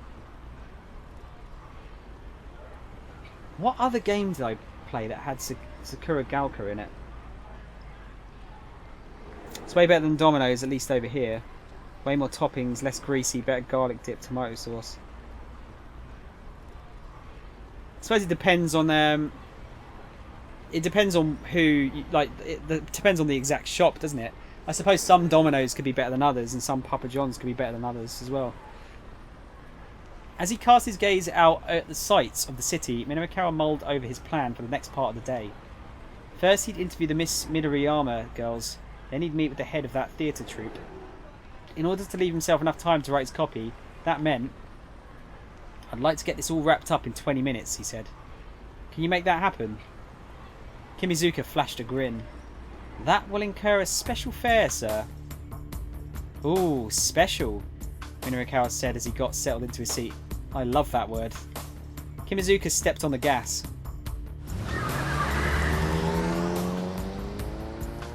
Shibuya was a town of contrasts. It was a town of young people, unpretentious, energetic. The Scramble intersection and centre guy perfectly conveyed that vibrancy. However, if one turned right at the 109 building and headed down Bunkamura Dori, the town's whole atmosphere changed. Is it considered a town, Shibuya?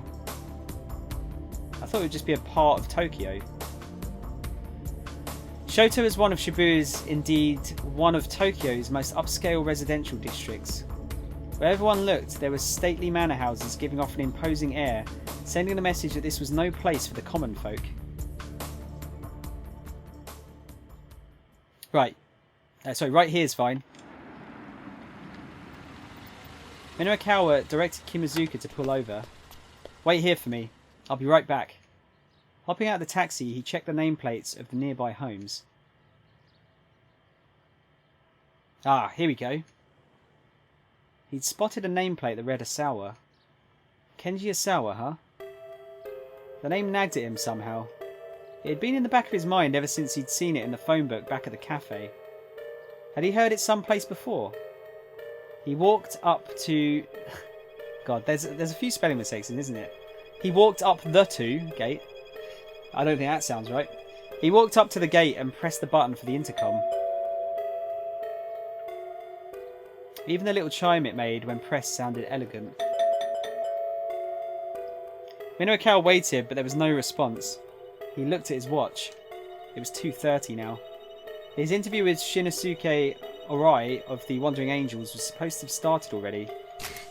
Thank God this one isn't glitched. Episode 3. With help from Shinichi Bando, Mondo was able to get out of his apartment. Then, when all the players had finally assembled, the troupe proceeded with one last rehearsal before showtime. But again, tragedy struck. Mondo came down with food poisoning after eating his lunch. He was rushed to hospital in an ambulance, and the Angels were once again lacking an actor for the key role of Shido. Orai was on the verge of panic. Finally, however, he came up with a solution. Novice actor Takuya Amo, age 31, would take on the part. Why do we need to know how old he is? Still, he wanted to meet with the twins first, if it was possible.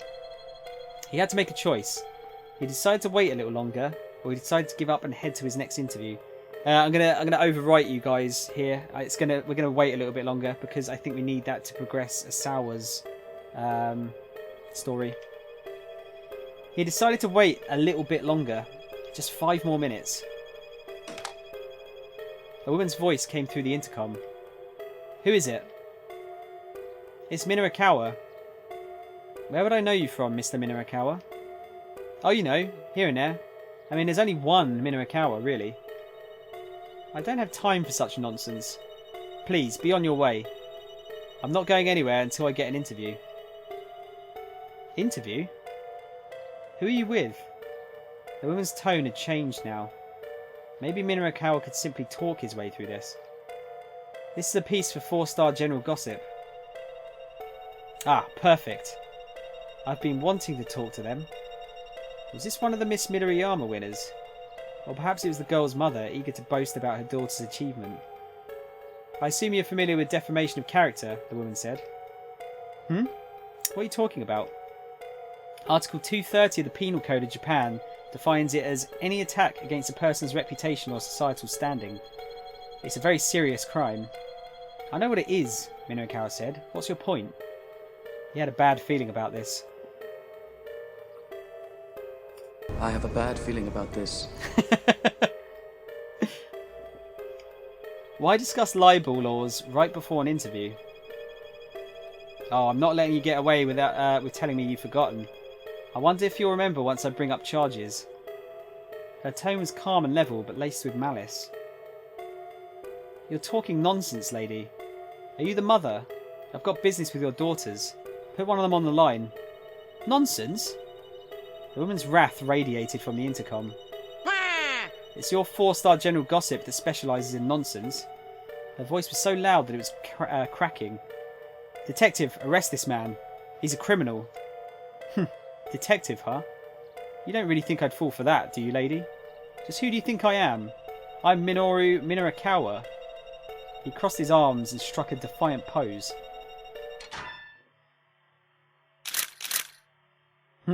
Then the front door opened up and several men came trotting out. Sir, one of the men said, we'd like to ask you a few questions.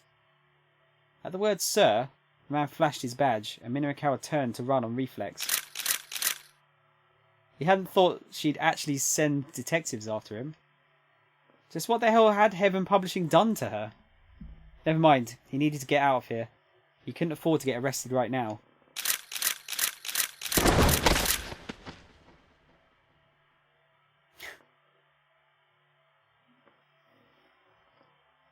Out with it. You abducted that girl, didn't you?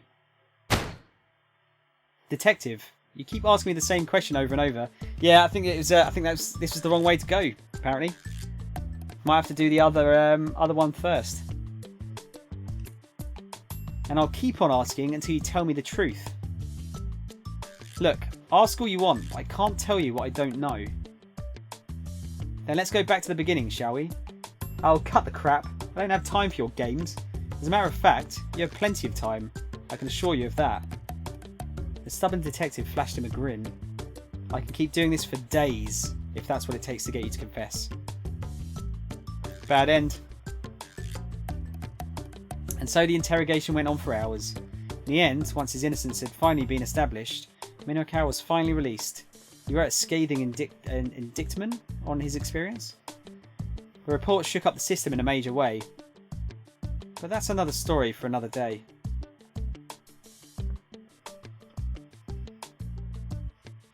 Bad end. Wrongly accused. Minorikawa was arrested for a crime he had nothing to do with. That woman he talked to must really, really hate 4-star general gossip. Clearly he had no hope of getting anywhere with her, but maybe there's someone more understanding who might answer the intercom instead. Indictment. Oh yeah, sorry. Yeah, that makes more sense. Alright, let's go to the other interview then.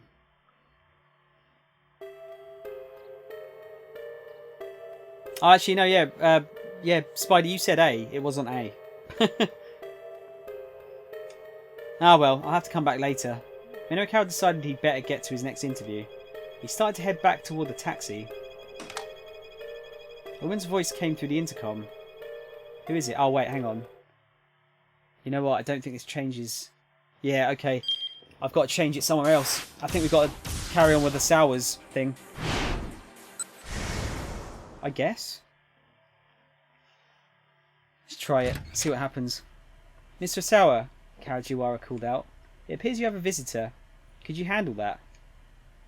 Who could it possibly be now of all times? Wait, does this work? Yeah, okay. We'll do it that way. I think that's the way. That's all we need to do to change it to good. Ah, here we go. He spotted a nameplate that's read a Sour. Kenji Sour, huh? Name nagged at him somehow. It had been in the back of his mind ever since he'd seen it on the phone book back at the cafe. Had he heard it someplace before? Hang on. Can we get to the point here? Or is this gonna... Hang on, is that not changing? That doesn't appear to be changing, does it? But you didn't pick A for me specifically, which makes me sad. Yeah, but I just know that you pick A now. Wait, does that... Hang on. No, that doesn't change that, does it?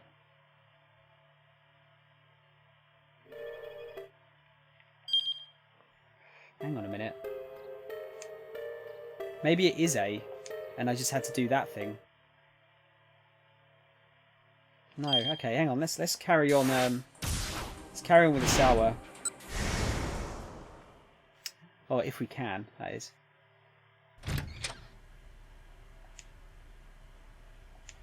Who could it possibly be now of all times? Ah, we got to do this first. Okay, fuck. Well, at least you could have fucking told me that. Jesus. Wait, there's a band called A. Oh, there is. Jesus, that's an old... That's a blast from the past, Nath. I remember them. Alright. With a sigh, Asawa dragged himself to his feet.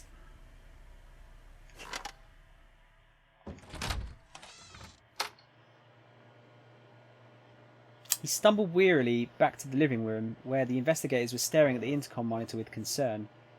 The intercom's hidden cameras showed a man with an unsettling grin posed intimidatingly outside the front gate. Asawa didn't recognise him. Yes? Who is it? He asked guardedly through the intercom. It's Minorikawa. Where might I know you from, Mr. Minorikawa? Oh, you know, here and there. I mean, there's only one Minorikawa, really. Are you playing games with me? I don't have the time for that. Please, just open up. There's no way I'm letting you in, Asawa said. But the nonsensical badgering continued. Look, just hold your horses. I'm here for an interview. You got that? An interview? That's right. It's a piece for 4-Star General Gossip. The name of the magazine brought up an unpleasant memory. That was the gossip rag that had run the article about his political marriage. Wait, this is for one of those kinds of articles? What do you mean, those kinds of articles? I'm just looking for an interview. The man's tone was both high-handed and belligerent. Like hell you are. I'm not talking to anyone from the gossip. You're not the one I'm here to talk to. I want to interview your twin daughters. My daughters? I understand they won a shared prize for a beauty contest at Midoriyama Academy. If you wouldn't mind my interviewing them, I... Furious, Asawa cut off the intercom. Wait, the singer of A lives in Haywards Heath? Really? Yeah, okay. Didn't know that. This was no time to be indulging someone else's nonsense. Hey, what gives? The man was shouting so loud his voice carried past the gate and through the front door. I'm begging out here, on my hands and knees. He wasn't actually on his hands and knees. Asawa could see that clearly through the intercom monitor. If your daughters aren't home, can you at least tell them I want to get in touch with them? Mr. Asawa, Kajiwara said, frowning. This isn't a good time to have someone drawing attention to your home. Alright, I'll get rid of him. Asawa hurried out of the house, confronting Minorikawa through the front gate. We can't do that because of the we haven't gone back now that we've changed the outcome of his story. If you're such a fan, why is there only one A in your 22-letter name? Shit. He's got you, Spidey. He's got you.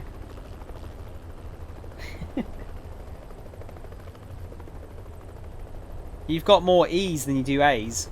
So you must like E's more than A's. By that revelation. The journalist had had that tenacious look that immediately marked him as a member of the media. Give me your business card, Sawa said. I'll have them get in touch with you later. He took Minorikawa's card, then went right back inside. Back in his study, Asawa tossed Minorikawa's business card into the trash. Unable to think of what else to do, he tried the internet fortune teller again. He got the same "you're a very work-minded person" result a second time. If you don't get over your indifference to the world might start to harbour quite a grudge. My indifference to the world around me, huh? The truth was that even with his closest companions, even with Tanaka, for instance, his relationship had always been strictly a matter of business.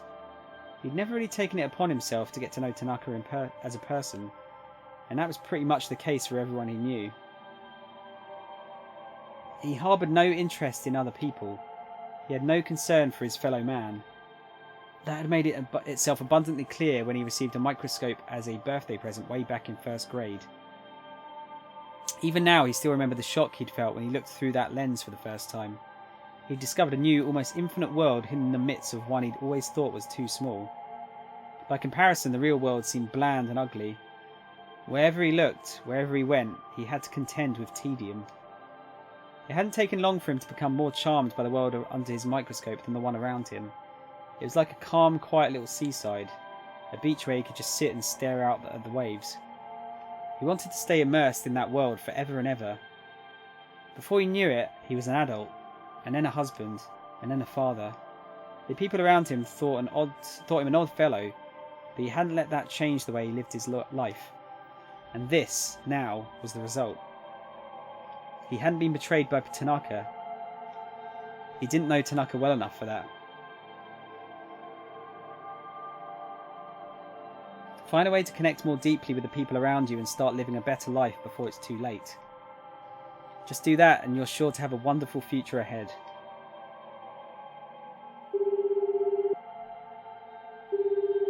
Asawa picked up his cell phone and dialed Tanaka's number. I had tried calling him repeatedly and hadn't gotten through. It was doubtful that he'd pick up. Still, Asawa had to try. The phone rang several times. He listened grimly to the empty mechanical sound, preparing himself for disappointment. What is it? Tanaka's voice sounded coldly in Asawa's ear. The tension was electric.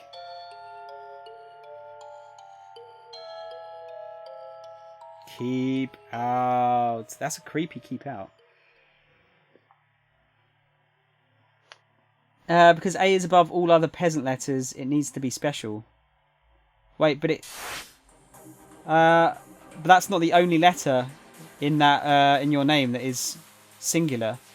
So therefore, it's not the only special one, right?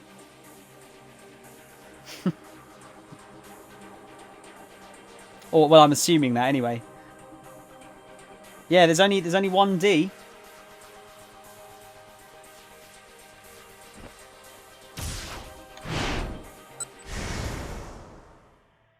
Right, okay. Let's see where this goes now. So I don't think this choice actually makes a difference. Oh well, I'll have to come back later. Minosakawa decided to get to his next interview. He started to head back toward the taxi.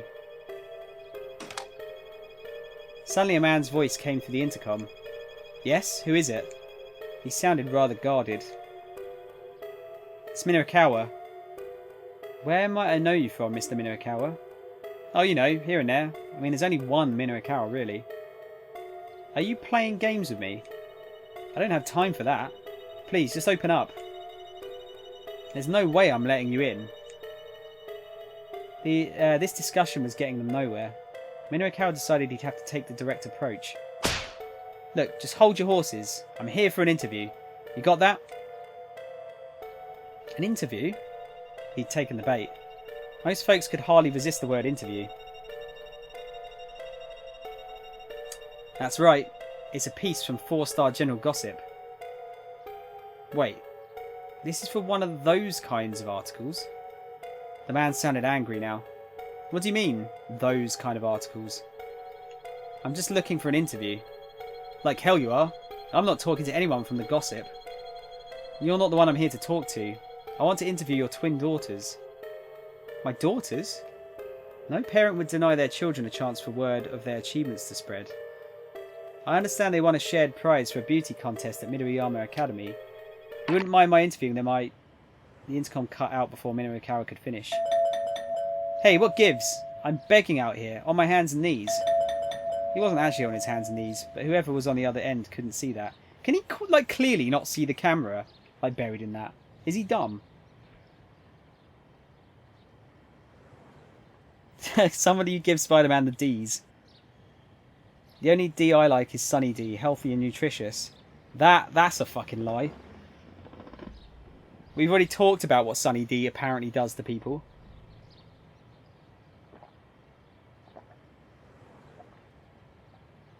Man, I need to play a game that doesn't get me to speak so much. Maybe Zelda.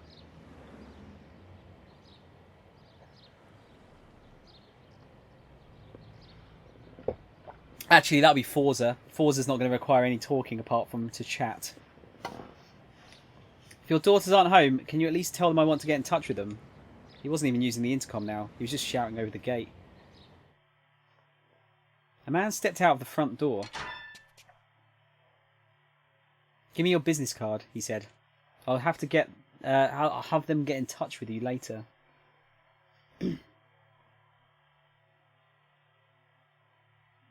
Yeah, I mean, how can he not see the camera? Seriously. Yeah, we've got Attack on Titan, Spidey. I don't have to talk in that one as much. That one does a lot of the talking for me. The man had a somewhat stricken look on his face. This had to be Kenji Osawa then. Wait, hold on. Osawa? Now Minoru recognised him. This was Kenji Osawa, the preeminent virologist who worked for Akoshi Pharmaceutical. 4-Star General Gossip had run a scandalous article on him in the past. Minoru remembered reading it.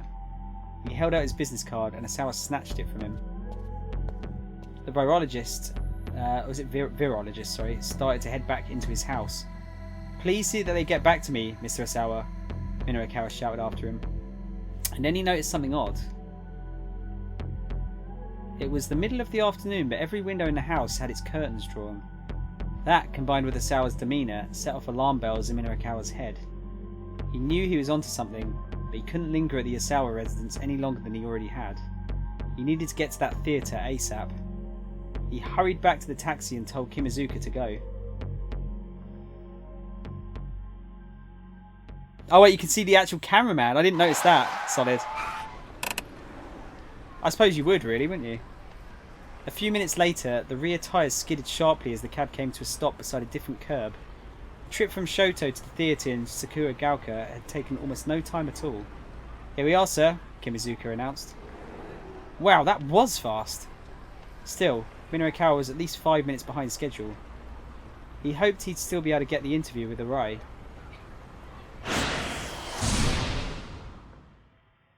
Right, who have we got left? Is that going to change the Osawa's story? No. Okay, it would be Kano? Oh yeah, okay, yeah. We didn't do this. We didn't do this. I forgot about this. It's Hitomi. Osawa remains silent. Mr. Osawa? Is everything alright? The line went dead. Guess that answers that well enough, Kano said as he put away his phone. Now it was clear why the criminals were after Hitomi. He saw an uneasy look on Stanley's face. Something on your mind? Kano asked. Stanley responded with a question of his own. If Hitomi was carrying the antiviral, how were the criminals planning on getting it from her? Kano thought for a moment. Well, taking her by force at the scramble posed too high a risk, he said. There were nearly 100 detectives there, and he must have guessed there would be. That's why they devised the attaché case relay. They wanted to abduct Hitomi somewhere away from the Dragnet's notice. This was the plan that all the signs seemed to suggest. But still, he added, I wonder how they managed to lead her away from police protection. A look of revelation crossed Stanley's face. All they'd need to do was convince her to go of her own accord. But how? Kano asked. And then it came to him. He thought back to Hitomi's initial contact with Tariq al-Karawan. Just before he'd taken the attaché case from her, the two had a brief conversation. It was possible al-Karawan had given Hitomi some form of instructions then. Guess we're back to tracking down al-Karawan again, huh? Kano could tell from the look in Stanley's eyes that he was on the verge of saying something. Probably some remark about how Tateno had allowed al-Karawan to run free. Right now, Kano wasn't going to argue the point. After this case was resolved, he'd discover what Tateno's real motives were. And once he did, Stanley would eat his words. In the meantime, we can't just wander around looking without any leads, he said. Until we get more intel, let's see what we can do with the security cameras back at the precinct. Numerous monitors shone down on the pair as they entered the Shibuya precinct surveillance room. Each showed an array of faces of individuals somewhere in Shibuya. Kano asked one of the operators to pull up al-Karawan's data on screen. By selecting each of the faces on the monitor in turn, they could run comparisons to determine if anyone among them was al-Karawan. One by one, the operator made his way through the faces. Assuming their target was still in Shibuya, there was a high likelihood they'd find him. But the minutes ticked past, and there was still no sign of him. Kano's tone grew more and more impatient as he directed the operator's search. Just calm down, Stanley said. He set a hand on Kano's shoulder. You keep wasting your energy when you don't need to. That's just how I do things, Kano replied. I'm energetic because I care. He pointed out another face to the operator. Well, you're setting yourself up for a short life. With a sigh, Stanley sank into a nearby chair. My brother was like you. The American spoke so quietly that his words were barely audible. Anyone played Time Spinner or heard anything? Time Spinner? I don't think I have, dude. What's that about? Time Spinner.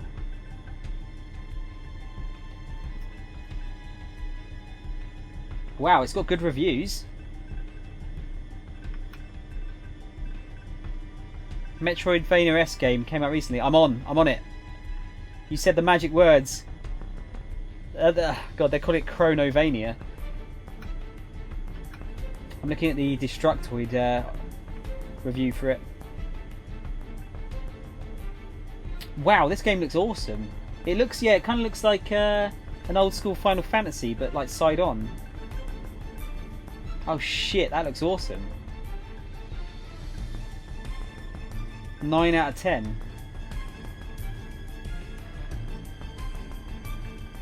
Seems to have come from nowhere. Yeah, it does. It looks like Chrono Trigger, doesn't it? 10 minutes later, a man clad in black appeared on one of the monitors. The operator lined up his cursor. The comparison check confirmed that it was al-Karawan. Yes! Kano hissed, pumping his fist. It appeared that their quarry was simply walking around town, calm and composed. Kano radioed in al-Karawan's location to Kuze. All units, intercept the suspect on the double, Kuze ordered. Kano will provide guidance using the surveillance monitors. They saw al-Karawan stop in front of a cigarette vending machine. Was he waiting for someone? Sasayama reporting, I've got eyes on the Mutt, perpetrator, hook, to put someone in cuffs, dipper, pickpocket, wants, outstanding warrants, hang paper, to write multiple citations, and other such traditional police jargon. Oh, dude, why did you have to show me this game? That looks fucking sick. I want to play it now. I'm well up for a like a Metroidvania. Wah! Kano's partner had evidently been nearby. I'm making the arrest, he said. There was a note of courage in Sasayama's voice. He came into view on the monitor, walking casually. At some point, he ditched his anime nerd costume for a street dancer's get-up. It didn't appear that Al Karawan had noticed him yet.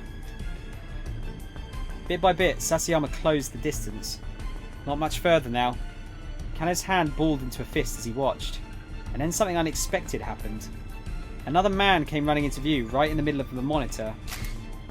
Teruo Toyama, while searching for Hana at Shibuya Gigo, he was located by a duo of debt collectors and fled the scene.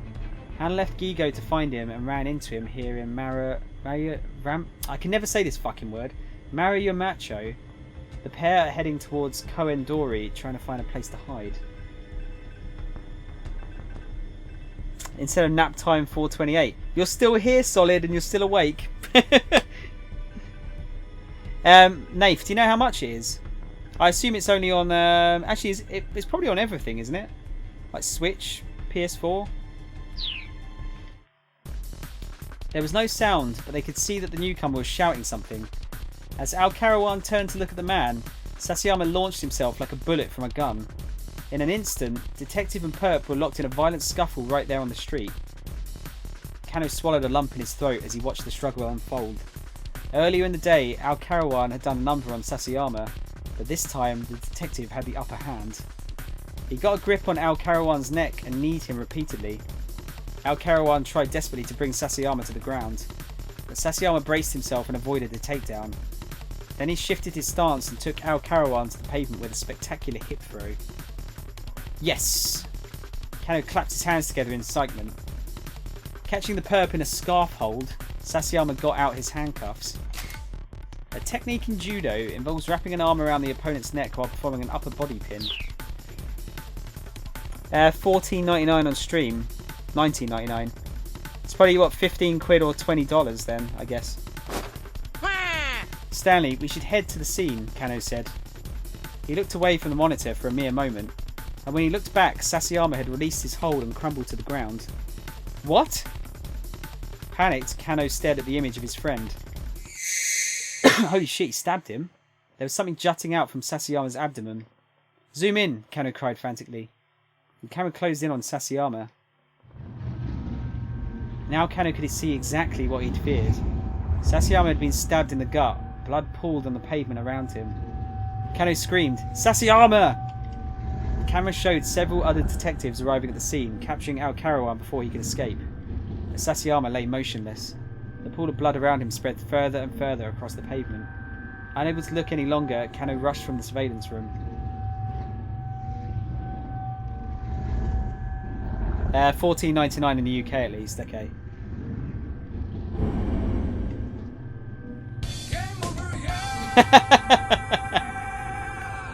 Yeah, it's game over. It could be game over for Sasayama, definitely.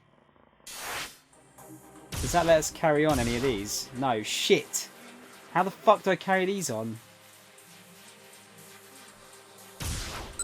Damn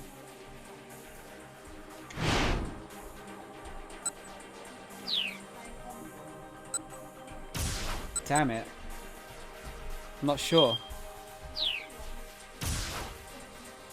Game over, yeah. Suspicions about Tanaka. It's just got Fuck you. I forget how loud that fuck you is. Get into bed, you fuckface. Who are you talking to? What was the last thing that happened here? Oh, it's about Tanaka, wasn't it? Oh, I don't know. What could we change here that... Now, what haven't we changed yet? Xenon 007 followed again? Didn't you follow yesterday? Did you unfollow and refollow? I didn't think it picked up on that kind of thing. Well, welcome back, dude. Welcome back to the Sound Shower sleeping stream. I don't have a nanny sound clip yet. Wait, hang on. What? Why is it saying eternal? Why have you... What?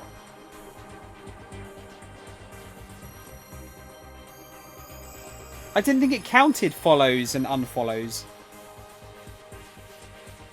You're confusing me now.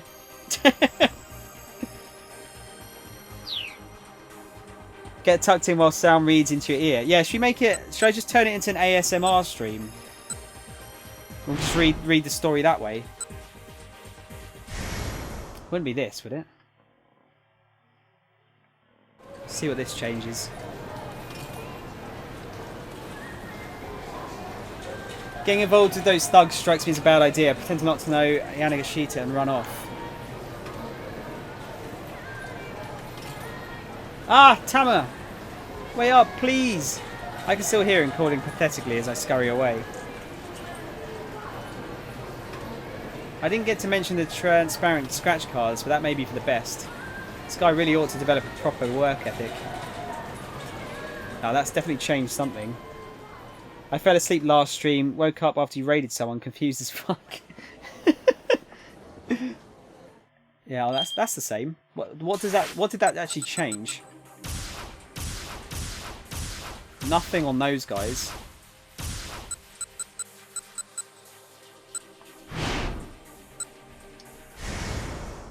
What about this one?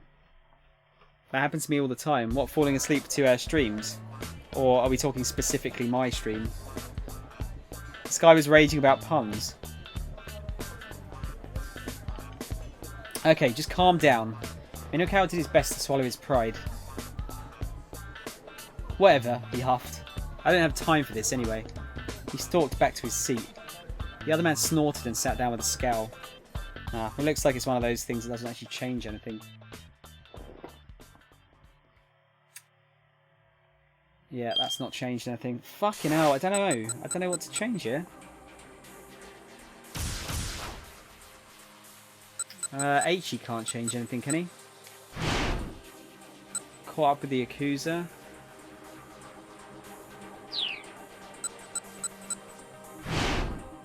Ignored by Hitomi. Tama's boyfriend. No, that shouldn't change anything. All those.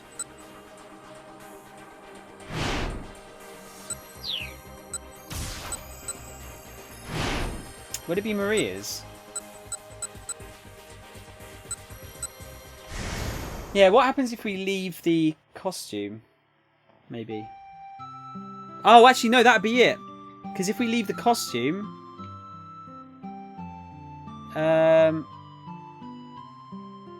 yeah, then maybe Sasayama will get the costume. I don't know. Well, let's try it. Let's try it. See what happens. Waking up to whoever you raid. Oh yeah, no, that was who was that? That was Monolith was raging about puns. there was someone in his stream that kept donating like $1 to him to give him like puns. He obviously wants to help me.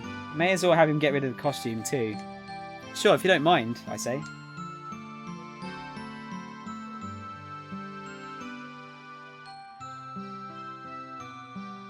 I pay him the 30,000 yen, take the necklace and leave the knick-knack shop.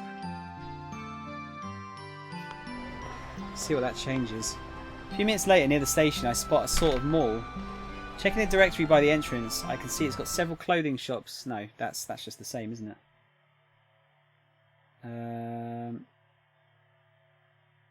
Let me see. Just see if this goes all the way to the end of that again. Actually, I can just do that, can't I? Yeah, okay, so that didn't change anything bad for Maria. But it's changed Kano's. So he should be dressed up like a cat now. And I told him that we have a pandemic on his hands. He didn't like that. I don't think he really minded. I think he was just pretending to be outraged. Yeah, Nath, Monolith's cool, isn't he? Do you see, like, he's had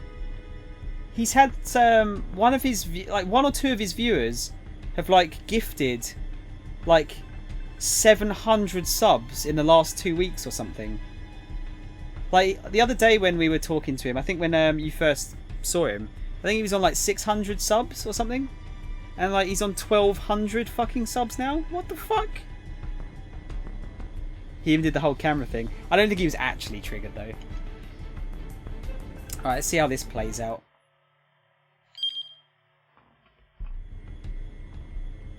I'm making the arrest, he said. There was a note of courage in Sasayama's voice. He came into view on the monitor, walking casually. At some point, he ditched his anime nerd costume for a cat mascot suit. Oh no, Kano muttered. That get-up's going to make Sasayama stand out like a sore thumb. Shoot, they might spotted me. I'm going in pursuit. I'm going in pursuit. Sasayama slipped out of the camera's view. Whoa, what gives? Let go of me. You're Mr. Yanagashita, right? Look, I'm sorry, but I really do need you to return that costume. The voices came in over the wireless. It sounded like Sasayama was caught up in an argument with someone. Sasayama! Kano shouted as he eyed the monitor. Kano, I need some help here. Requesting emergency backup. The line went dead before Sasayama could finish. Kano didn't have the faintest idea what was going on, but obviously his partner needed him. He rushed out of the precinct. Yeah, Monolith's a funny chap. Do like him. I'm very glad that we randomly raided him one time. When he arrived on the scene, he saw Sasayama, still in the catsuit, caught up in a scuffle with a man he'd never seen before. There was no sign of Al Karawan. Sasayama, what's going on? That's an excellent question, Sasayama replied. This guy just came at me out of nowhere. He sounded pretty riled up. Sir, I need you to return this costume. My boss was very insistent on that point. The man was panting with exertion, shouting in Sasayama's face. Was he the owner of the suit? What's the deal with that thing, Sasayama? Kano asked. I bought it at a variety store in Sentagai. Figured it'd be a perfect disguise. I didn't steal anything. Sir, I'm telling you, you need to give that back. And I'm telling you, I've got no idea what you're on about. Sasayama stamped his foot. I realise that you're not Mr. Yanagashita.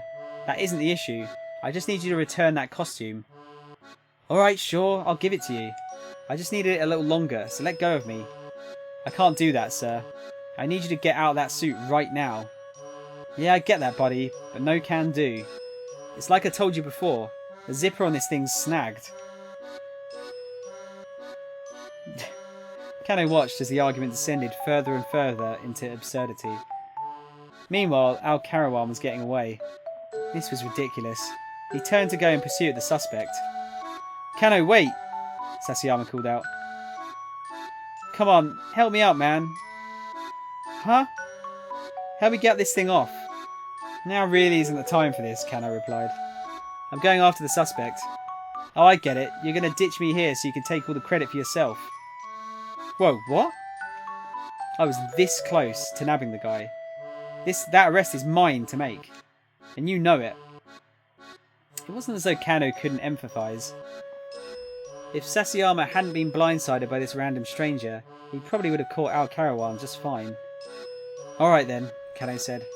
He reached for a zipper at the back of the hatsuit. But as Sasayama had said, the metal fittings were snagged and refused to budge. Hurry up! I'm trying! There wasn't time to do this slowly and carefully. Kano yanked down on the zipper hard. Stop! The stranger shrieked in alarm. Don't be so rough like that. It kind of looked like they were doing something naughty there, didn't it? But if I don't, I'll never... You mustn't. If you aren't careful, you'll cause a malfunction. Malfunction? What the hell is this guy talking about? Kano got an ever firmer grip on the zipper and pulled again. Where is this meowing coming from? He paused in surprise that Sasayama mewled.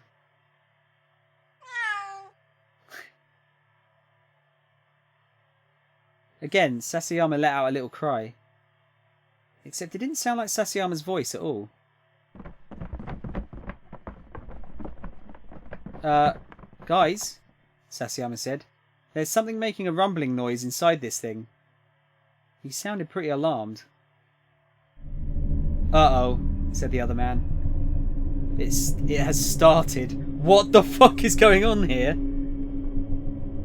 His face went pale. What are you talking about? Sasayama demanded. What started? The man hesitated, then seemed to come to a decision. Well, you see, this is no ordinary cat costume. Meaning what exactly? Our shop rented this unit out by mistake. Oh, I had no idea it was anything so horrifying. Not until the boss filled me in a little while ago. What's horrifying? You're not answering the question. The man's gaze grew hollow and distant. Cats, he said. For a moment, there was only silence. Then Sasayama spoke up nervously. Well, yeah. It's a cat. I know that already. No, you're not listening. This is a cat. Like I said, I already know that it's a cat. Anyone can see that just from looking at it. No, not a cat. Cats.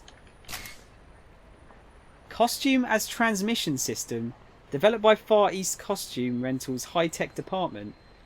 There was an official corporate notice stating, this is just a prototype and potentially dangerous, so do not lend it out under any circumstances. But it was accidentally rented by mistake. Is this a fucking mech suit? What the fuck? It's like an Iron Man suit or something. What is going on?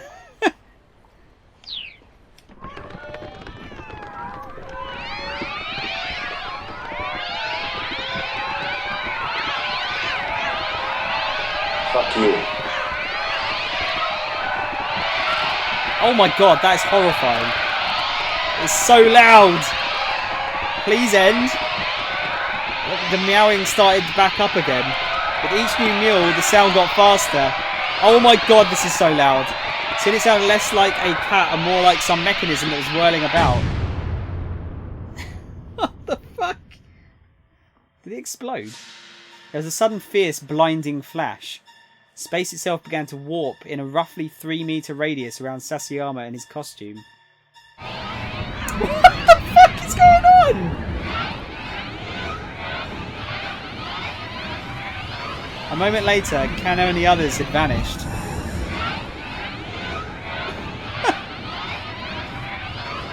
Oh, that's a bad end. Ah, shit, I thought I was on the right thing there. Kano and Sasayama and the rental guy were sent into another dimension due to a malfunction in the cats. Detective Sasayama should probably never have put that cat suit on. You mentioned buying it at a variety shop on Sentai. That's your lead here. Ah, get rid of the cat noises. Holy shit. That was loud. Okay, so it's not that. We have to keep the costume. What the fuck?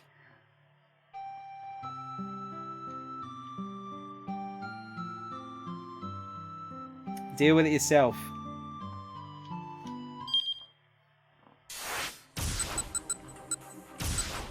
Okay, so that's back to that.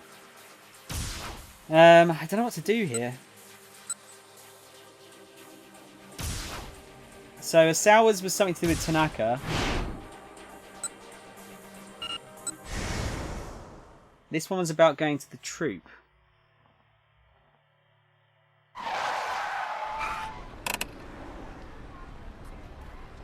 Let me see.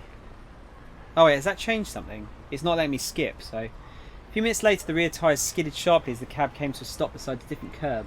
The trip from Shoto to the theatre in Sakuragaoka had taken almost no time at all. Here we are, sir, Kimazuka announced. Wow, that was fast. Still, Minorikawa was at least 5 minutes behind schedule. He hoped he'd still be able to get to the interview with Arai. Oh, no. Apparently it changed nothing. Ah, shit, I'm stuck now. This always happens at least once. Get fucking stuck. Wait, is it to be the jump? I don't know if I tried this jump, did I? Well, I don't know if I was able to before. No, I haven't done this jump yet. Is it that? Okay, cool. Well, fuck's sake. Why make me do that? Let's not read that again, shall we? Oh no, this is a different one. Minokawa got his wallet out of his jacket to pay the driver. Oh no, Kimazuka said, waving a hand. Don't worry about the fare. Huh? Why not? There's still plenty left over from what you paid me earlier, sir. That's what I meant by special fare. That's right. He'd paid Kimazuka a whole 10,000 yen for taking him to Endo Electronics earlier. But I mean, I'm not the sort of person to keep the change, as it were, Kimazuka said. Minokawa felt a surge of pride at those words. You're my kind of guy, Mr. Kimazuka. A man on the job can always count on Hachiro Kimazuka's taxi, the driver grinned. Now go on, go. Thank you. I have a feeling we'll meet again. So do I.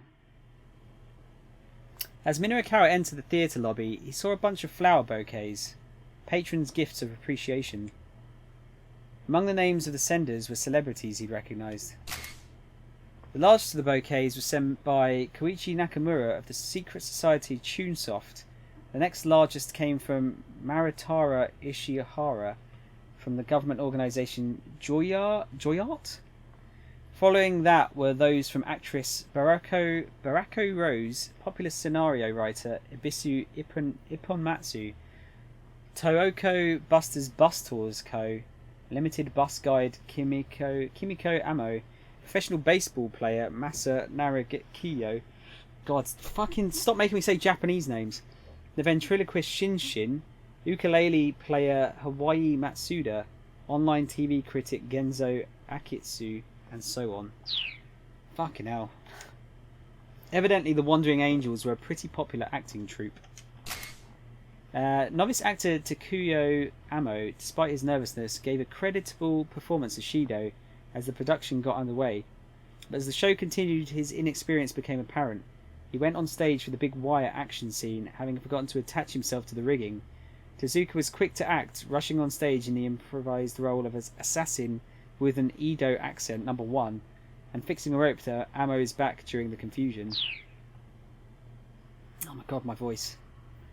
I don't know how all these people are, or who all these people are. I don't think we're meant to, Solid. I think it's literally just flavour text. I'm going to have another biscuit.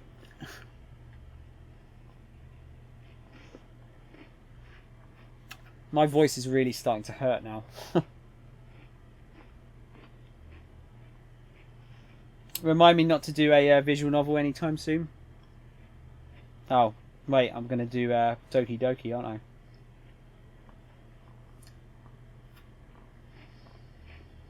I'm not sure that helped, but that helped the hole in my stomach.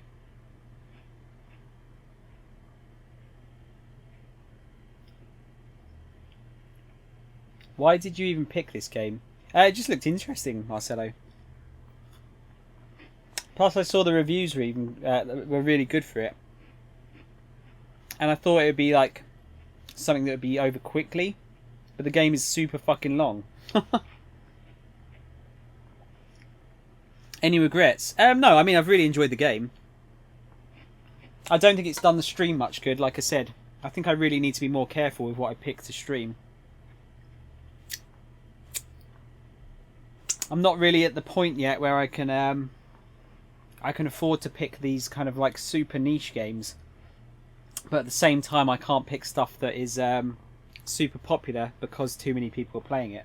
So I need to find the stuff that's kind of in the middle somewhere.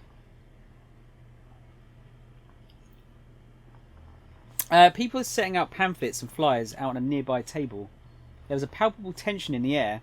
The crew seemed skittish as they went about their work.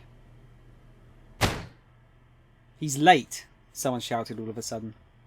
There was a man over in one corner of the lobby, railing angrily to nobody in particular. Why the hell hasn't that journalist shown up yet for the interview? Looked like he'd been waiting on Minokawa then. What's his deal, putting this while we're this busy? Guess that's Shinosuke Orai. I've been busy myself, Minokawa said, keeping his composure. Trust me, I know how it goes. Huh? Who the hell are you? I'm the guy you've been waiting for. Mr. Orai? Oh, is that how you say it? Orai? The man glared at him. It's Orai, he said. Oh, that's how I was saying it. Anyway, I'm Minarikawa. Sorry to keep you waiting. Though really, a short wait is a small price to pay for the chance to be interviewed by me. Well, I hope you appreciate how valuable my time is, now that you're taking it, snapped Orai. Wow, someone sure has a high opinion of himself, Minarikawa replied. I think the irony is lost on him. Don't you think variety for small streamers is kind of bad for their growth? I always thought it would be better to build a viewer base first. It is Marcelo, but then what do you pick? That's the question. Plus, I can't just play the same game over and over. Like, if I was doing 6 months of playing the same game over and over again, I'd go mental.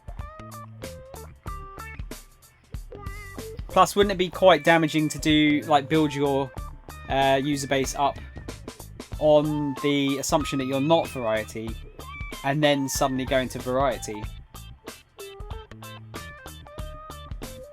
It's difficult, isn't it? He marched up to Orai. Damn right I do. I'm Shinosuke Orai. The theatre man got right up in Minarikawa's face. Like anyone even cares. A jolt of tension sparked between the two men. Around this time, there's a similar jolt of tension between two other people, Kenji Osawa and Mamoru Tanaka. Monster Hunter World, yeah, I will play Monster Hunter World at some point. I'm going to be going in completely blind with that one. I'm kind of worried at the move lists in that game because it looks like it's quite complicated. Osawa picked up his cell phone and dialed Tanaka's number. The phone rang several times. He listened grimly to the empty mechanical sound, preparing himself for disappointment. What is it? Tanaka's voice sounded coldly in Osawa's ear. The tension was electric. Osawa felt a surge of outrage. He wanted to scream. But he took a deep breath and managed to maintain control. Tanaka? Where are you? Is Maria alright? Tanaka did not reply. The police told me. They said you were connected to the kidnapping. A soft chuckle came from the other end of the line. Ah, well. The police sure do know how to do their jobs. Tanaka's tone was unapologetic. He sounded nothing like the man Osawa thought he knew so well. Why would you do this? Money? You're having money troubles. Money? Tanaka replied. I suppose that's part of it. Honestly, I doubt you'd understand. Do you have any idea what it's been like for me doing our research together? You're always the one who takes centre stage. The fruits of our success are all yours. Even though you couldn't have done any of it without me. The more he said, the more vitriol seethed into his words. Osawa's hand trembled as he clutched the phone. The taker can never understand how it feels to be taken from. You've hoarded so many things to yourself, so I'm taking some of them back. And with that, he hung up. Hey, Tanaka!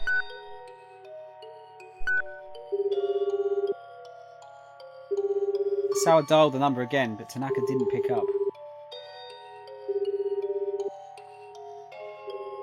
Osawa racked his brain, thinking back on how Tanaka had been acting earlier to that day. Rhythm and observation. It's not so much that solid, it's more the learning the button combinations, like the different moves that I'm a little bit worried about. Had there been anything unusual? Any clue at all, no matter how small? If he could find some hint, maybe he'd be able to find Maria and Hitomi. That was it. I had been suspicious of Tanaka all along, so much so that she'd planted a bug on him hidden in a tie clip. Her suspicions must have been pretty strong. Wait, Osawa recalled what Kajiwara had said. But still, if she is that worried, giving a tie clip as a gift is a bit... The words had struck Osawa as odd when he first heard them. I had never given him a tie clip.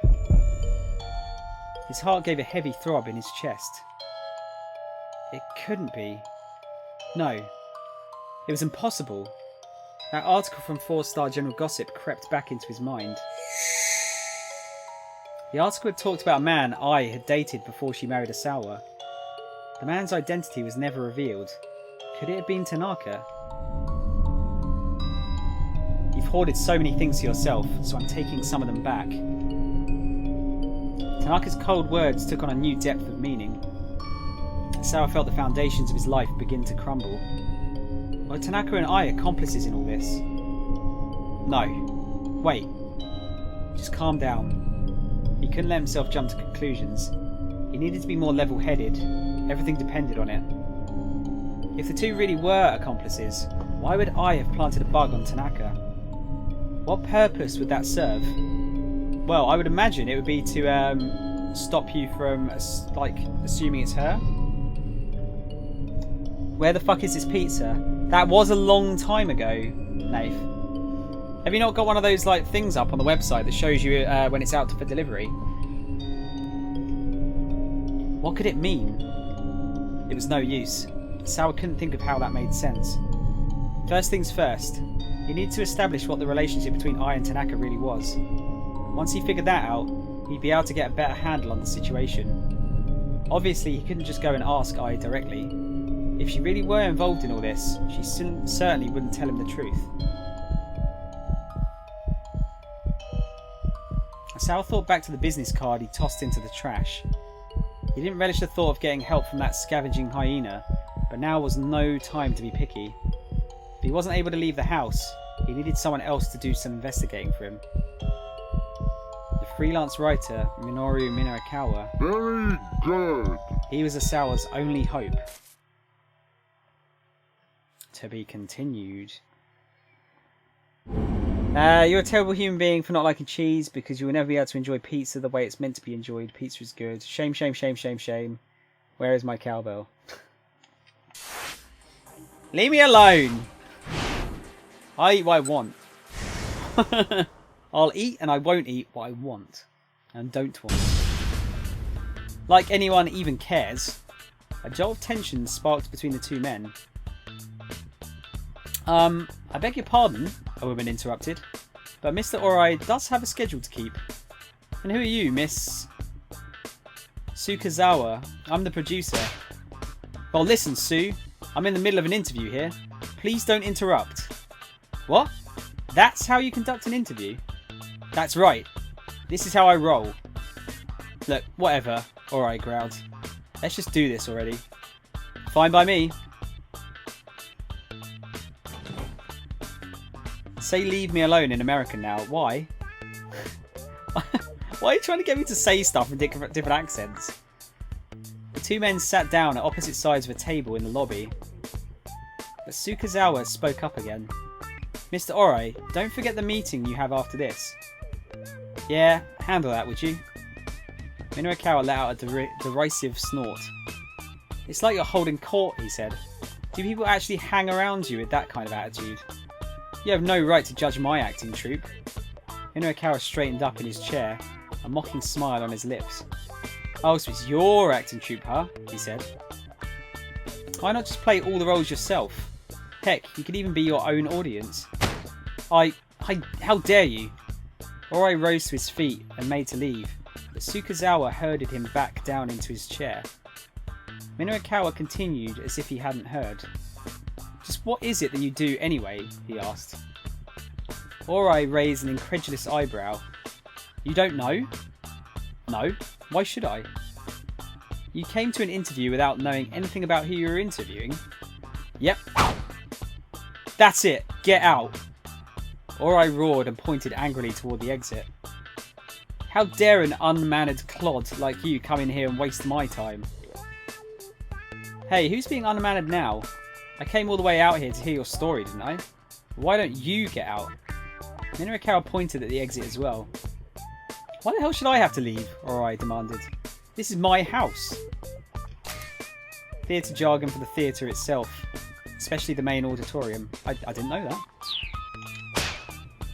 Look, just get out. This time both the elder pointed toward the exit in unison. Sukazawa quickly interposed herself between them, forcing a smile. Gentlemen, please, calm down, she said. Then she turned to Minarikawa. You should be aware that Mr. Orai used to be a broadcast writer. Someone who writes for television or radio programs. A great show depends not only on the actors' performances, but on the skills of the broadcast writer. He's responsible for a lot of big hits. You don't need to mention that, Orai grumbled. Nonetheless, Sukazawa rattled off the names of several shows. Minoakawa did indeed recognise many of them. He murmured. So how come you're running a failing theatre now? Failing? Or I went red in the face. I'm not wrong, am I? You are absolutely the rudest person I've ever met. What would a rank amateur like yourself know about theatre? Orai's face was dark with rage. But Minoakawa didn't back down now. Didn't back down. I caved in and ordered Pizza Hut. Nath, you're a bad influence on the rest of the chat. Listen, this has nothing to do with how well your theatre is or isn't doing, he snapped. The television world wouldn't accept you, so in order to retain your pride as an entertainer, you started doing theatre. Isn't that so? Don't act like you know anything. I've staked my entire life on the theatre. It seems as if Orai might throw a punch at any moment. Sure, a city theatre might seem small time compared to TV, but you get a lot more of a response from it. Response? Oh, now that sounds interesting. Darn right, Orai exclaimed. You can see it from up on stage. The audience, you can see their faces. There was a passion in Orai's voice now. You can really feel it. When the audience is enjoying themselves, you can feel that energy. You can't get that from doing television. Thinking back on it now, my time spent working on TV. Let's see, what's a good analogy? It's like being handed a towel that's already damp. No, that's not right. Okay, so a better analogy would be... Without further preamble, Orai began talking about his tribulations back in his broadcast writer days. Minoakawa smiled inwardly. He's actually pretty good at his job, isn't he?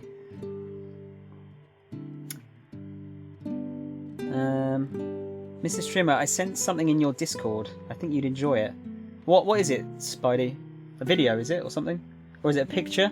I like your art. I do like your art.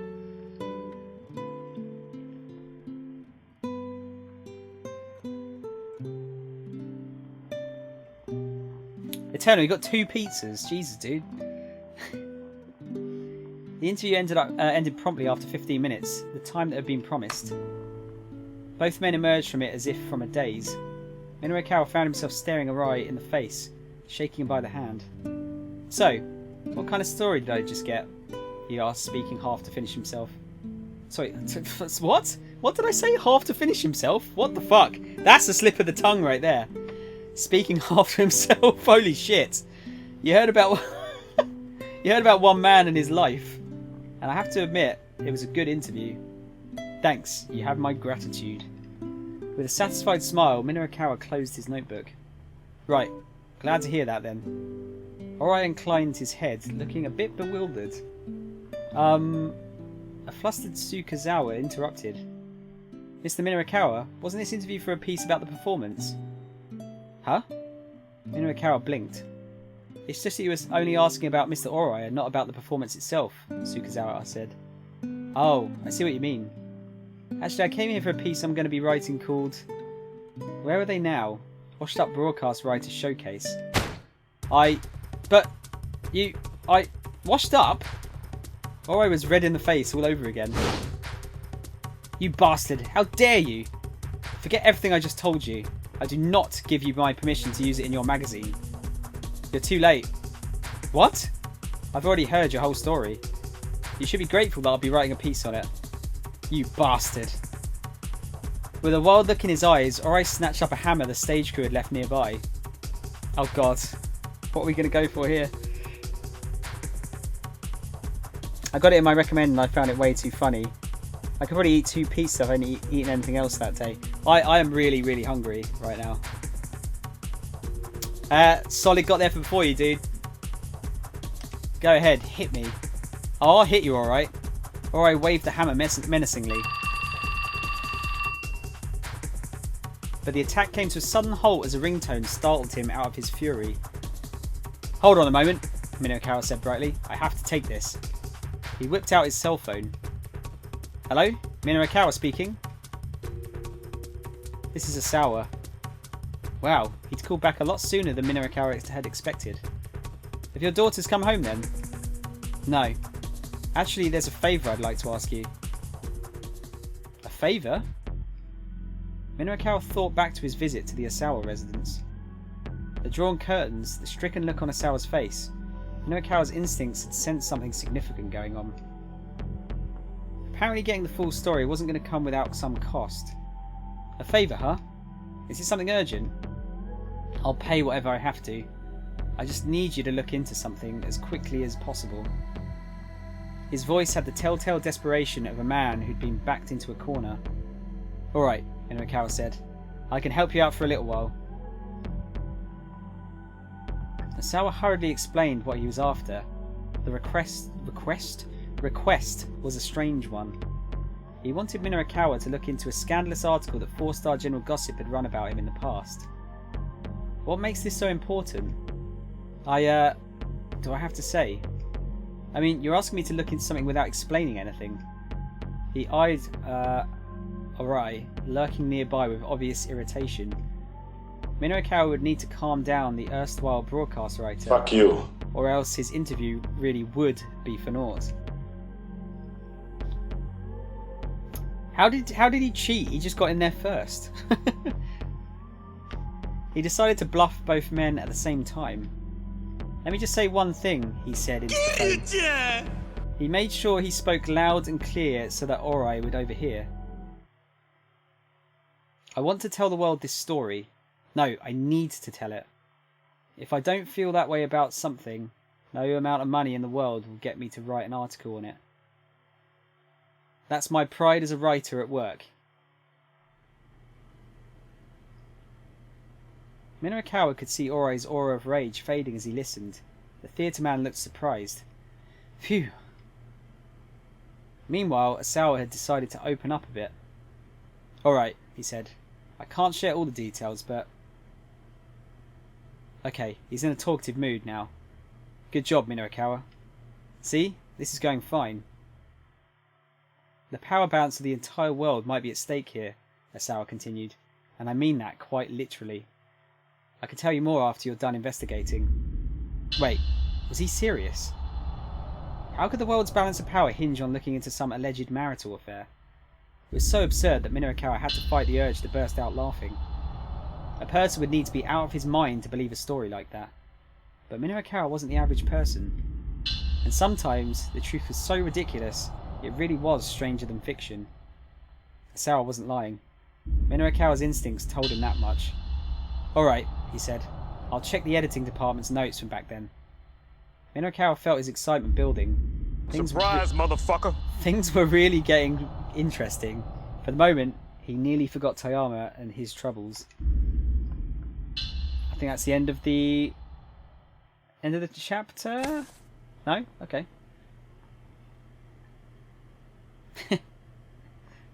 When he ended the call, Orai approached him and extended his hand. Listen, your methods might be a little extreme, but I can tell you take pride in your work.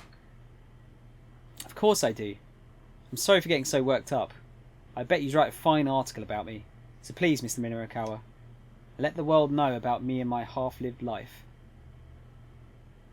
Minoakawa took the offered hand and shook it. Leave it to me. Once I'm done with it, you won't just be some washed-up nobody anymore, Mr. Orai.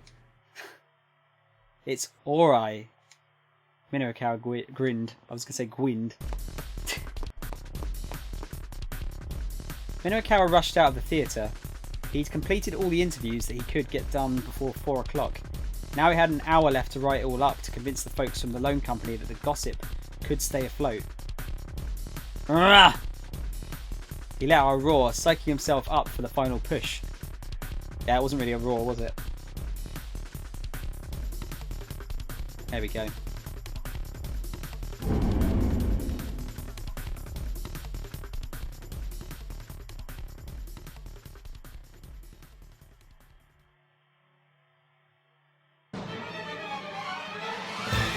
Oh, I think we've still got 3 more of these to do.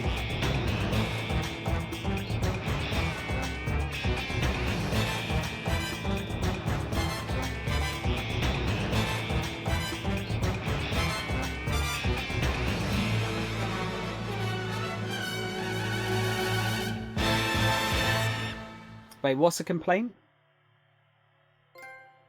Infection. I think I might have infected my vocal cords.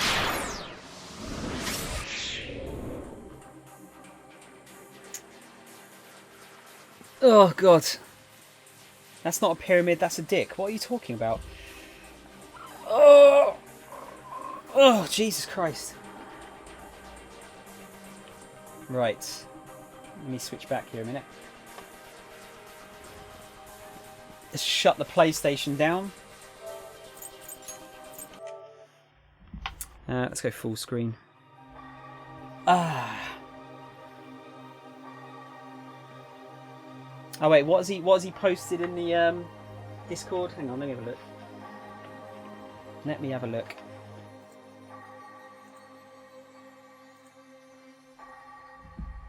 Wait, you posted a dick in the Discord. Are you serious?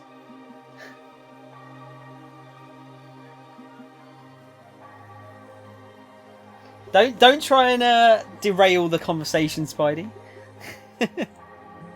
Don't try and butter me up.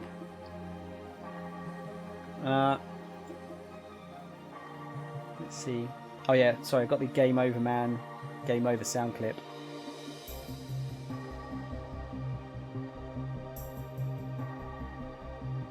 Are you saying something like horrible about my streaming?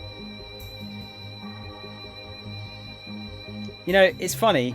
The you go on and on about how shit my stream is, but you still stay here.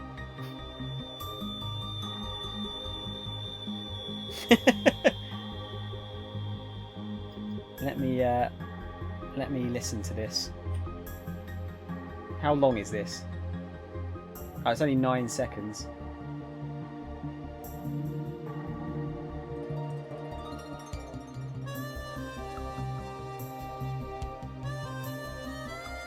Apparently the oh, there you go. Okay. Thanks, Spidey. Because you're my shitty streamer. Talk about backhanded compliments, seriously.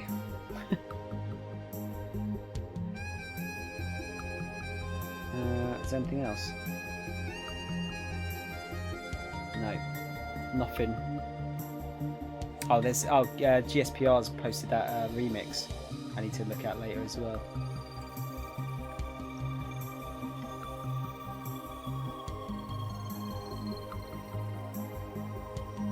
It was Mystified Fluked Eternal is the one that ordered the pizza.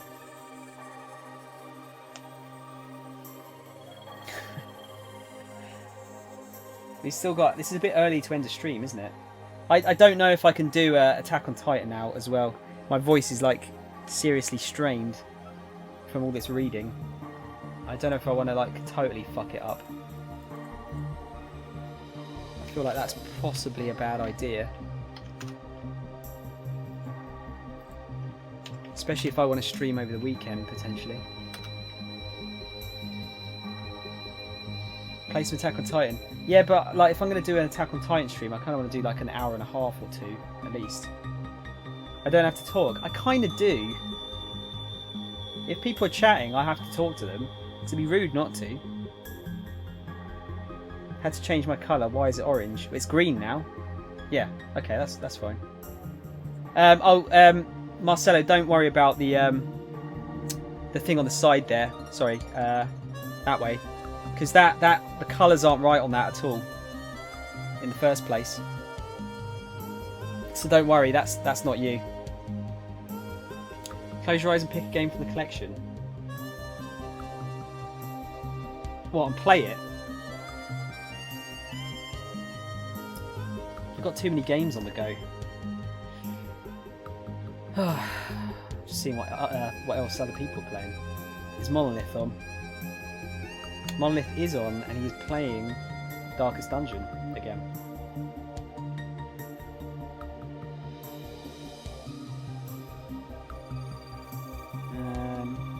Someone, one of the guys on my list is playing Soul Calibur. I think Max is playing Soul Calibur actually. Yeah, Maximilian dude's playing Soul Calibur.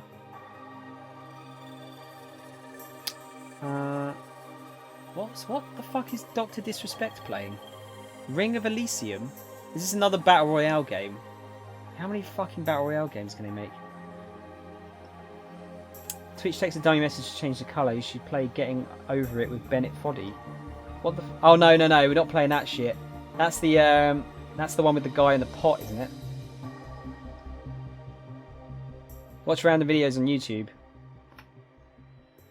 Well, we'll keep going until 9 at least. Well, 5 past 9 because I need to do a 6-hour stream.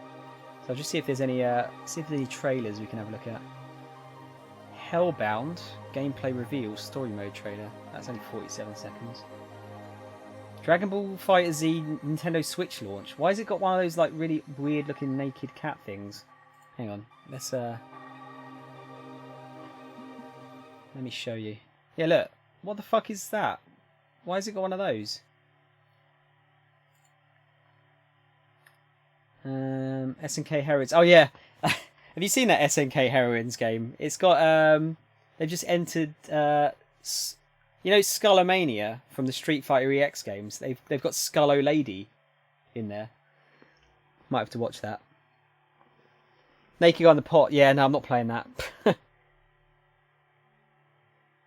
Let's watch porn together like Solid suggested earlier. Why would we do that?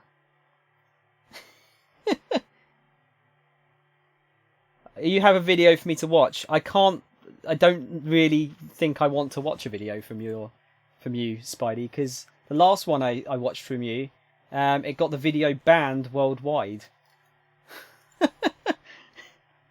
What is it? Tell me what it is before I click on it. It's a new Smash trailer. Is it though?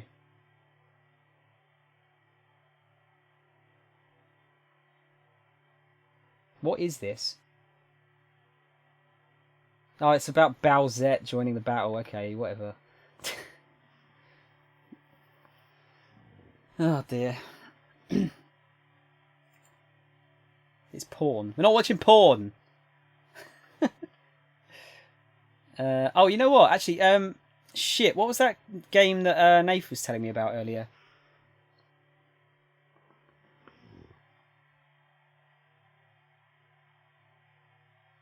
What was that Metroidvania game he was talking about? Like a time spinner or something? Time slicers, was that it? Time slicers. Why can't I type properly? No, not time slicers, was it? I keep wanting to think like time splitters, but please watch. I think you'd really enjoy it. Every time you said that, I've not enjoyed it. It's about two guys talking about Bowsette or something, and it's gonna be like some massive tits come up on the screen or something. You can always watch one of my streams. What? So have Streamception. Ah, shit. What is this called? Hang on. Let me look on the Polygon. What was it? Destructoid, wasn't it? Destructoid. See if we can find it. Reviews. Oh, fuck off. Yeah, accept. Whatever. Gambit movie will have a romantic sex comedy vibe. What the fuck? Ruined. Time Spinner. That's it. For fuck's sake. Time Spinner. You were close, Marcelo. There aren't going to be tits. It's got Bowsette in it. Of course it's got tits in it. Gameplay trailer. Hang on, did I look at this?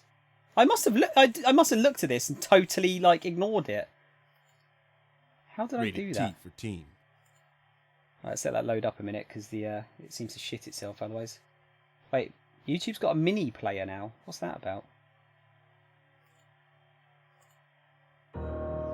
They came for my home. They came for my friends.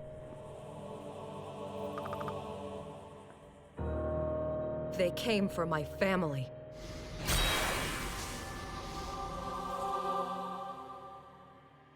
Now, I control time itself.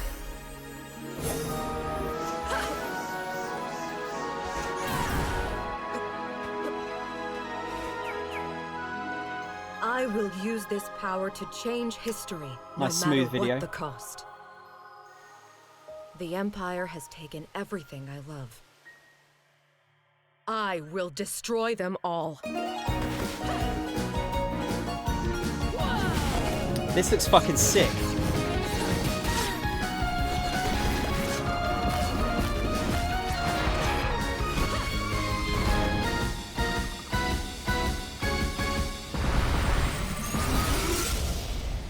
No one will stop me. Why is it so jittery? Is that just the video? That's really cool looking. I'm impressed by that.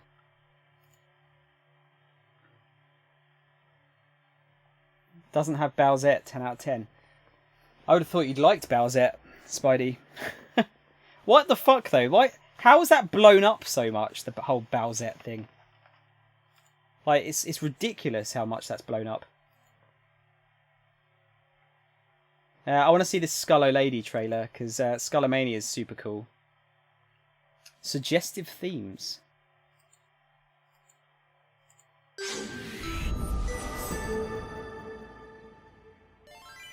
Oh, minus 10 out of 10, sorry.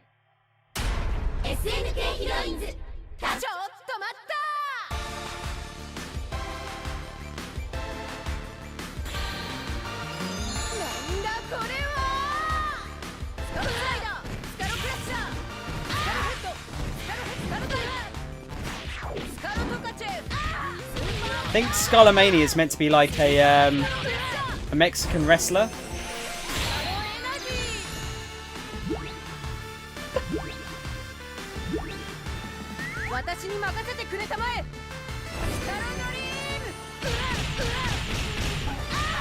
What?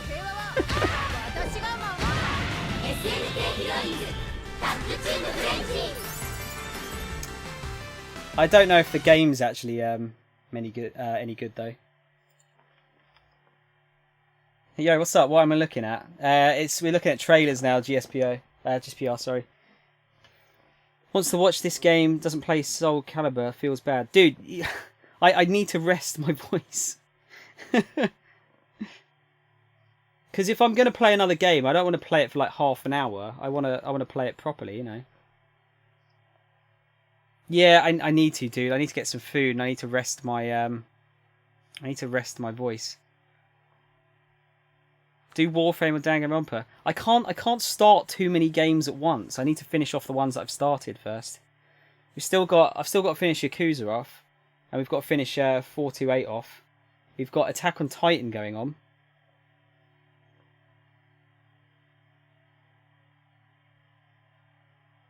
Finish them and do some small games later. You're a snacky boy. No, I need food. I need some warm food. There's this cool interactive platformer called Choice Chamber. I've heard of Choice Chamber. It's like a puzzle game. Oh, jeez, look, there's another fucking Atelier game coming out.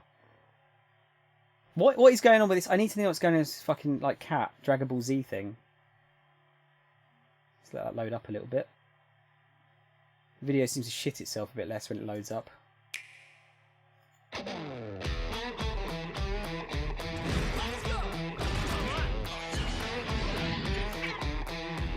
Those cats are so horrible looking. It's got Twitch integration. It's on Steam.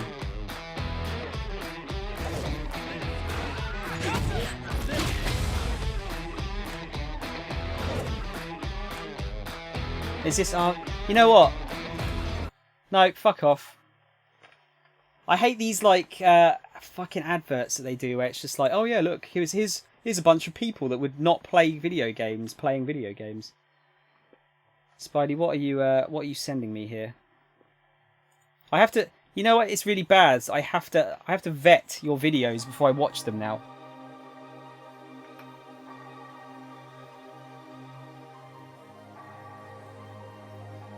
It's porn.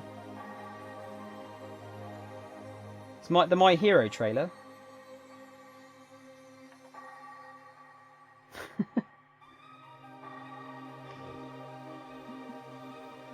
Really should try Choice Chamber. Let me have a look at it. Let's have a look at it. I can't remember what it was like. Chamber. Oh yes, I have seen this. I have seen it. Now let me let's find the trailer for it. There was a Kickstarter trailer.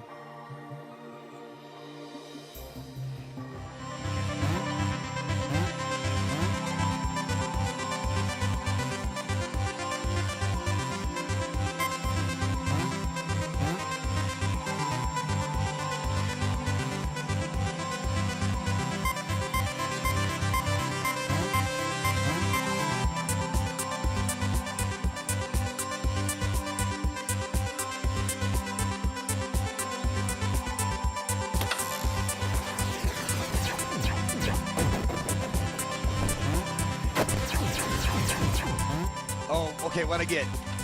I got a sword! Yes! Yes, I can use the sword! And, oh, not the pogo.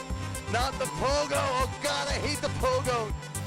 And that's the game! Ladies and gentlemen, you killed me! I like Man vs. Game. The gizmo! What is that? Everybody type gizmo now! I don't know what that is, but do it! 20, 36, 42. You don't got much time! Keep it going! Yes! Yes! Oh, I got a little bunny! I got a little bunny! What are you doing? Yeah, shoot him! Oh my God, yes! Yes, a little bunny! Oh, they killed him! There you go. Now don't do stuff. Oh, get out of it! Oh my God! Put the fist in the chat now! Fist, seek fist, do it now! Fist this guy! Here comes the fist! Fist this guy! Oh, that is so awesome! Yeah, it looks pretty cool. I remember seeing people playing that. Anything with Man vs. Game is shit. Why do you hate him? I like him. I think he's really cool.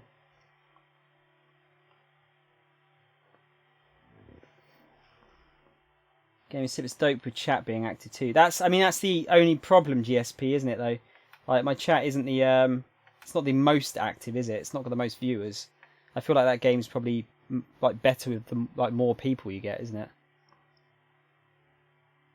Why are you trying to flag all of my YouTube videos? Why are you trying to get me banned all of a sudden?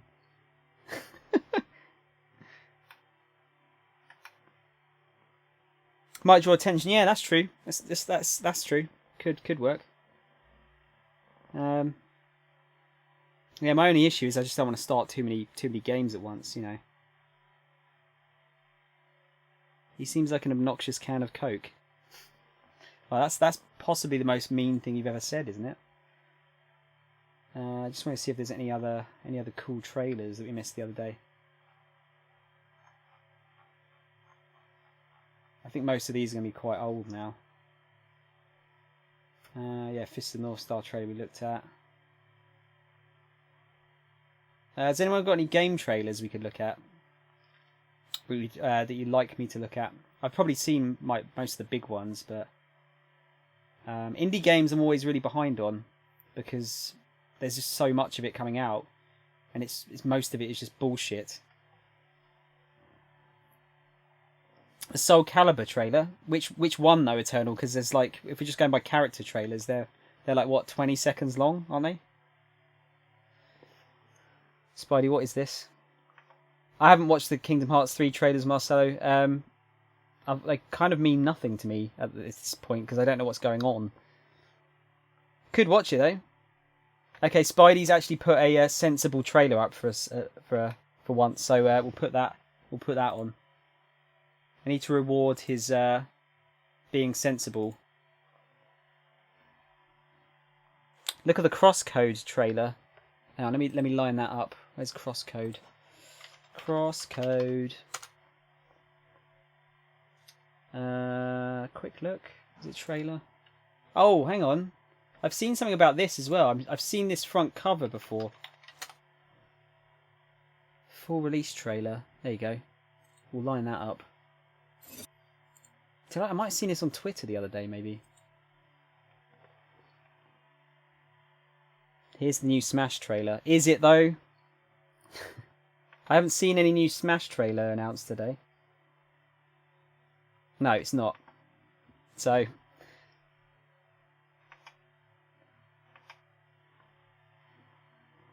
try watching the E3 trailer. No, I know. I've seen the E3 trailers. It's just that I haven't seen the ones since then. Like they did. What was it they did? They did one a couple of weeks back, didn't they? About some new Disney thing they're adding in. Peggy 12.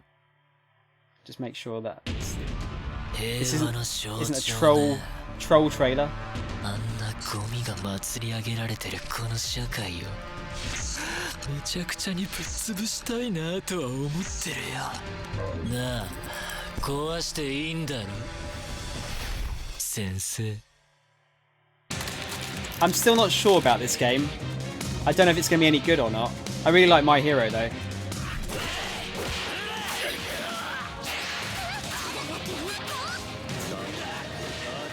全てが俺の踏み台となる。正義だな、平和だな。あやふやなもんで蓋されたこの吐きだめをぶっ壊せ。俺が気づかせてやる。ないもの弱いものが淘汰される。当然だ。だからこうなる。I'd really like it to be good. 私好みに血が少ないとダメです。うつろにまみれた英雄たちを地に落とせ。さあ始まりだ。何もかもぶっ壊すお前の全てよ。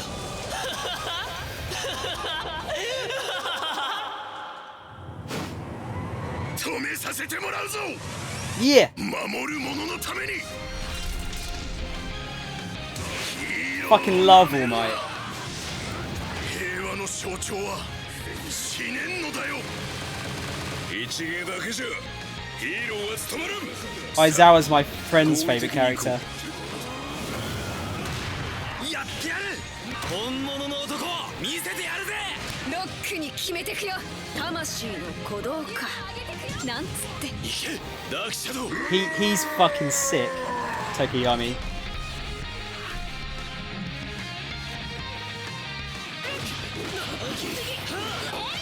行くよ。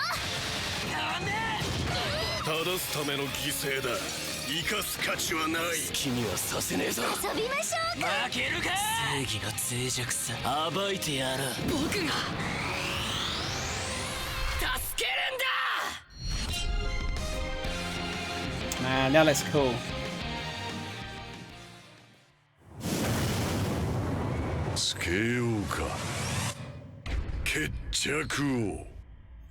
Yeah, that looks good.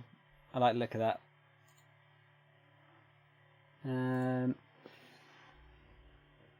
You happy Tintin finally showed up in anime? Wait, what? What you mean? What do you mean? Aizawa's probably my fave. He's relatable. What? Sleeping all the time. Being in a being in a sleeping bag all day.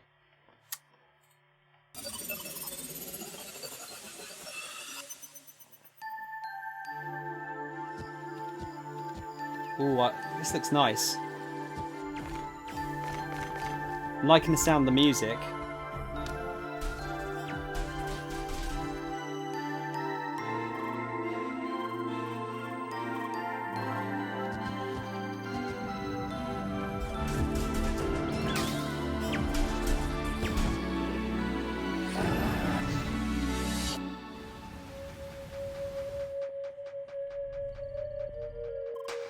Is it kind of like cyberpunk-y?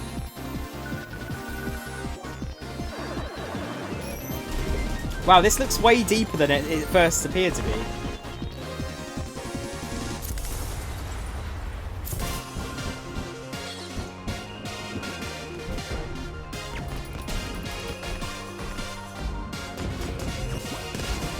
Is it like, it's kind of like, it's giving me like Gungeon vibes right now. But obviously it's like an action, it's like an RPG as well.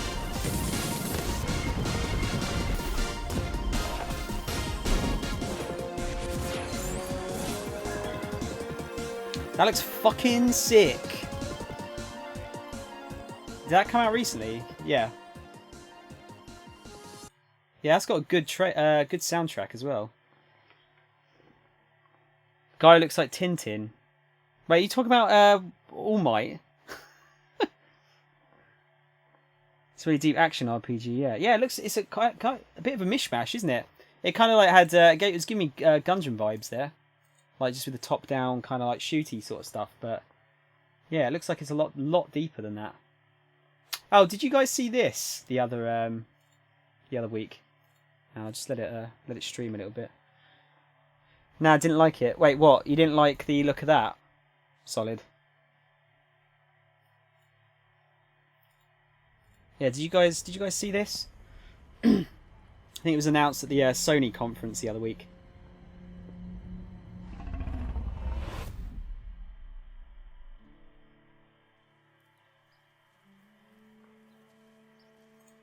Why is this so quiet? The era of unending peace is past.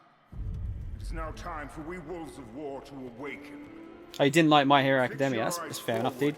What, the series, or have you played the game? Keep your ear to the ground, lest you lose the trail. We are the shield that shall not break. We are the sword that shall not bend. O God of steel and fury, give us flesh to hunt from blood and Hopefully you can customize your character. This looks like the kind of game where you can make your own character in it.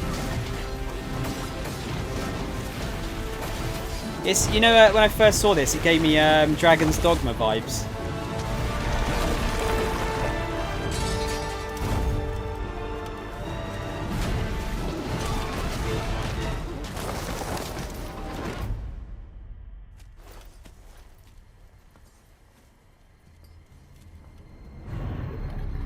You about to say the same, Solids? Yeah.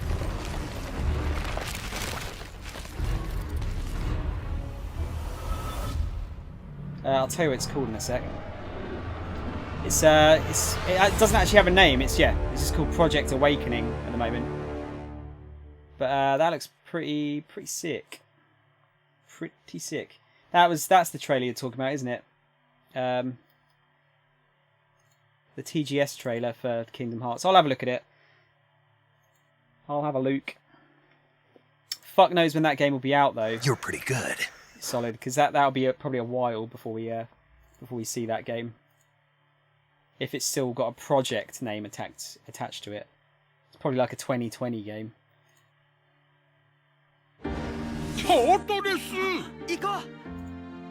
There's something about Japanese Goofy that doesn't sit right with me. こんにちは。私はベイマックス。あなたの健康を守ります。僕はヒロ。君たちも一緒に戦ってくれるの？僕たちはビッグヒーロー6だ。私たちはチームでしょ。チームにしかできないことがある。空たちはみんなの援護をお願い。任せろ。 It's weird to like hear a Japanese Donald Duck as well. Just characters that have never been Japanese really in the past, have they? まだ実験中だ。出て行かれたら困るな。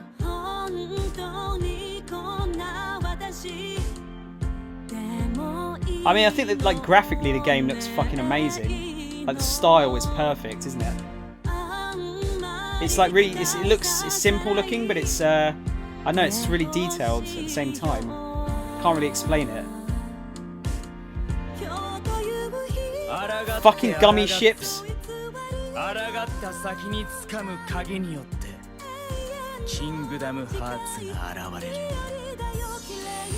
Yeah, I have no idea what is going on there at all. It looks nice. It does look nice though. Is there anything else we've got? They're doing another fucking Leisure Suit Larry game, Jesus. It's the series that will not die.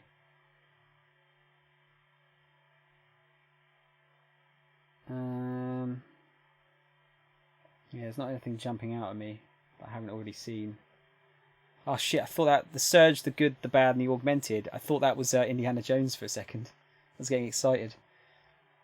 That was the short video. I'm waiting for Pirates of the Caribbean Alone. The World, I mean. Yeah, they showed a bit of it at E3, didn't they? An Xbox One grease-proof controller. They really know their their market, don't they? Let's find one more. This is, I mean, we're getting into stuff that's 3 weeks old now, so yeah, I think this is all like just super old stuff. I kind of want to find one more thing.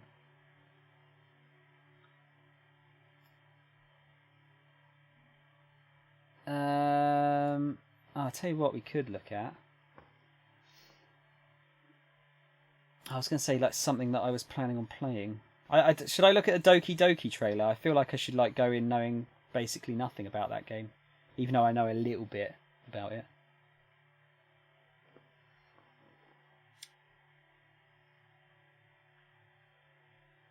Nath, right, no, don't look at Doki Doki. Okay, okay.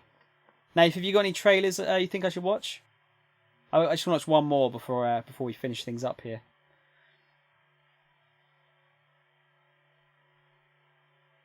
Look at that. Yeah, we've got Castlevania's being re-released again. I think it's Bloodlines. What is it? No, Rondo of Blood and Symphony of the Night are getting re-released on PS4 by the looks of it. Crip Tract? What's that? I'm taken in by anime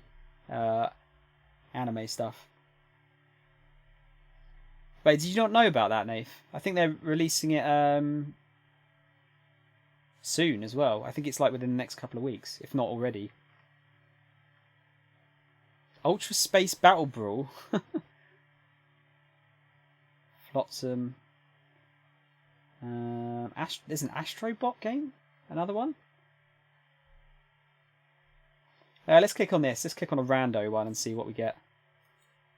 Oh, partial nudity. There you go. You get your porn after all, guys.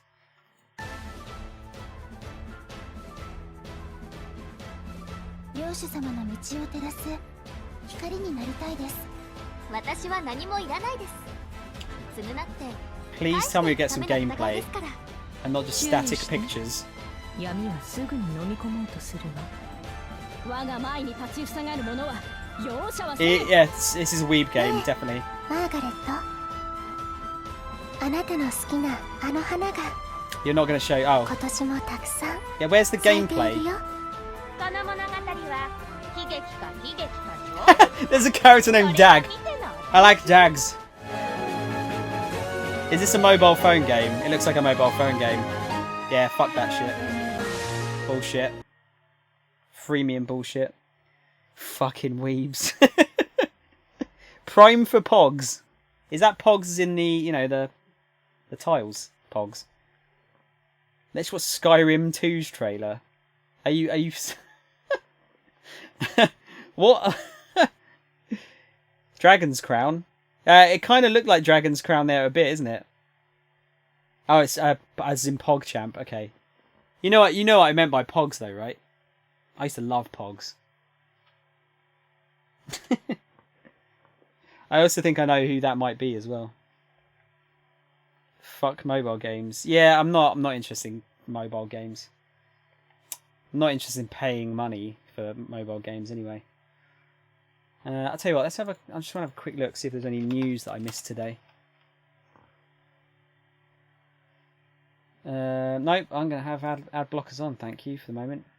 Oh, the Batman Arkham Knight PC Revisited. Can today's best hardware deliver 4K at 60 FPS? I bet you the answer's no. Prime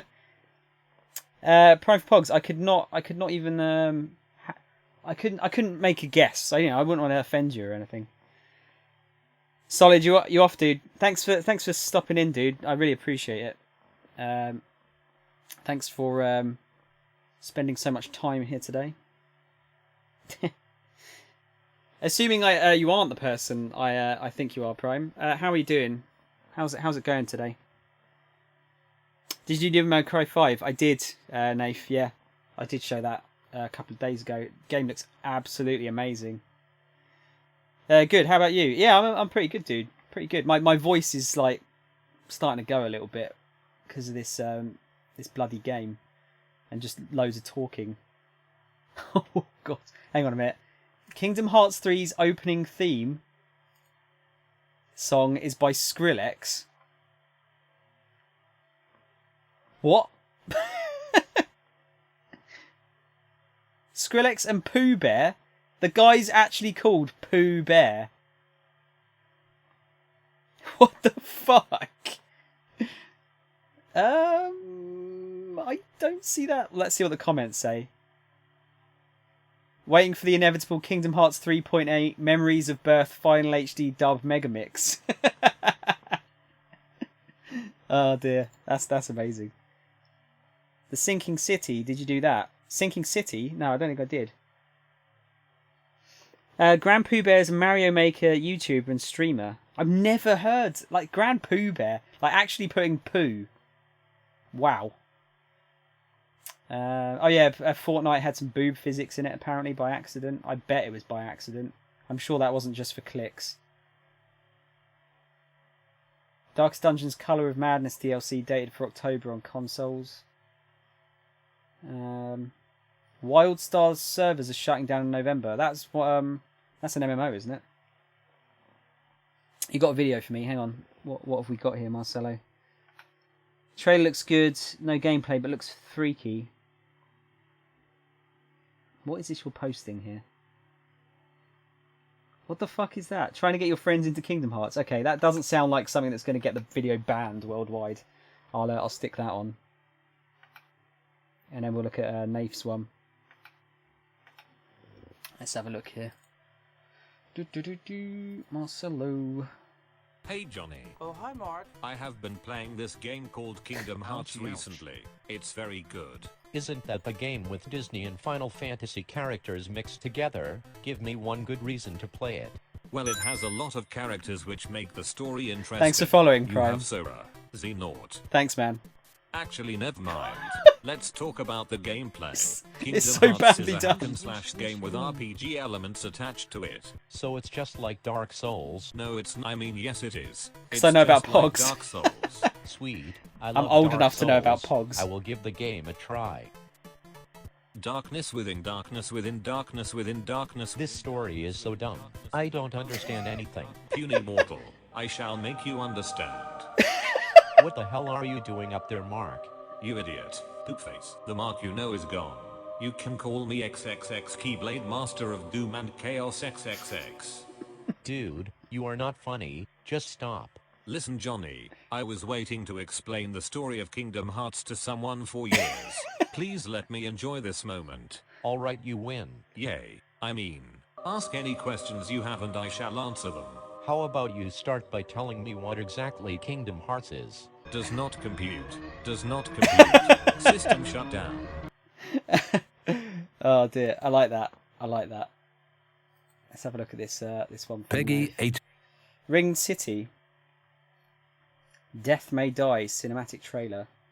Oh, it's an HP Lovecraft one. Is it weird that there's like 2 HP Lovecraft games coming out? Like Call of Cthulhu's coming out in a couple of weeks' time, isn't it?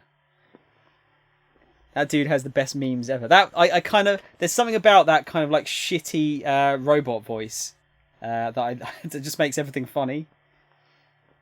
I was by the way, I was thinking of I'm not definitely going to do it yet, but I have the Call of Cthulhu game in my Boomerang Rentals list, so might do that on stream. What do you reckon? Do you reckon that's a good one to do? That's coming out at the end of October, so it could be like a horror. Well, it is a horror game, but it could be one of the horror games that I play.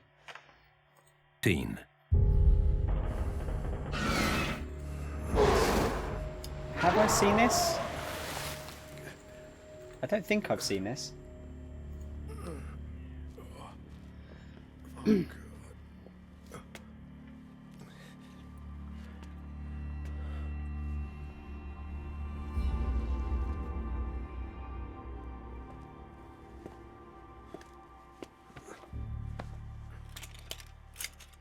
A Tommy gun.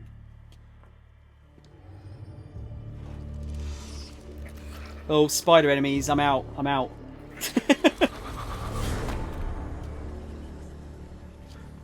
Prime. This is the Sinking City. It's called.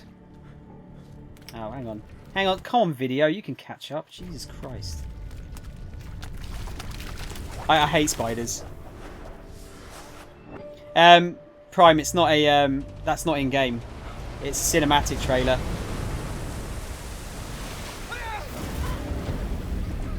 Otherwise, yeah, it would look fucking amazing, wouldn't it?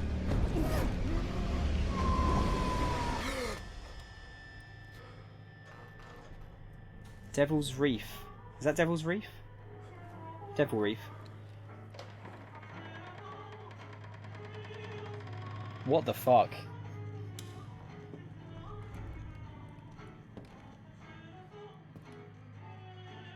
There's a spider thing there.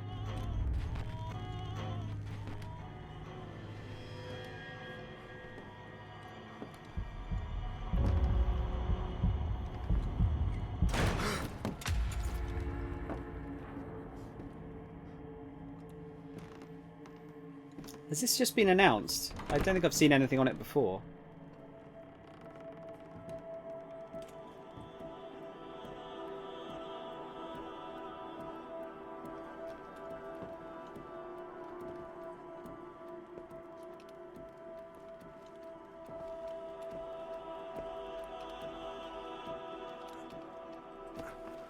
The only problem I have with these trailers is they look really nice, but it doesn't show us how it's going to play, does it?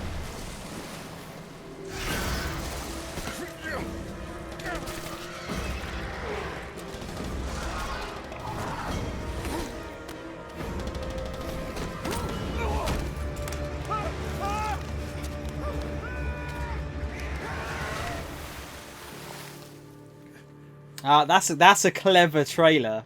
That's a really clever trailer.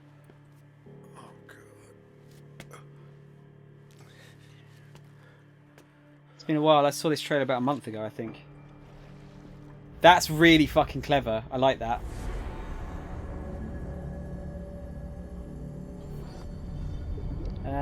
Coming out on just PS4? That can't just be on PS4, surely. That looks... Oh, it's the PlayStation trailer, that's why. that makes more sense. That makes more sense. Yeah, that looks fucking sick, doesn't it? Right, let's see. Let me go full screen a minute. I'm going to call it there because I need to get some food now. I think we've gone over the 6 hours. We're at how long are we at now? About 6 hours 15 minutes. No, 6 hours 20 minutes. Okay. No idea what it is though. No, I mean that's it. It kind of looks like it would be a I don't know, almost like a run and gun maybe. I mean it's got weapons in it, but then again that could just be for that trailer. Order a pizza. You need to understand. I need to not be poisoned and like shitting my guts out on the toilet. That's what I need to do. Let's see who's on today. Talking of Kingdom Hearts, Mr. Gold Carrot is playing Kingdom Hearts right now. We could go and raid him. It's been a little while since we've raided Carrot. Guys, if you're new, by the way, I don't know if there's anyone lurking here. There is the Discord channel.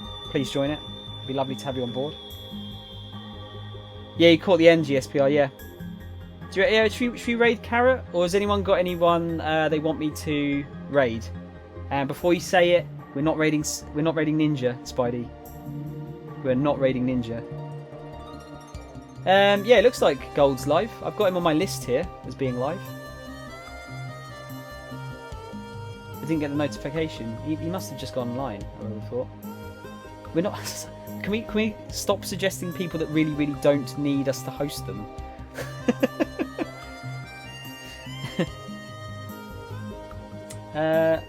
I've got him here. Hang on, let me click on his stream, make sure it's actually working.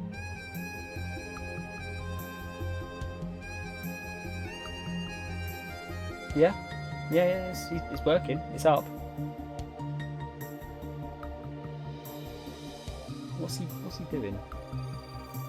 I don't know what he's doing. Oh, he's moved, hasn't he? He's got a different background. Apparently he's trying to watch Shaolin Showdown. Or he was watching Shaolin Showdown and he wasn't meant to be. Let me check his channel for a sec. Yeah, I think we'll probably we'll go for gold. Unless someone's got someone new they want me to go for. I think we're going to go for gold. Because it's been a little while. I need to have a clean up of the people I follow. Because some of the things I follow I don't ever watch anymore. Like I'm following like the World of Warcraft Twitch channel, but it's always just Arena, and I don't watch Arena. So why isn't it showing to me? What's this bullshit Twitch? I don't know. It's I'm literally got it in front of my screen right now. It looks like he's watching trailers as well. What? Is it because you're salty I abuse your shit? Face me one-on-one. Wait, what? No, Salty Bet is amazing, Eternal. I love Salty Bet. Salty Bet is fucking great. Actually, Salty Bet's always on, isn't it? I wouldn't imagine they'd show up a raid, would they? Actually, you know what? We actually try and raid Salty Bet because I want some of you to see it if you haven't already. Because Salty Bet is the shit. I've watched Salty Bet many a time. I don't know how they'd get on with this, but I've always wondered if I should do like a drunk stream and I bet on who I think's going to win, and then do like a shot of like cider or something. If I lose, but I don't know if they'd like what the legality is of me using their channel to do my own thing. You know what I mean? Drunk on cider. Eternal, you do know I mean like proper cider. Like alcoholic cider, right? That shit will wreck you. Because I'm not doing shots of anything like disgusting. Fucking hell. Wait, what do you drink? Eternal, what do you drink? You're going to sound like, oh, I drink like 17 pints of absinthe a day. Yeah, me and Mystified used to watch Salty Bet at work when it was quiet. It was super fun.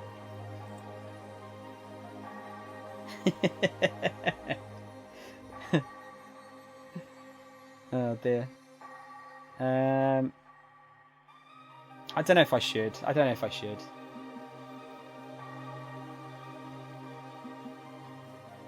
Shall we? When it's quiet, yeah, quiet. Now, yeah, we'll raid them. We'll just see. I want to see if I want to see what you guys think. Plus, you never know. We might get some people come in from their stream into ours. If it shows, it won't show up on the screen, but it might show up in the chat. Yeah, fuck it. We'll do it. Why not? Let's do it. Okay, guys. Thank you again, as usual, for stopping by. I'm not going to say anything about doing anything over the weekend yet. Because I'm not going to guarantee that I'll be free, but I really do need to get that game finished. So if I don't do at least one of the days, it's going to be really tight to get the other games. Well, to get that done before the other two come out. Be free, damn you! If no one wants to go out, I'll be free. I just have to go out. If someone wants to do something, I have to go out. Because I'm not doing any major social activities at the moment, and I need some like social interaction occasionally. Catch you tomorrow if I'm on. You're a gamer. You don't have friends, dude. It's I'm sorry that you don't have friends, but most gamers do have friends. We could pub. Look, there you go. Mystified Fluked is saying we should go to the pub. There you go. So I might not be free. At least tomorrow. Hey, it's only if you're gonna be savage to me, I'm gonna be savage back.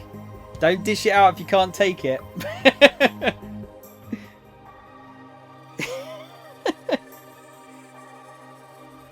Oh dear.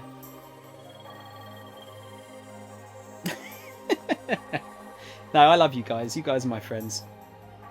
Even if you don't want to be my friend, you're my friend. I'll just be stubborn, and you'll just be my friend. That's it. Oh dear. Right, yeah, guys. Don't worry about sticking around for raiding, because they're only going to get a thing pop up in chat if we do raid them. But yeah, I suggest watching a little bit of Salty Bet, because it is really, really fun to watch. Really fun. I'm just realising I keep doing this. I feel like I'm doing like a Trump thing, because he does that, doesn't he? Whole stream should come to the pub. If I win the lottery, I'll get everyone tickets. Yeah, there you go. Nath will buy you tickets if he wins the lottery, and we can all go to a pub somewhere. Can I fart on your hand? No. What are you talking about? Oh dear. Why would you want to fart on my hand? What are you talking about? Don't do the lottery for your information. No, nor do I. I always say, like, if I win the lottery, but I don't play lottery. So they smell like roses, though. I don't believe you. Oh dear. Right, guys. Yeah, thanks very much. Like I said, I might be around over the weekend. If I am, I will communicate a time on Discord and Twitter. So just keep an eye on that. I'll do an everyone thing on Twitter, so you'll see it if I do post it on there. But it'll probably, assuming Nath doesn't go out, it might be a bit later than usual. Although I suggest, I kind of get the distinct feeling that Nath wants to go out to the pub, and I'm kind of up for going to the pub, just to see some real human beings, and not just some words coming through the computer at me. But yeah, I'll post on there if I'm going to go live and when as well, so just keep an eye out there. Thank you so much for spending some time with me, keeping me company. If I don't see you over the weekend, have a good weekend, and as usual, peace out, motherfuckers. Sorry, peace out, you beautiful motherfuckers.